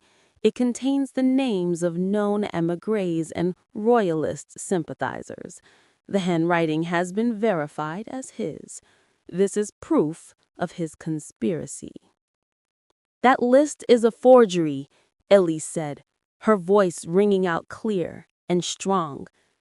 Every head in the room turned toward her. The president's eyes narrowed. "The witness will wait to be called." "I won't wait." Élise stood, ignoring the guards who moved to restrain her. "That list is a forgery, and I can prove it. I have the original documents, the real clemency petitions that Julien Marchand wrote. They prove his innocence." Fouquier Tinville's expression darkened. "The accused aristocrat wishes to testify? How convenient." "I wish to tell the truth." Élise met his gaze. "Something that seems to be in short supply in this courtroom." The gallery erupted again, louder this time. The president hammered his gavel repeatedly. "Order! Order!" He glared at Élise. "Mademoiselle de Montclair, you will sit down and wait your turn or you will be held in contempt." "I'm already condemned," Élise said. "What more can you do to me?" The president's jaw tightened. "Very well. If you're so eager to speak, approach the witness stand." Élise walked to the front of the room, her legs steady, despite the fear coursing through her. She could feel every eye on her, the judges, the gallery, Robespierre in his shadowed corner, and Julien, whose gaze burned into her with an intensity that made her breath catch.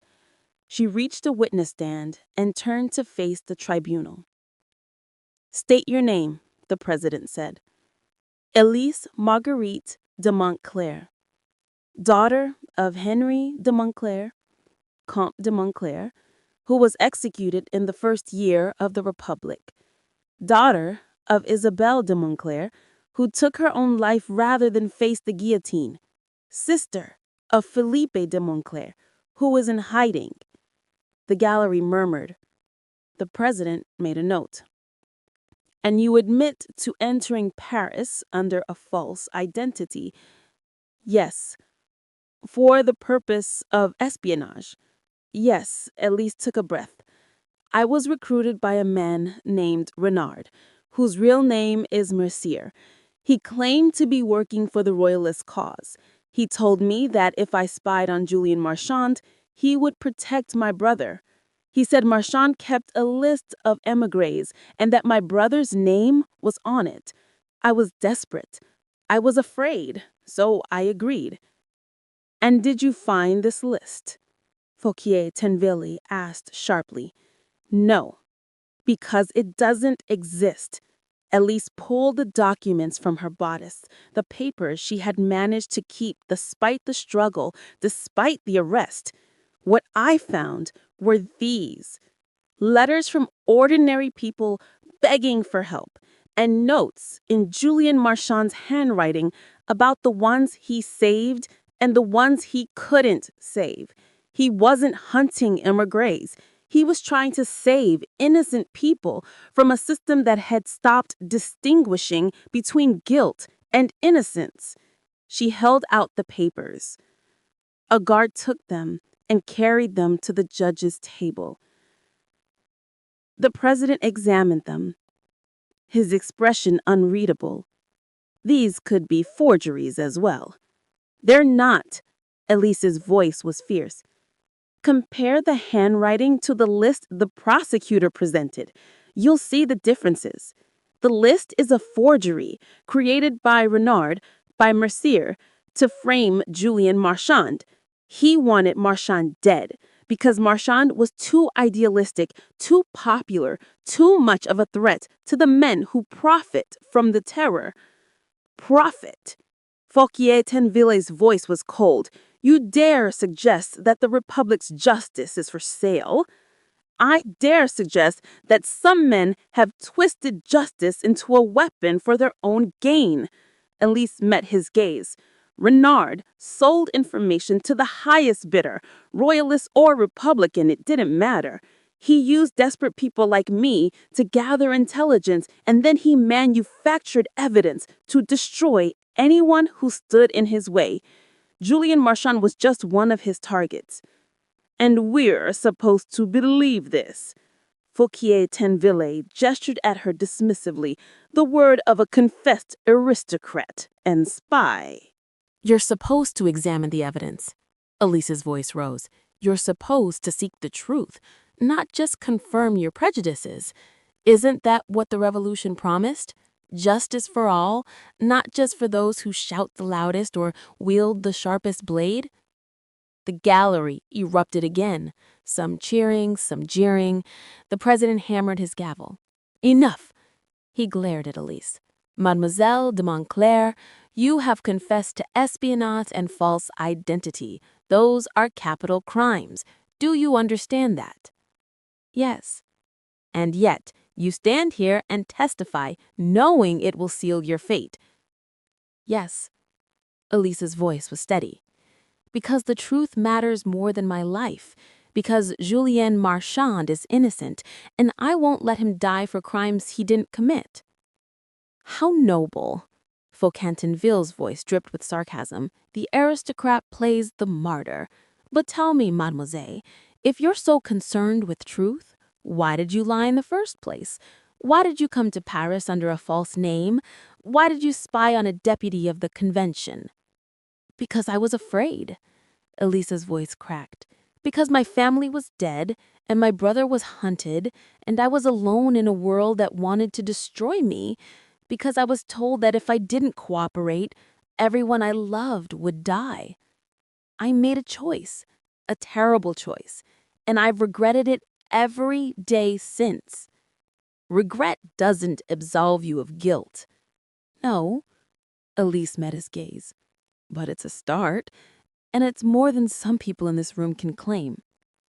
Fouquier-Tinville's face flushed with anger. You dare.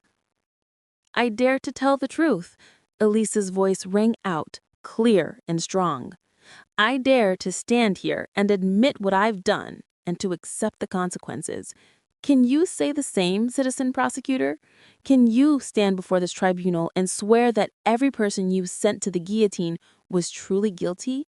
That you've never manufactured evidence, never twisted testimony, never condemned an innocent person because it was convenient or profitable? The room fell silent. Fouquier-Tinville stared at her, his jaw working, but no words came out. That's what I thought, Élise said quietly. The president rapped his gavel. Mademoiselle de Montclair, you will... Let her speak. The voice came from the dock. Julien stepped forward, his hands gripping the railing.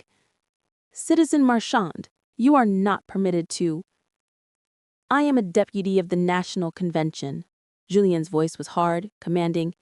I have the right to speak in my own defense, and I have the right to call witnesses. The president hesitated, then nodded. Very well, speak.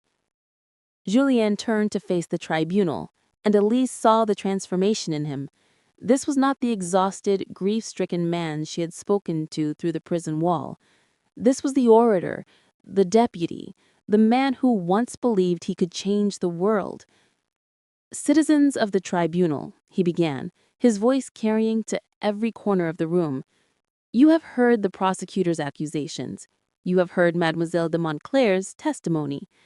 Now I ask you to hear mine. He paused, letting the silence build. I am guilty, he said, and the gallery gasped. I am guilty of writing clemency petitions for people I believed were innocent. I am guilty of trying to save lives in a system that values death over justice. I am guilty of believing that the revolution should be about liberation, not terror. If those are crimes, then yes, I am a criminal.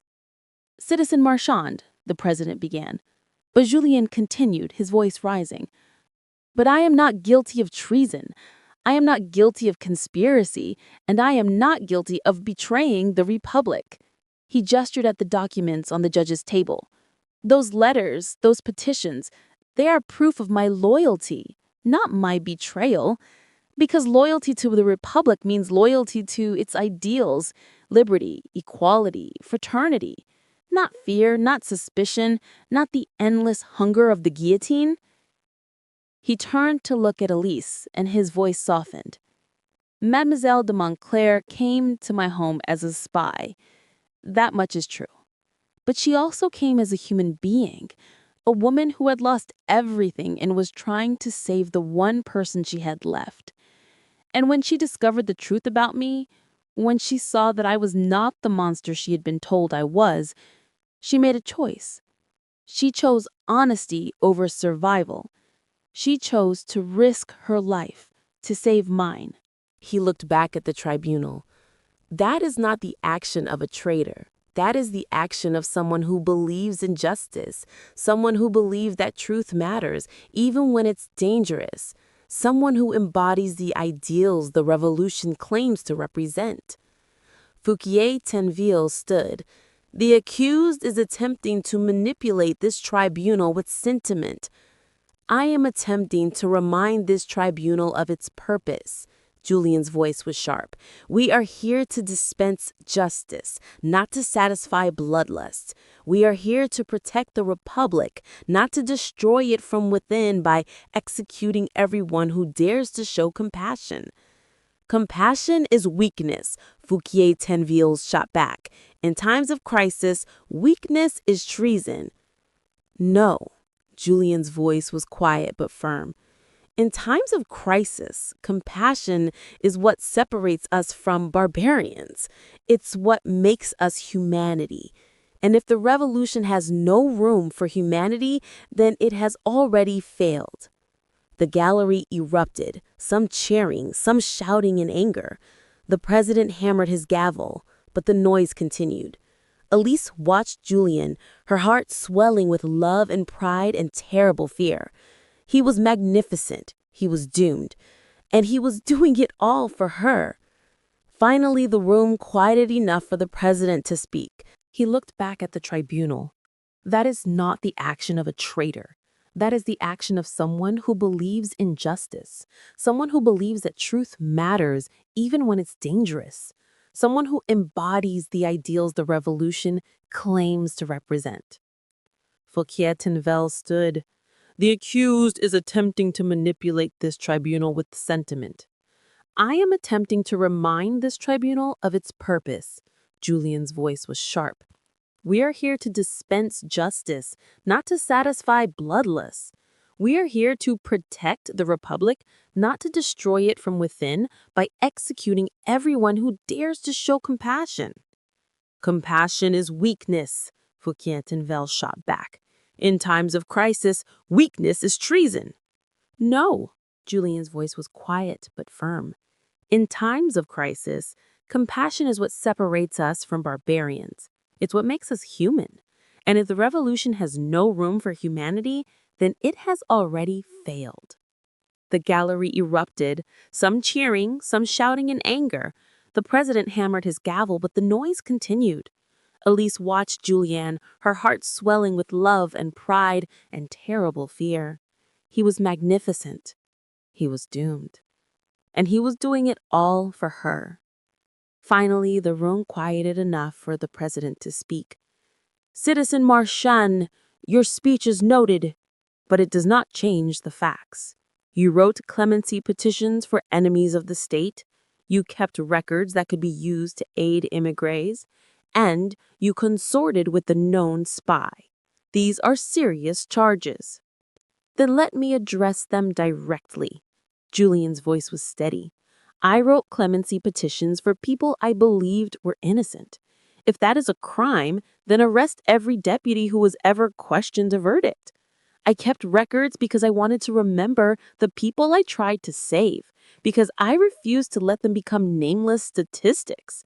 And as for Mademoiselle de Montclair," he turned to look at her, and his voice softened. "Yes, I consorted with her. I spoke with her. I lent her books. I danced with her at a festival, and I fell in love with her." The gallery gasped. Élise felt tears burning in her eyes. "I fell in love with the woman who was brave enough to tell me the truth, even when it meant condemning herself. A woman who risked everything to save me, even though I am not worth saving. A woman who embodies everything the revolution claims to value: courage, honesty, sacrifice." His voice rose. "And if this tribunal condemns her to death, if you send her to the guillotine for the crime of telling the truth, then you are not serving justice. You are serving tyranny." Fouquier Tinville slammed his hand on the table. "This is outrageous. The accused is making a mockery of these proceedings." "The accused is speaking the truth." Julien's voice was hard. "Something that seems to terrify you, citizen prosecutor. Why is that? What are you afraid of? That the people in this room might start to question whether the terror is really about protecting the Republic or whether it's about protecting the power of men like you? How dare you?" "I dare because I have nothing left to lose. You're going to execute me anyway. We both know that. But before you do, I want everyone in this room to understand what they're witnessing. You're not watching justice. You're watching murder. Murder dressed up in the language of virtue and necessity, but murder nonetheless." The room fell silent. Even Fouquier Tinville seemed at a loss for words. Then a voice spoke from the back of the room. "Citizen Marchand makes an interesting point." Everyone turned. Robespierre stood, stepping out of the shadows. "Citizen Robespierre," the president said, his voice uncertain, "we did not expect. I came to observe, and I have observed something troubling. This tribunal was convened to judge treason, but what I see is a deputy who tried to show mercy and a woman who tried to tell the truth. Are these truly crimes worthy of death?" Fouquier Tinville's face paled. "Citizen Robespierre, the evidence." "The evidence is contradictory." Robespierre moved to the judge's table and picked up the documents Élise had provided. "These letters suggest that Citizen Marchand was trying to save innocent people, not aid traitors. And Mademoiselle de Montclair's testimony suggests that the list used to condemn him was forged by a man who has since been arrested for profiteering." He set down the papers and looked at the tribunal. "I am not suggesting that Citizen Marchand and Mademoiselle de Montclair are innocent. They have both admitted to actions that violate the law. But I am suggesting that their motivations matter. Intent matters, and if we execute everyone who shows compassion or tells an inconvenient truth, then we will have no one left but executioners and liars." The revolution, he continued, was founded on the principle that all people deserve justice, Not just the powerful, not just the loyal, but all people. If we abandon that principle, if we allow fear and suspicion to replace reason and evidence, then we are no longer a republic. We are simply murderers. He looked at Julien, and something flickered in his eyes. Respect, perhaps, or regret. Citizen Marchand is right. Compassion is not weakness. It is what makes us human. And humanity is what the revolution was supposed to restore, not destroy. Fouquier Tinville stood, his face flushed with anger. Citizen Robespierre, with respect, the Committee of Public Safety has already approved. The committee can reconsider. Robespierre's voice was cold. I am a member of that committee, and I am reconsidering. This case requires further review. The president looked between Robespierre and Fouquier Tinville, clearly uncertain. Citizen Robespierre, are you suggesting we delay the verdict? I am suggesting we ensure that justice is done. Robespierre's gaze swept over the tribunal. Execute these two if you must, but do it because the evidence demands it, not because it is convenient. Do it because they are truly guilty, not because we are afraid of what their innocence might mean. He turned and walked toward the door, then paused. The tribunal will reconvene in 3 days to render its verdict. Until then, the accused will remain in custody, and the committee will review all evidence, including the allegations against Citizen Mercier. Then he was gone, leaving the courtroom in stunned silence. The president cleared his throat. This tribunal is adjourned. The accused will be returned to their cells pending further review. The gavel fell, and the room erupted in chaos, people shouting, arguing, demanding answers. But Élise heard none of it. She was looking at Julien, who was looking back at her with an expression of wonder and disbelief. The guards moved to take them away, but before they could be separated, Julien reached out and caught Élise's hand. His fingers laced through hers, warm and solid and real. Thank you, he said, his voice rough with emotion, for telling the truth, for saving me. I didn't save you, Élise said, tears streaming down her face. Not yet. You did. He squeezed her hand. Whatever happens now, whether we live or die, you saved me. You reminded me why I believed in the revolution in the first place, why I believed in people. Julien, he said it clearly, loudly, not caring who heard. I love you. I love you, Élise de Montclair, and I will love you until my last breath, whether that comes in 3 days or 30 years. I love you too, Élise whispered. Then the guards pulled them apart, and they were led away in opposite directions, back to their cells, back to the waiting darkness. But something had changed. The truth was out. The lies had been exposed, and for the first time since her arrest, Élise felt something that might have been hope. It was fragile, uncertain, as likely to shatter as to survive. But it was there, and it was enough. The heat in Paris that July was suffocating. It pressed down on the city like a physical weight, turning the air thick and heavy, making every breath an effort. In the cells of La Conciergerie, where stone walls trapped the heat and held it close, it was almost unbearable. Élise lay on her cot, her dress soaked with sweat, and tried not to think about how appropriate it was that the world felt like it was burning. 3 days had passed since the trial. 3 days of waiting, of silence, broken only by the sounds of other prisoners being taken away. Some to freedom, most to death. 3 days of pressing her ear to the crack in the wall and whispering to Julien in the darkness, their conversations a lifeline in the suffocating uncertainty. Are you there? she whispered now, her lips against the stone. I'm here. His voice was hoarse, exhausted. Neither of them had slept much. What do you think is happening? Out there, I mean. It's been 3 days. Robespierre said they would reconvene. I don't know. Julien's voice was heavy with resignation. Maybe they're still reviewing the evidence. Maybe they've already made their decision and they're just waiting for the right moment to announce it. Or maybe... He didn't finish the sentence. He didn't need to. They both knew what maybe meant. Maybe Robespierre had changed his mind. Maybe the committee had overruled him. Maybe the brief flicker of hope they'd felt in the courtroom had been nothing but a cruel illusion. Élise said softly, if they come for us, if this is the end, I want you to know that I don't regret any of it. Not meeting you, not falling in love with you, not telling the truth. Even if it kills us, I don't regret it. Élise, I mean it.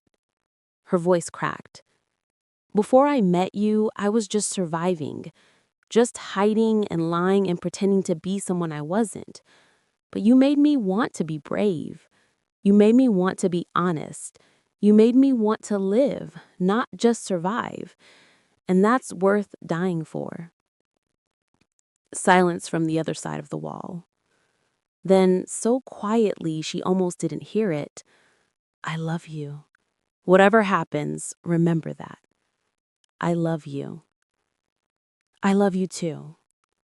They fell silent, and Élise closed her eyes, trying to memorize the sound of his voice, the feeling of being close to him, even through layers of stone. If these were her last hours, she wanted to spend them like this, connected to him, even if it were only by whispers in the dark. Then from somewhere in the distance, she heard shouting. She sat up, her heart pounding. The shouting grew louder, closer, not the usual sounds of the prison, but something different, something urgent and chaotic. Julien, do you hear that? Yes. His voice was tense. Something's happening. The shouting continued, punctuated by the sound of running feet, of doors slamming, and voices raised in anger and confusion. Élise pressed herself against the door of her cell, trying to hear. Arrested. The convention. Robespierre. Her blood ran cold. Robespierre. They were talking about Robespierre. The sounds of chaos continued for hours. Guards ran past her cell without stopping, their faces pale and frightened. Prisoners called out, demanding to know what was happening, but no one answered. The entire prison seemed to be holding its breath, waiting for something, though no one knew what.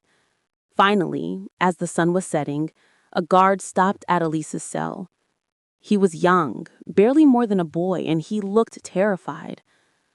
What's happening? Élise asked. Please tell me what's going on. The guard glanced over his shoulder, then leaned close to the bars. There's been a coup in the convention. They've arrested Robespierre. Elise's breath caught. What?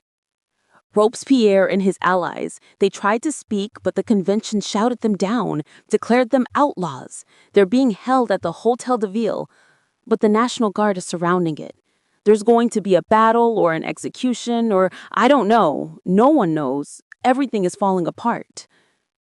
He hurried away before Élise could ask anything else. She stood frozen, her mind racing.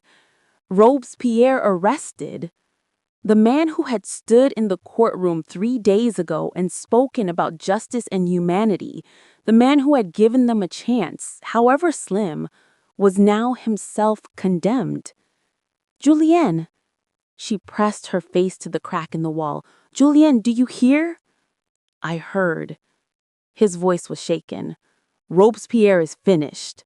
And if he's finished, then so are we. Elise's voice was hollow. He was the only one who might have saved us. Without him, Fouquietinville and the others will do whatever they want. Julien's voice was bitter.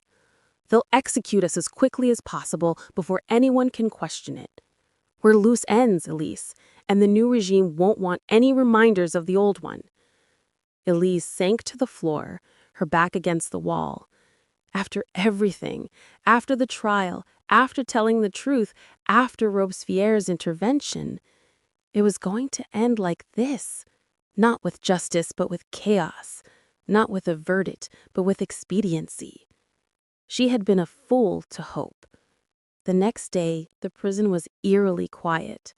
No guards came to take prisoners to trial, no carts arrived to transport the condemned. The usual rhythms of death had been suspended, replaced by an uncertain stillness that was somehow worse than the routine horror. Élise spent the day lying on her cot, staring at the ceiling, trying not to think about what was coming. But her mind wouldn't stop. It kept circling back to the same thoughts. Julien, in the cell next to hers, so close and yet unreachable. Philippe, somewhere in the city, not knowing that her sister was about to die. Her parents already dead, waiting for her on whatever came after. She wondered if it would hurt. The guillotine was supposed to be quick, merciful, a clean death compared to the horrors of the old regime. But she had seen the carts rolling through the streets, had seen the faces of the condemned, and she knew that mercy was a lie. Death was death, no matter how efficiently it was delivered. As the sun set, she heard footsteps in the corridor. She sat up, her heart pounding, expecting guards, expecting the end. But the footsteps stopped at her door and a key turned in the lock. The door opened, and Madame Theroux stepped inside. Madame? Élise stared at her, confused. What are you doing here? How did you— I bribed the guard. Madame Theroux's voice was brisk, practical. It wasn't difficult. Half of them don't know who's in charge anymore, and the other half don't care. The whole city is in chaos. She crossed to Élise and took her hands. I came to tell you what's happening. Robespierre is dead. They executed him this morning along with his allies. The convention is in an uproar. Everyone is trying to distance themselves from the terror, claiming they were forced into it, that they never supported it. It's a bloodbath of a different kind. And us? Elise's voice was barely a whisper. I don't know. Madame Theroux's expression was grave. The tribunals have been suspended pending review. No one's being executed right now, but that could change at any moment. The new government is trying to establish control, but it's fragile.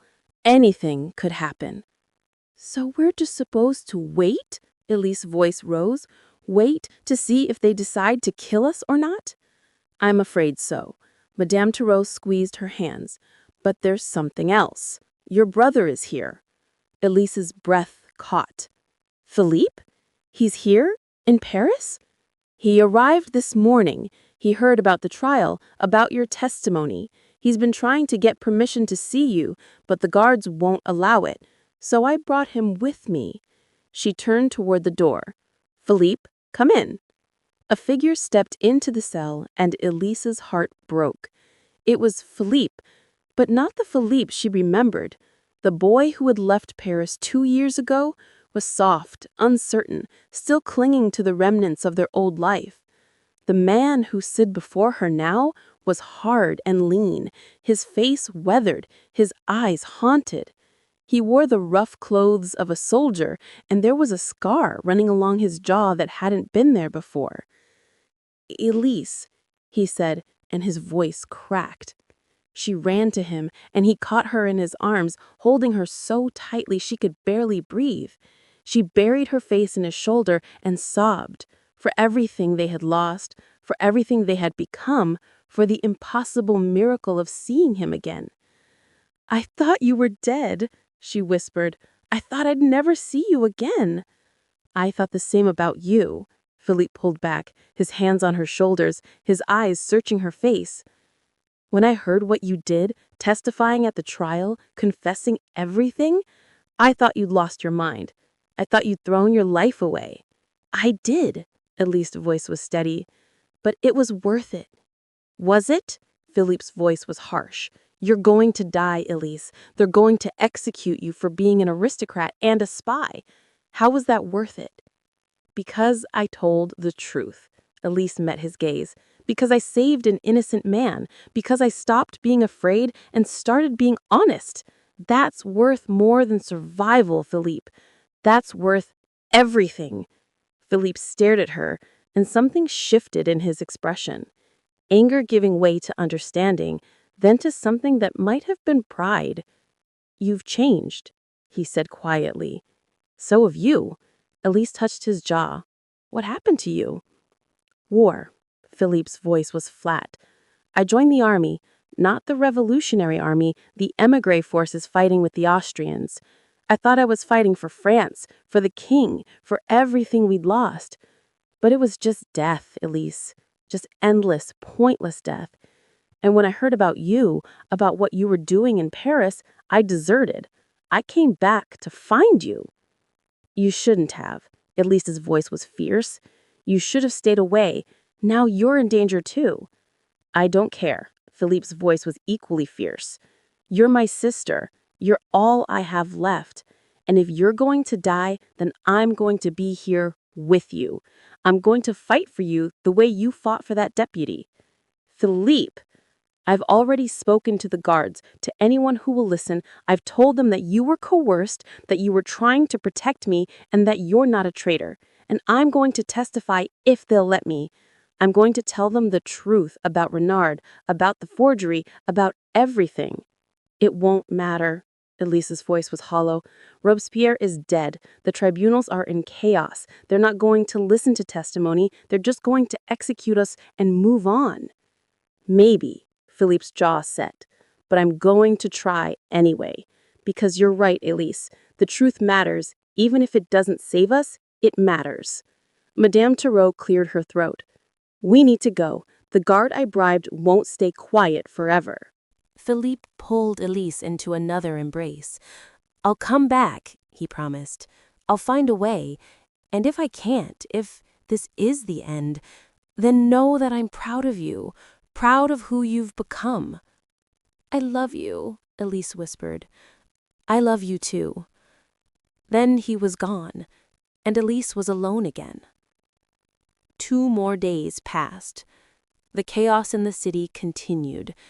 Élise heard fragments of news from the guards. The convention was purging itself, arresting anyone associated with Robespierre's regime. Fouquier-Tinville had been arrested. The Committee of Public Safety was being reorganized. The terror, it seemed, was eating itself. But no one came for Élise. No one came for Julien. They remained in their cells, suspended in a limbo between life and death, waiting for someone to remember they existed. On the 3rd night, Élise awoke to the sound of Julien's voice. Élise, are you awake? She pressed herself against the wall. I'm here. I've been thinking. His voice was quiet, contemplative. About what happens after. After? After we die. He paused. Do you believe in heaven, in an afterlife? Élise closed her eyes. I don't know. I used to. My mother did.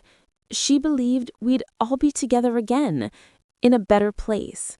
But after everything that's happened, after all the death and suffering, I don't know what I believe anymore. I think I believe in it, Julien said.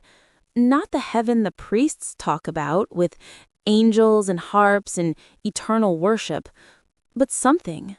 Some place where the people we love are waiting, where we can be together without fear or pain or lies. That sounds nice. It does, doesn't it? His voice was wistful. I like to imagine it. You and me walking through gardens that never end, talking about books and ideas and all the things we never had time for. No revolution, no terror, no guillotine. Just us. Élise felt tears sliding down her cheeks. I'd like that too. Then that's what we'll do. Julien's voice was firm.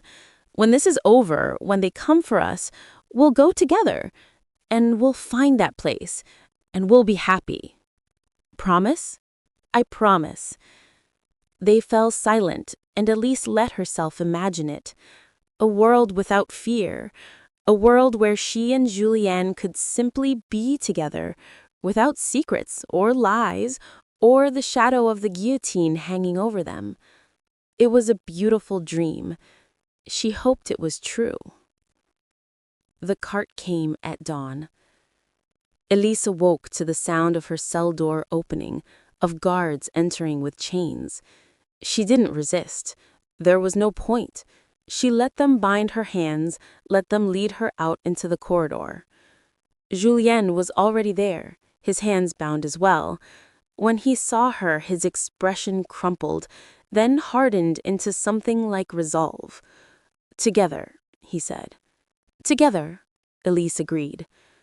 They were led through the prison, past cells full of prisoners who watched with hollow eyes, past guards who wouldn't meet their gaze, out into the courtyard where the cart waited.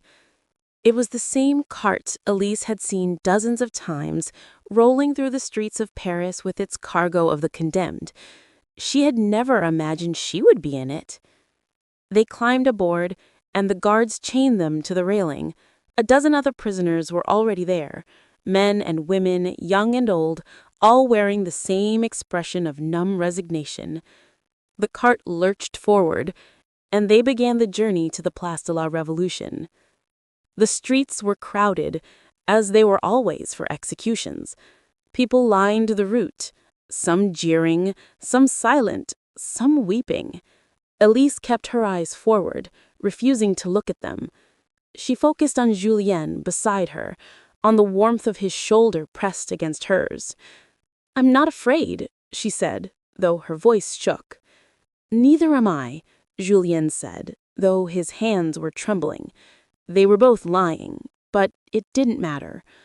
The cart rolled on, the wheels creaking, the crowd's noise rising and falling like waves. Élise could see the scaffold now, rising above the square, the guillotine waiting, its blade gleaming in the morning sun. This was it. This was the end. She closed her eyes and thought of her mother, of her father, of the chateau burning in the night, of Philippe and Madame Theroux, of all the people who had shown her kindness in a world gone mad. And she thought of Julien, of dancing with him at the festival, of reading with him in his study, of the way he looked at her like she was something precious and rare. If she had to die, at least she would die having known love. The cart slowed, then stopped. Élise opened her eyes, confused. They were still several streets away from the Place de la Révolution. Why had they stopped? The guards were talking in low, urgent voices. One of them jumped down from the cart and ran toward a group of soldiers standing at the intersection. "What's happening?" one of the other prisoners asked. No one answered. The guard returned, his face pale. He spoke to the driver, who shook his head violently. They argued for a moment, then the guard climbed back onto the cart. "Turn around," he said. "What?" The driver stared at him. "We're supposed to—" "Turn around now. Orders from the convention." The driver hesitated, then pulled on the reins. The cart began to turn, slowly, awkwardly in the narrow street. Élise looked at Julien, her heart pounding. "What's happening?" "I don't know." His voice was shaken. I don't." The cart completed its turn and began rolling back the way it had come. The crowd murmured, confused. Some people shouted questions, but the guards ignored them. They rolled back through the streets, back toward the prison. Elise's mind was spinning, unable to process what had just happened. Were they being spared, or was this some new cruelty, some way of prolonging their suffering? The cart pulled into the courtyard of La Conciergerie, and the guards began unchaining the prisoners. "What's going on?" Julien demanded. "Why did you bring us back?" "New orders," the guard said shortly. All executions are suspended pending derivatives. You're to be returned to your cells until further notice. Suspended? Elise's voice was barely a whisper. For how long? I don't know. Could be days, could be weeks, could be permanent. The guard shrugged. The convention's a mess right now. No one knows what's happening. They were led back inside, back to their cells. The door closed behind Élise, and she stood in the center of the room, trembling, unable to believe what had just happened. They had been on their way to die. The guillotine had been waiting. And then? Élise, Julien's voice came through the wall, shaken and wondering. Are you there? I'm here. She pressed herself against the stone. Julien, what just happened? I don't know. His voice cracked. I think we might live. But how? Why? I don't know, he laughed, a broken, disbelieving sound. Maybe Robespierre's fall changed everything. Maybe the new government is trying to distance itself from the terror. Maybe Philippe's testimony mattered, after all. Or maybe we just got lucky. Élise sank to the floor, her back against the wall, and began to cry. Not tears of grief, but of relief. Overwhelming, exhausting relief. They had been so close to death. So close. And somehow, impossibly, they had been pulled back. Julien, Élise whispered, I am afraid to hope. So am I. His voice was soft. But maybe that's all we have left. Hope and each other. And each other, Élise repeated. She closed her eyes and let herself imagine it again. Not the garden beyond death, but something even more impossible. A future, a life, a world where she and Julien could be together, not in some distant afterlife, but here, now, in the messy, complicated, beautiful reality of being alive. It was a fragile hope, as likely to shatter as to survive. But it was there, and for now, that was enough. Autumn came to Paris like a benediction. The suffocating heat of Thermidor gave way to cool breezes that swept through the streets, carrying away the stench of fear that had hung over the city for so long.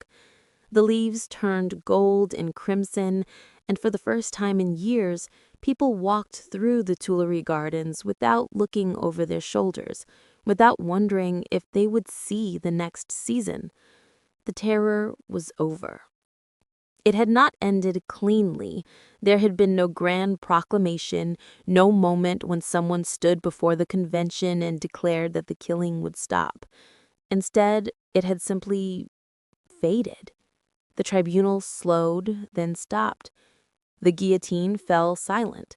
The prisons began to empty, releasing prisoners who had been forgotten in the chaos of regime change. Élise and Julien had been among them. 6 weeks after the cart had turned around, after they had been pulled back from the edge of death, a guard had opened Elise's cell and told her she was free. No explanation, no apology, just a curt statement that her case had been reviewed and dismissed for lack of evidence. She had walked out of La Conciliarie into the September sunlight, blinking like someone emerging from a long darkness. Julien had been waiting in the courtyard, looking equally dazed, equally disbelieving. They had stared at each other for a long moment, and then he had crossed to her and pulled her into his arms, holding her so tightly she could barely breathe. We're alive, he had whispered against her hair. We're actually alive. I know, she had whispered back. I can't believe it. They had stood there for a long time, just holding each other, while the world continued around them, guards changing shifts, other prisoners being released, the ordinary chaos of a city trying to remember how to be normal. Finally, Julien had pulled back and taken her hand. Come on, he had said. Let's go home. Home, it turned out, was a question with no easy answer. Julien's apartment had been ransacked during his arrest, his books scattered, his papers confiscated, his furniture broken. He had stood in the doorway surveying the damage, and Élise had seen something break in his expression. She had said, "It's all right," squeezing his hand. "We'll fix it. Together." And they had. Over the following weeks, they had cleaned and repaired, salvaged what could be saved, and replaced "So am I." His voice was soft, but maybe that's all we have left. Hope. And each other. And each other, Élise repeated. She closed her eyes and let herself imagine it again. Not the garden beyond death, but something even more impossible. A future. A life. A world where she and Julien could be together, not in some distant afterlife, but here, now, in the messy, complicated, beautiful reality of being alive. It was a fragile hope, as likely to shatter as to survive. But it was there. And for now, that was enough. Autumn came to Paris like a benediction. The suffocating heat of Thermidor gave way to cool breezes that swept through the streets, carrying away the stench of fear that had hung over the city for so long. The leaves turned gold and crimson, and for the first time in years, people walked through the Tuileries gardens without looking over their shoulders, without wondering if they would see the next season. The terror was over. It had not ended cleanly. There had been no grand proclamation, no moment when someone stood before the convention and declared that the killing would stop.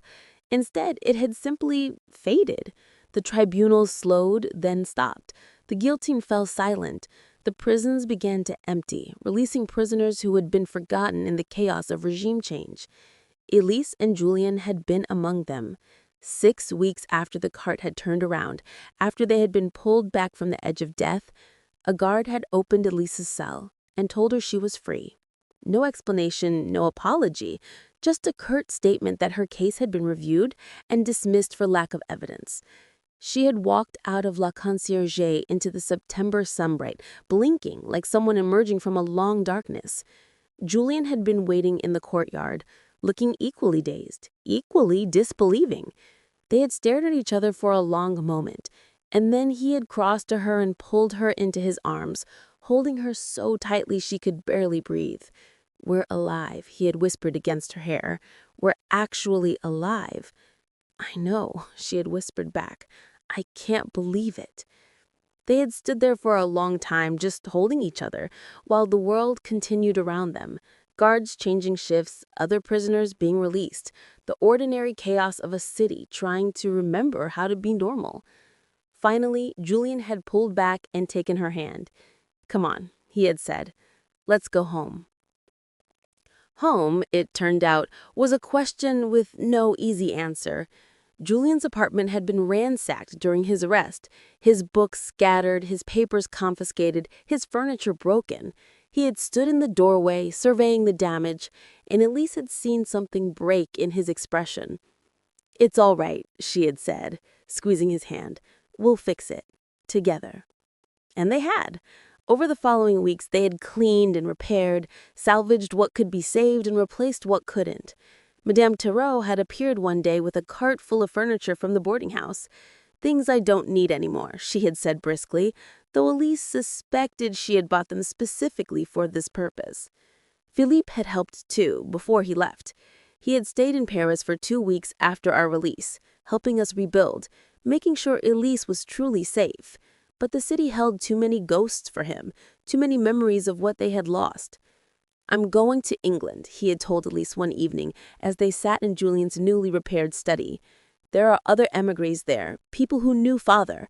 I can make a life there, maybe even reclaim some of our family's assets. But I can't stay here, not in Paris, not after everything."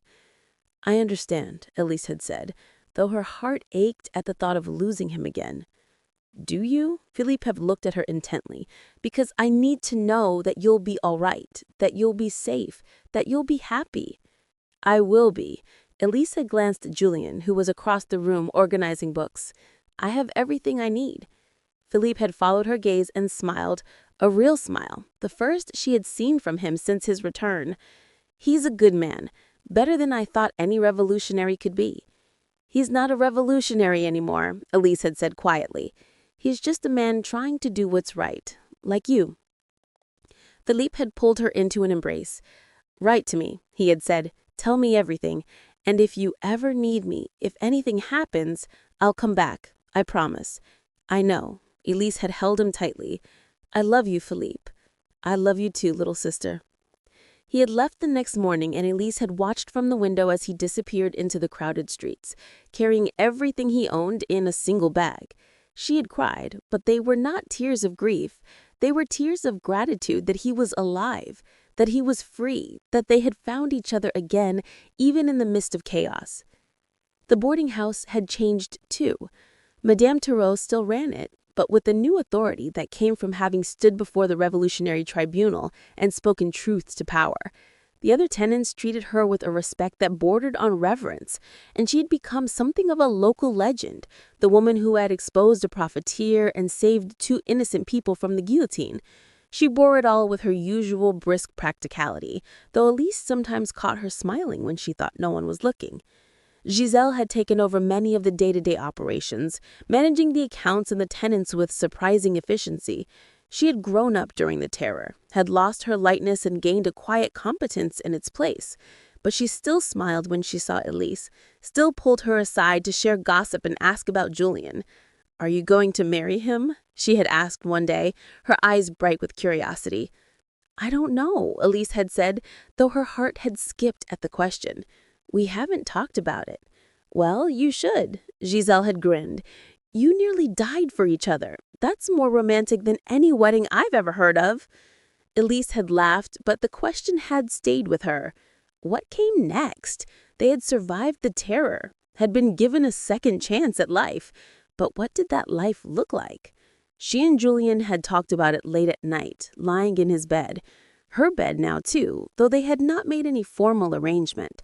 They had simply gravitated toward each other, unable to bear being apart after so long separated by prison walls. I'm not going back to the convention, Julien had said one night, his arm around her shoulders. I can't, not after everything that happened. I don't trust them anymore. The deputies, the committees, the whole apparatus of government. They turned on Robespierre in a heartbeat, and they would have killed us just as easily. So what will you do? Élise had asked. Law. He said it with certainty. I'll go back to practicing law. There are so many people who need help. It was hard work, often heartbreaking. But it was also deeply satisfying in a way that nothing else had been. They were making a difference, one person at a time, one family at a time. They were helping people rebuild their lives from the ashes of the terror. One day, a woman came to the office, middle-aged, plainly dressed, with the worn hands of someone who had worked hard all her life. She sat across from Julien and told him that her husband had been executed for hoarding grain, though he had only been trying to feed their children. Now she was alone with 3 young ones and no way to support them, and the state had seized their bakery. Julien had listened, had taken notes, had promised to look into it. But when the woman left, Élise had seen the frustration in his face. There's nothing I can do, he had said, his voice tight. The law is clear. Property seized during the terror belongs to the state. I can't get it back for her. Then we'll find another way, Élise had said. We'll help her find work or connect her with people who can support her. We'll do something. Julien had looked at her and something in his expression had softened. How do you do it? He had asked. How do you stay hopeful after everything we've been through? Because the alternative is despair, Élise had said simply. And I've had enough of that to last a lifetime. He had pulled her into his arms then, holding her close. I don't deserve you, he had murmured. Yes, you do. We deserve each other. We earned this. They married on a cold day in November, in a civil ceremony at the local mairie. There was no church, no priest, no elaborate ritual. Just a clerk reading the legal requirements, and Julien and Élise speaking their vows in quiet, steady voices. Madame Theroux and Giselle were there as witnesses, along with a handful of clients who had become friends. Élise wore a simple dress. Not white, not elaborate, just a soft blue that Giselle had helped her sew. Julien wore his best coat, the one he had worn to the convention in what felt like another lifetime. When the clerk asked for her name, Élise hesitated for just a moment.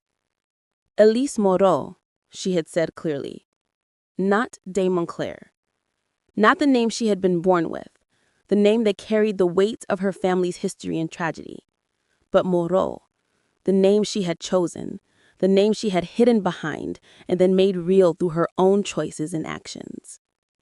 Julien had looked at her with understanding and love, and when the clerk pronounced them married, he had kissed her gently, reverently, as though she were something precious and fragile. Madame Marchand, he had whispered against her lips. Or Madame Moreau.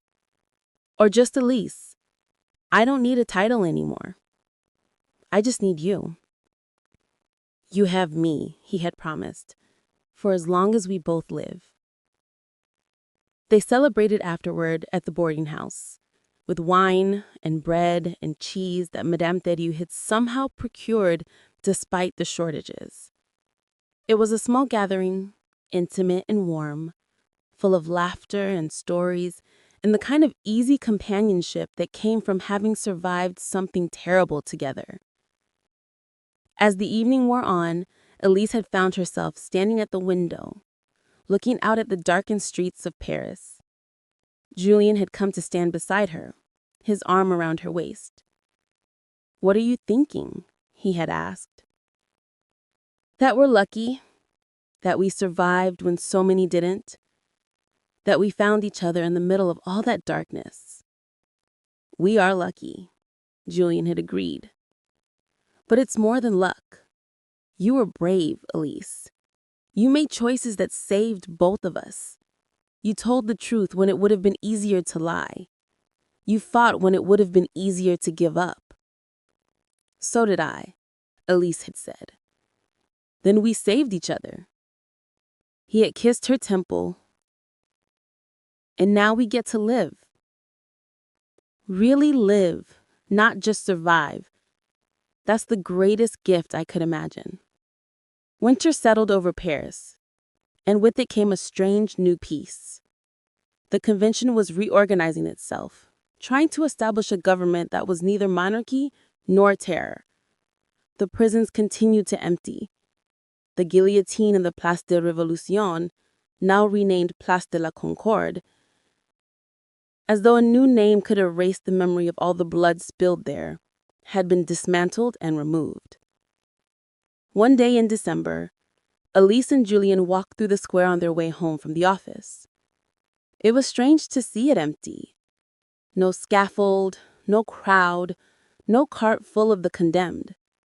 Just an open space, covered in a light dusting of snow, peaceful and quiet. Élise stopped in the center of the square and looked around. "This is where we would have died," she said quietly. "I know." Julien's hand tightened on hers. "Do you ever think about it? About how close we came?" "Every day."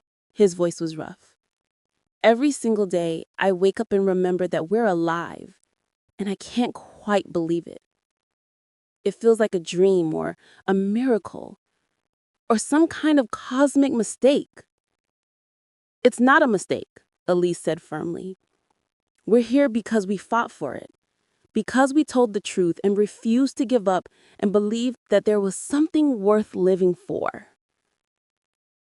"You," Julien said. "You were what was worth living for."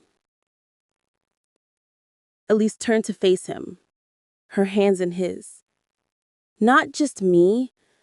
The idea of us, the possibility of a life together, of building something good from all the destruction. That's what kept me going in that cell. That's what made me brave enough to testify." And now we have it. Julien looked around the square, at the empty space where the guillotine had stood, We have the life we fought for. The question is, what do we do with it? We live it, Élise said simply. We help people. We love each other. We remember what it cost to survive, and we make sure it wasn't for nothing. That sounds like a good plan.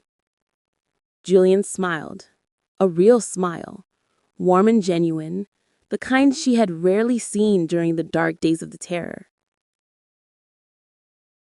Shall we go home, Madame Moreau? Madame Marchand, Élise corrected with a smile. Or just Élise, I'm still deciding. You can be whoever you want to be, Julien said. That's the whole point, isn't it? We're not defined by our birth or our titles or the names other people give us. We're defined by our choices. Then I choose you. I choose this life. I choose to be Élise Moreau, who was brave enough to tell the truth when it mattered most, and Élise Marchand, who was lucky enough to find love in the middle of a revolution, and Élise de Montclair, who survived when her whole world burned down. I'm all of those people, and none of them. I'm just me. And that's more than enough, Julien said softly. They stood there for a moment longer. In the center of the square where so many had died, where they themselves had nearly died. The snow continued to fall, soft and silent, covering the cobblestones in white. Then they turned and walked away, hand in hand, toward the life they had built from the ruins. Spring came, and with it came hope. The chestnut trees along the sign burst into bloom, covering the city in white and pink blossoms. The markets filled with fresh vegetables and flowers. People began to smile again, to laugh, to believe that perhaps the worst was truly over. Julien and Élise's practice continued to grow. They took on an assistant, a young man named Thomas, who had lost his parents to the terror and was desperate to help others avoid the same fate. They moved to a larger office, with room for more clients and more books. And slowly, painfully, Paris began to heal. One evening, in May, Élise and Julien walked along the sign as the sun set, painting the sky in shades of gold and rose. They had done this often during their courtship, when Élise was still pretending to be a seamstress and Julien was still a deputy. But it felt different now, lighter, freer, without the weight of secrets and lies. Do you ever regret it? Julien asked suddenly. Giving up your title, your name, your claim to your family's estate? You could have tried to reclaim it, you know. With the terror over, the convention might have been willing to restore some emigre property. No, Élise said without hesitation. I don't regret it. That life is gone, Julien. My parents are dead. The chateau is destroyed. The world... We might, Julien agreed. He pulled her close, his arms around her waist, his chin resting on top of her head. And whatever happens, whether France finds peace or falls into chaos again, we'll face it together. That's the one thing I'm certain of. Together, Élise echoed. She closed her eyes and let herself feel it. The warmth of Julien's embrace, the cool evening breeze, the solid reality of being alive. She thought of everything she had lost. Her parents, her home, her name, her innocence. She thought of everything she had gained. Love, purpose, courage, truth. And she thought of the guillotine, that terrible machine that had cast its shadow over all their lives, that had taken so many, and nearly taken them too. It was gone now. We might, Julien agreed. He pulled her close, his arms around her waist, his chin resting on top of her head. And whatever happens, whether France finds peace or falls into chaos again, we'll face it together. That's the one thing I'm certain of." "Together," Élise echoed. She closed her eyes and let herself feel it. The warmth of Julien's embrace, the cool evening breeze, the solid reality of being alive. She thought of everything she had lost: her parents, her home, her name, her innocence. She thought of everything she had gained: love, purpose, courage, truth. And she thought of the guillotine, that terrible machine that had cast its shadow over all their lives, that had taken so many and nearly taken them too. It was gone now, dismantled and removed, but its memory remained. It would always remain, a reminder of what humanity was capable of in its darkest moments. But it was also a reminder of what they had survived, of the strength they had found in each other, of the choice they had made to live with honesty and love, even when it would have been easier to hide or run or give up. She had lost her name, her home, her country, but not her heart. Beneath the guillotine, she had found something worth living for. And now, beneath new stars, she would build a life worthy of that gift. "Élise?" Julien's voice was soft. "Are you all right?" She opened her eyes and looked up at him, at this man who had shown her what it meant to be brave, to be honest, to be truly alive. "Yes," she said, and meant it with every fiber of her being. "I'm more than all right. I'm happy." "Good," Julien said, and kissed her, a kiss full of promise and hope, and the quiet certainty of love that had been tested and proven true. When they finally pulled apart, the stars were bright overhead, and Paris glowed softly in the darkness. They turned and walked home together, hand in hand, ready to face whatever came next. Together. Always together. Paris, 1804.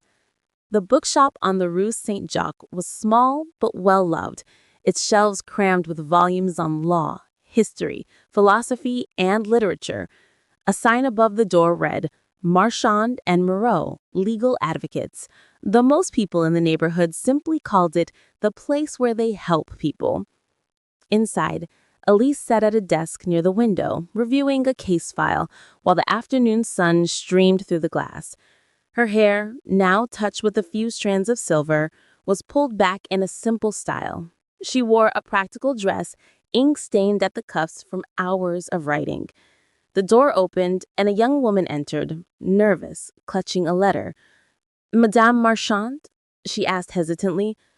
"Madame Moreau," Élise corrected gently, setting down her pen. "How can I help you?" The woman explained her situation: a brother arrested on false charges, a family desperate for help. Élise listened with the same careful attention she had given to hundreds of similar stories over the years, taking notes, asking questions, offering reassurance. "We'll look into it," she promised. "My husband is in court today, but when he returns, we'll review your brother's case. There's no guarantee, but we'll do everything we can." The woman's eyes filled with tears of gratitude. Thank you so much." After she left, Élise returned to her desk and added the new case to their growing list. The work never ended. Even now, years after the terror, there were still families torn apart, still injustices to fight, still people who needed help navigating the complicated machinery of French law. But it was good work, important work, and she and Julien did it together, just as they had promised. The door opened again, and Julien entered, looking tired but satisfied. "We won. The Dubois case. The judge ruled in our favor. The property will be returned to the family." "That's wonderful," Élise did, and crossed to him, kissing him in greeting. "They'll be so relieved." They were crying when I left the courthouse. Happy tears, for once. He glanced at the desk. "New case? A brother arrested on false charges. I told her I would look into it." "Of course you did." Julien smiled widen. You never could turn away someone in need. Neither could you, Élise pointed out. True. He pulled her close, resting his forehead against hers. We're a matched pair, aren't we? We are, Élise agreed. They stood there for a moment in the quiet of the bookshop, surrounded by the evidence of the life they had built, the books, the case files, the letters from grateful clients.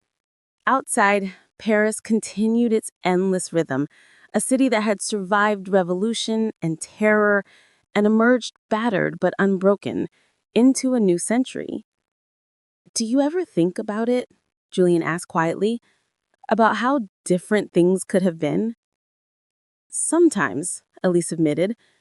But then I remember that every choice we made, every risk we took, every truth we told led us here, to this life, to each other, and I wouldn't change any of it.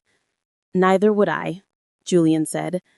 He kissed her again, and Élise closed her eyes, feeling the same rush of love and gratitude she had felt on that snowy day in the Place de Concorde, when they had stood where the guillotine once loomed and chosen to walk forward into life.